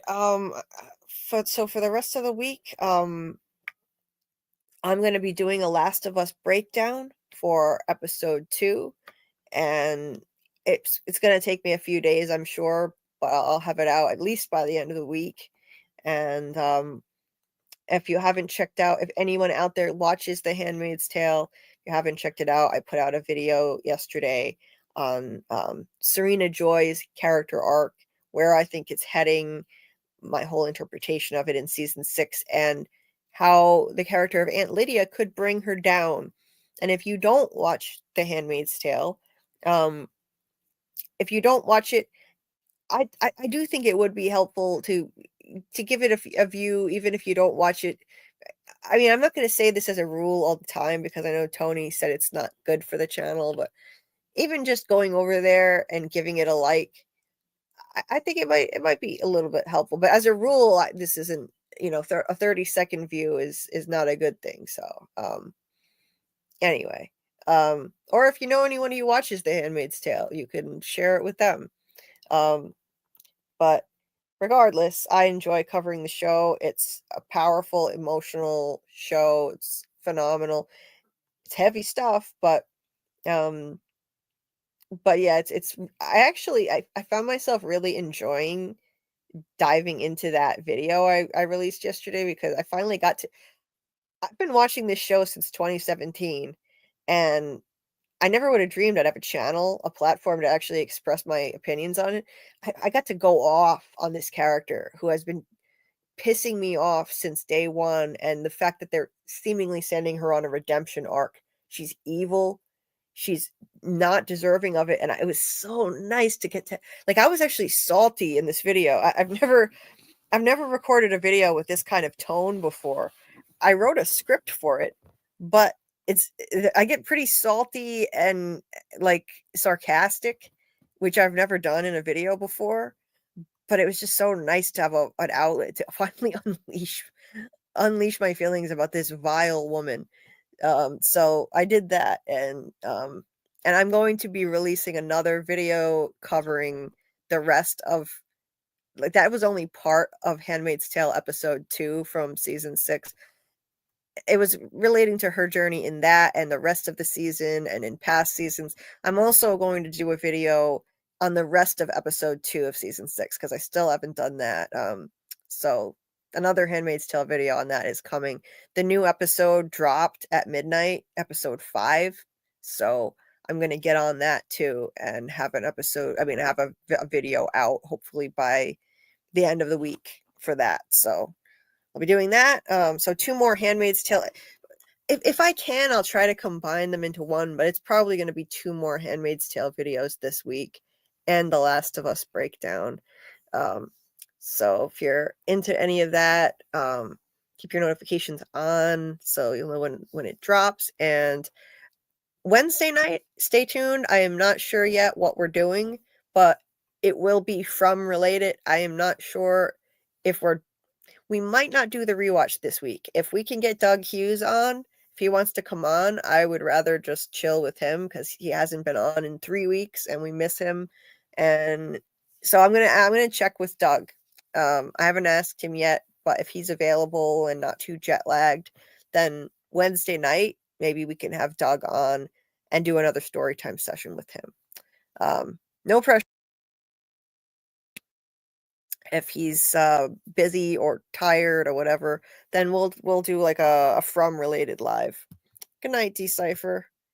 And so we'll keep you posted. I'll make an announcement later today on what we're doing for Wednesday night, what kind of live we're doing, if we're doing a From Rewatch or something with Doug. Friday night, we'll do our the one that I had to cancel last Friday. It will be rescheduled for The Residents, episodes 5 and 6 at 10:30 p.m. Eastern, followed by FROMacademy with Doc, where we'll discuss. He did lots of awesome research on solving murder mysteries, and we're going to dive into that, which will also, it will connect with From, because of like the murder mystery problem solving element, and it also will connect with The Residents. So it'll be a FROMacademy that's also relevant to The Residents. That's Friday night. Doc will be on around 12:30 a.m. to do that, but we'll start the live for The Residents around 10:30. It only takes us about 2 hours to break down 2 episodes of that. I'll do a watch party in the Discord at 8 p.m. Eastern Friday night on The Residents, episodes 5 and 6. And hopefully Saturday night, maybe we'll do a movie watch party. I've been wanting to watch Nightmare on Elm Street, which I've only seen once, and I was really out of it, half asleep, so I missed a lot of it. So I want to watch it again and really appreciate it, take it in. So I'm thinking maybe Saturday night we'll do a watch party for Nightmare on Elm Street in Discord. I think that would be fun. But we'll keep you posted when we have that nailed down for sure. And good night with Alice. Umbra. Oh, Umbra. Here you go. Your device got disconnected, it said. Panda Kalima said, "Great job, Umbra. I subscribed earlier to your channel." Nice. Nice. Oh, thank you. I got disconnected. I think my mic is dying. So, with that in mind, let me sign out really quick. Julie, thanks for having me. I appreciate you as always. Oh, it's been a pleasure. It's been so nice to have you back again. And what's going on with your channel before you head out? Yeah, if this mic, I think this mic is not going to let me say it. Let's see. You can try. Well, if not, you can write it in the chat. You can write it in the chat. We have the link to Umbra's channel. We have the link to Umbra's channel in the description of the video, and Dieter dropped the link in the chat. Also, is your mic back? Is your mic back? Oh. Yeah, can you hear me? I put in a different one just to see if it'll work. It's working. So yeah, thank you for that. Thank you, Dieter. Thank you all in the chat for holding us down, for holding Julie down. And hope you all stick with her, especially through all these trying times. And as far as myself, if you all looking to reach me, you can find me on Twitter, Infinite Umbra or Umbra Infinite. You'll find me either way. On YouTube here, thanks to the link in the chat, you can subscribe if you would like.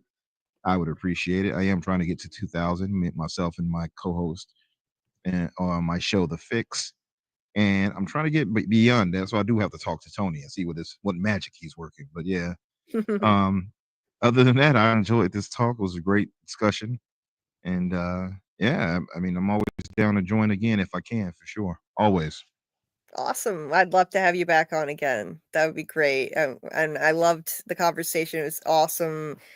You and Tony, it was really a great dialogue. I enjoyed it, like friendly debate at times and just really interesting discussions. So thank you so much for joining. And I hope you can join again soon. Yes, definitely. With that, I'll go ahead and sign out before this thing dies on me again. But Okay. but I'll talk with you soon. See you guys. Okay. Good night. Okay, and that's gonna do it for me too. But before I go, I got one more thing left on the agenda. Hold on, just bear with me for a minute. In the meantime, I'll also point out that Scarlet is covering Towards Zero with Sci-Fi Vision with Jamie on the Sci-Fi Vision channel. It's an Agatha Christie murder mystery. So if you like that kind of thing, on Thursday night, I'm not sure the exact time. I think Well, I know they're live. I believe their live is 11 p.m. on Thursday night for episode 2 of Towards Zero. It's a British show. It's on BritBox, and they're doing a watch party in Jamie's Discord before that for episode 2. So if you're not in Jamie's Discord, you can find the link to her Discord on the Sci-Fi Vision YouTube channel. So there's that. So yeah. So if you have the time, check it out.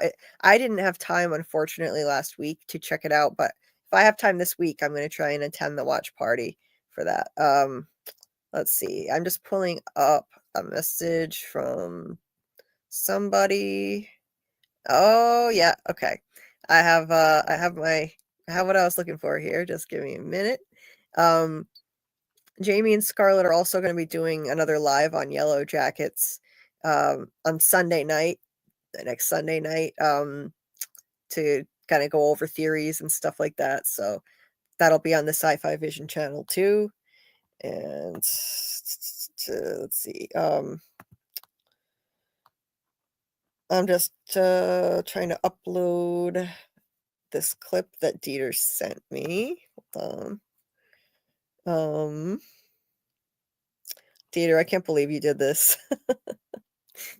You are out of control. Oh my god. Oh my god. This is crazy. It's uploading right now, so I can end on this. I won't just sign off immediately though. I'll come back on and comment on it this time since I've never played it before. And then I'm going to get off and take care of myself. But anyway, we'll keep you posted. I'm gonna talk to Doug today, see if he wants to do a live Wednesday night. If he wants to do it, then we'll do a live with Doug. So I will make an announcement and let you know if he's able to. And if not, then maybe we'll do a From Rewatch live, and that'll be 10:30 p.m. Wednesday night. If Doug wants to join us, we'll push it back and we'll start it at 10, make it a little earlier. Anyway, keep an eye out for my Last of Us episode 2 breakdown. I'm gonna get to work on that and have that out by the end of the week. Dieter says, yeah, I know I talked to Doug about it because I thought it was silly since he joins all the time, but I did it. Yeah. You couldn't help yourself, huh? Thank you very much, Dieter. You are unbelievable. Wow. Seemed like a good moment. Well, I've got it uploaded, so I'm gonna play it now. I'll live. This will be the first time I've seen it, so I'm gonna be live reacting to it after. Hold on. Hey, Julie B. The man in yellow here, along with his alter ego, the mini MIY. We just wanted to let you know that you're in our thoughts. We know you're going through a rough time right now, but you will get through this.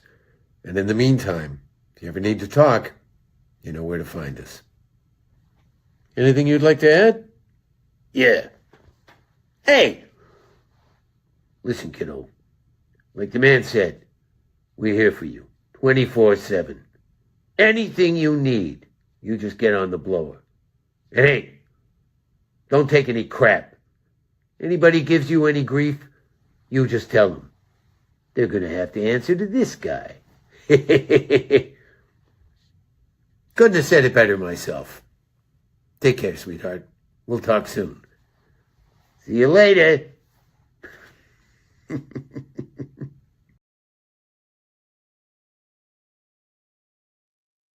Oh my god. Oh my god. That was so sweet. That was so sweet. Oh my god, Dieter. I can't believe you did that. That was so sweet. And what he said was lovely. That was beautiful. I loved how he made the Mini Man in Yellow talk. Oh, it was great. Doug and Mini Man in Yellow. Oh my god. That was so sweet. Thank you so much. Thank you so much, Dieter. It made me smile. It's not that easy to do right now. Thank you. Thank you for doing that. I mean, you're unbelievably generous, and I can't thank you enough for all your support, and thank you, Doug. That was absolutely adorable and sweet and touching. Doug is a good friend, and it was kind of you to support Doug that way too, Dieter, too. These actors on From, like we should support them. If you need a good gift idea, yeah, support them on Cameo. Get a cameo from Doug. They really go the extra mile. They make beautiful messages like you just saw, really kind and sweet and funny.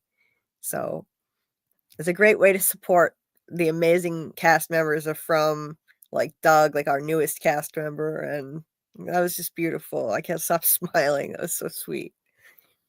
So sweet. I feel so just surrounded by love and support, instead of almost alone in the world, thanks to you guys. So thank you for that. Thank you for that. I needed this. See, this is why I'm here tonight instead of taking a break. This is exactly why. So thank you. Thank you, thank you, thank you. I can't express my appreciation enough for all of you wonderful, lovely people. And Dieter, you're the GOAT for a reason. Yeah. That was beautiful. Oh, anyway. Yellow hearts. Love it. Love it. Yeah. That was so sweet. So sweet. And I'm in a lot of physical and emotional pain, but I just can't stop smiling. That was so lovely. Yeah, thank you guys. Thank you guys. Thanks, Umbra, Panda Kalima, and Samuel.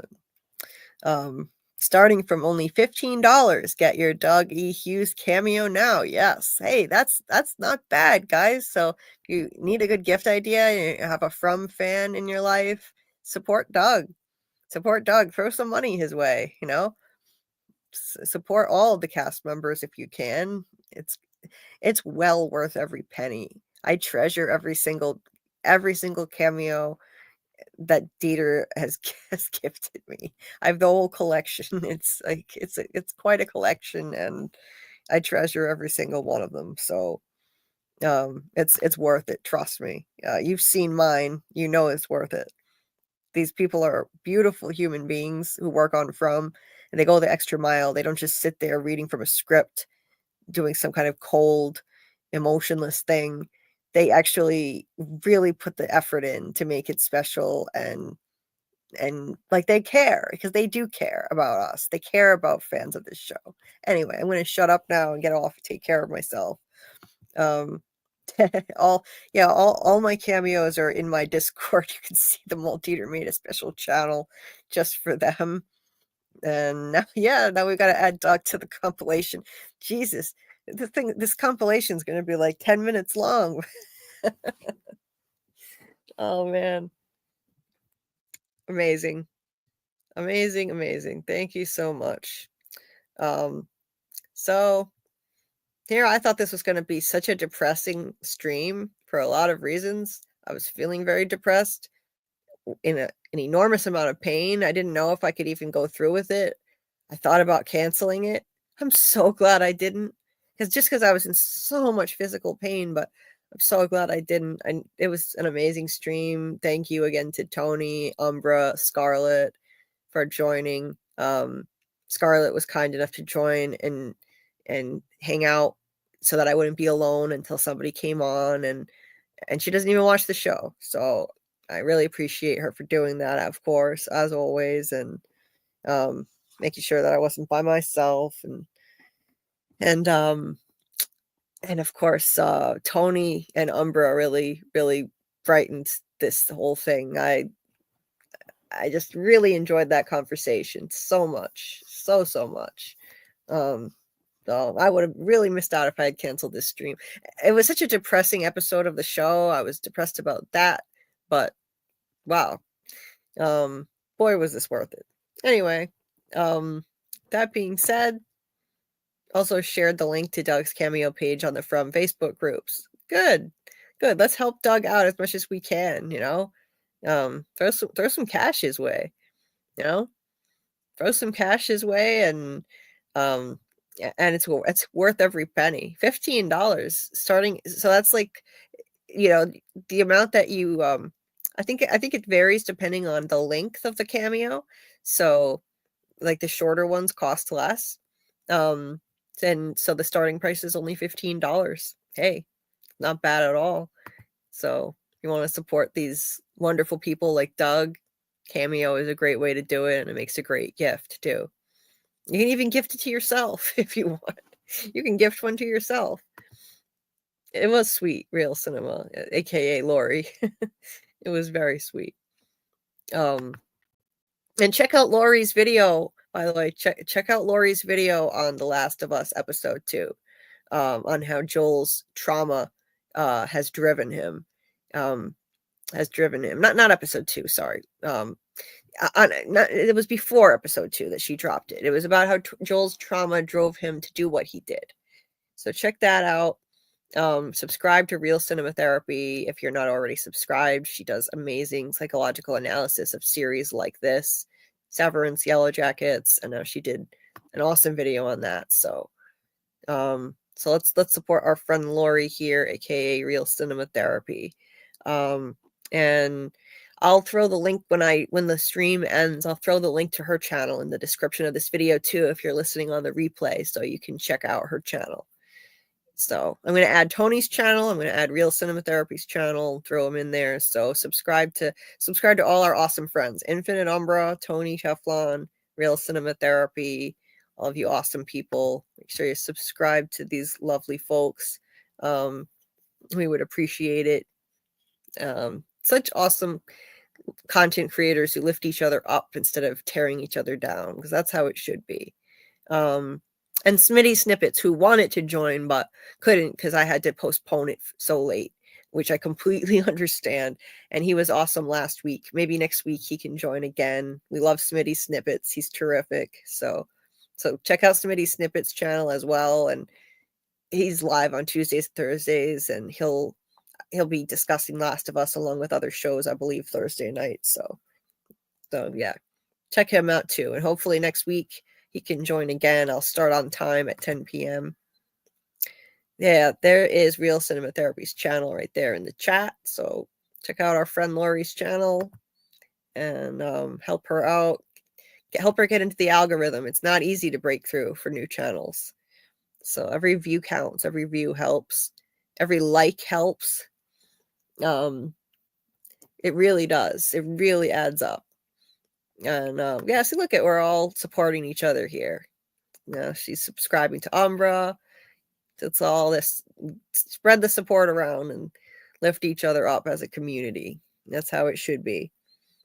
Anyway, Doug told me it's the price Cameo suggested depending on how famous you are. Oh, really, Teeter?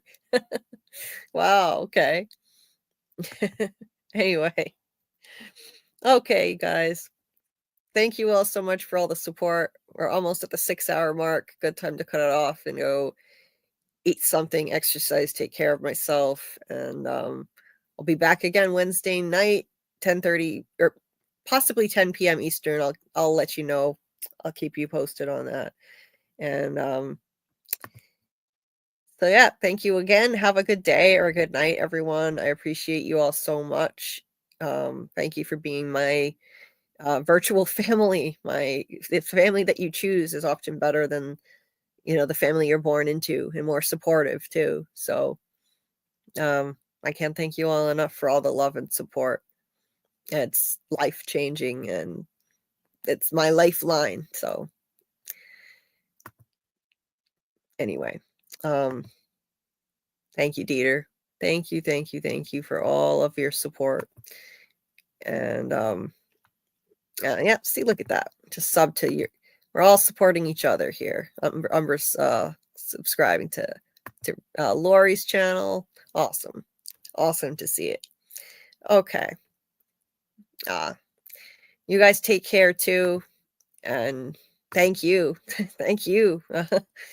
I mean, you guys are helping me. You guys are helping me survive, believe me.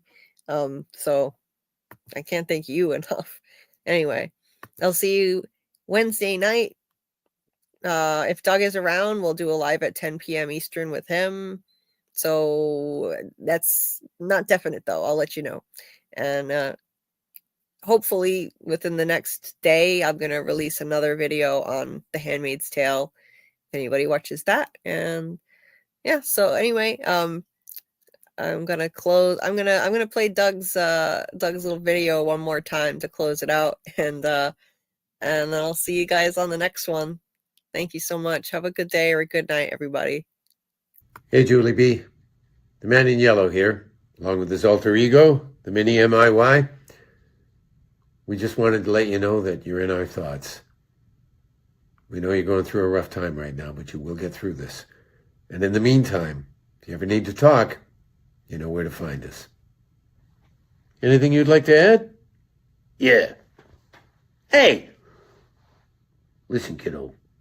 Like the man said, we're here for you, 24/7. Anything you need, you just get on the blower. And hey, don't take any crap. Anybody gives you any grief, you just tell them. They're going to have to answer to this guy. Couldn't have said it better myself. Take care, sweetheart. We'll talk soon. See you later.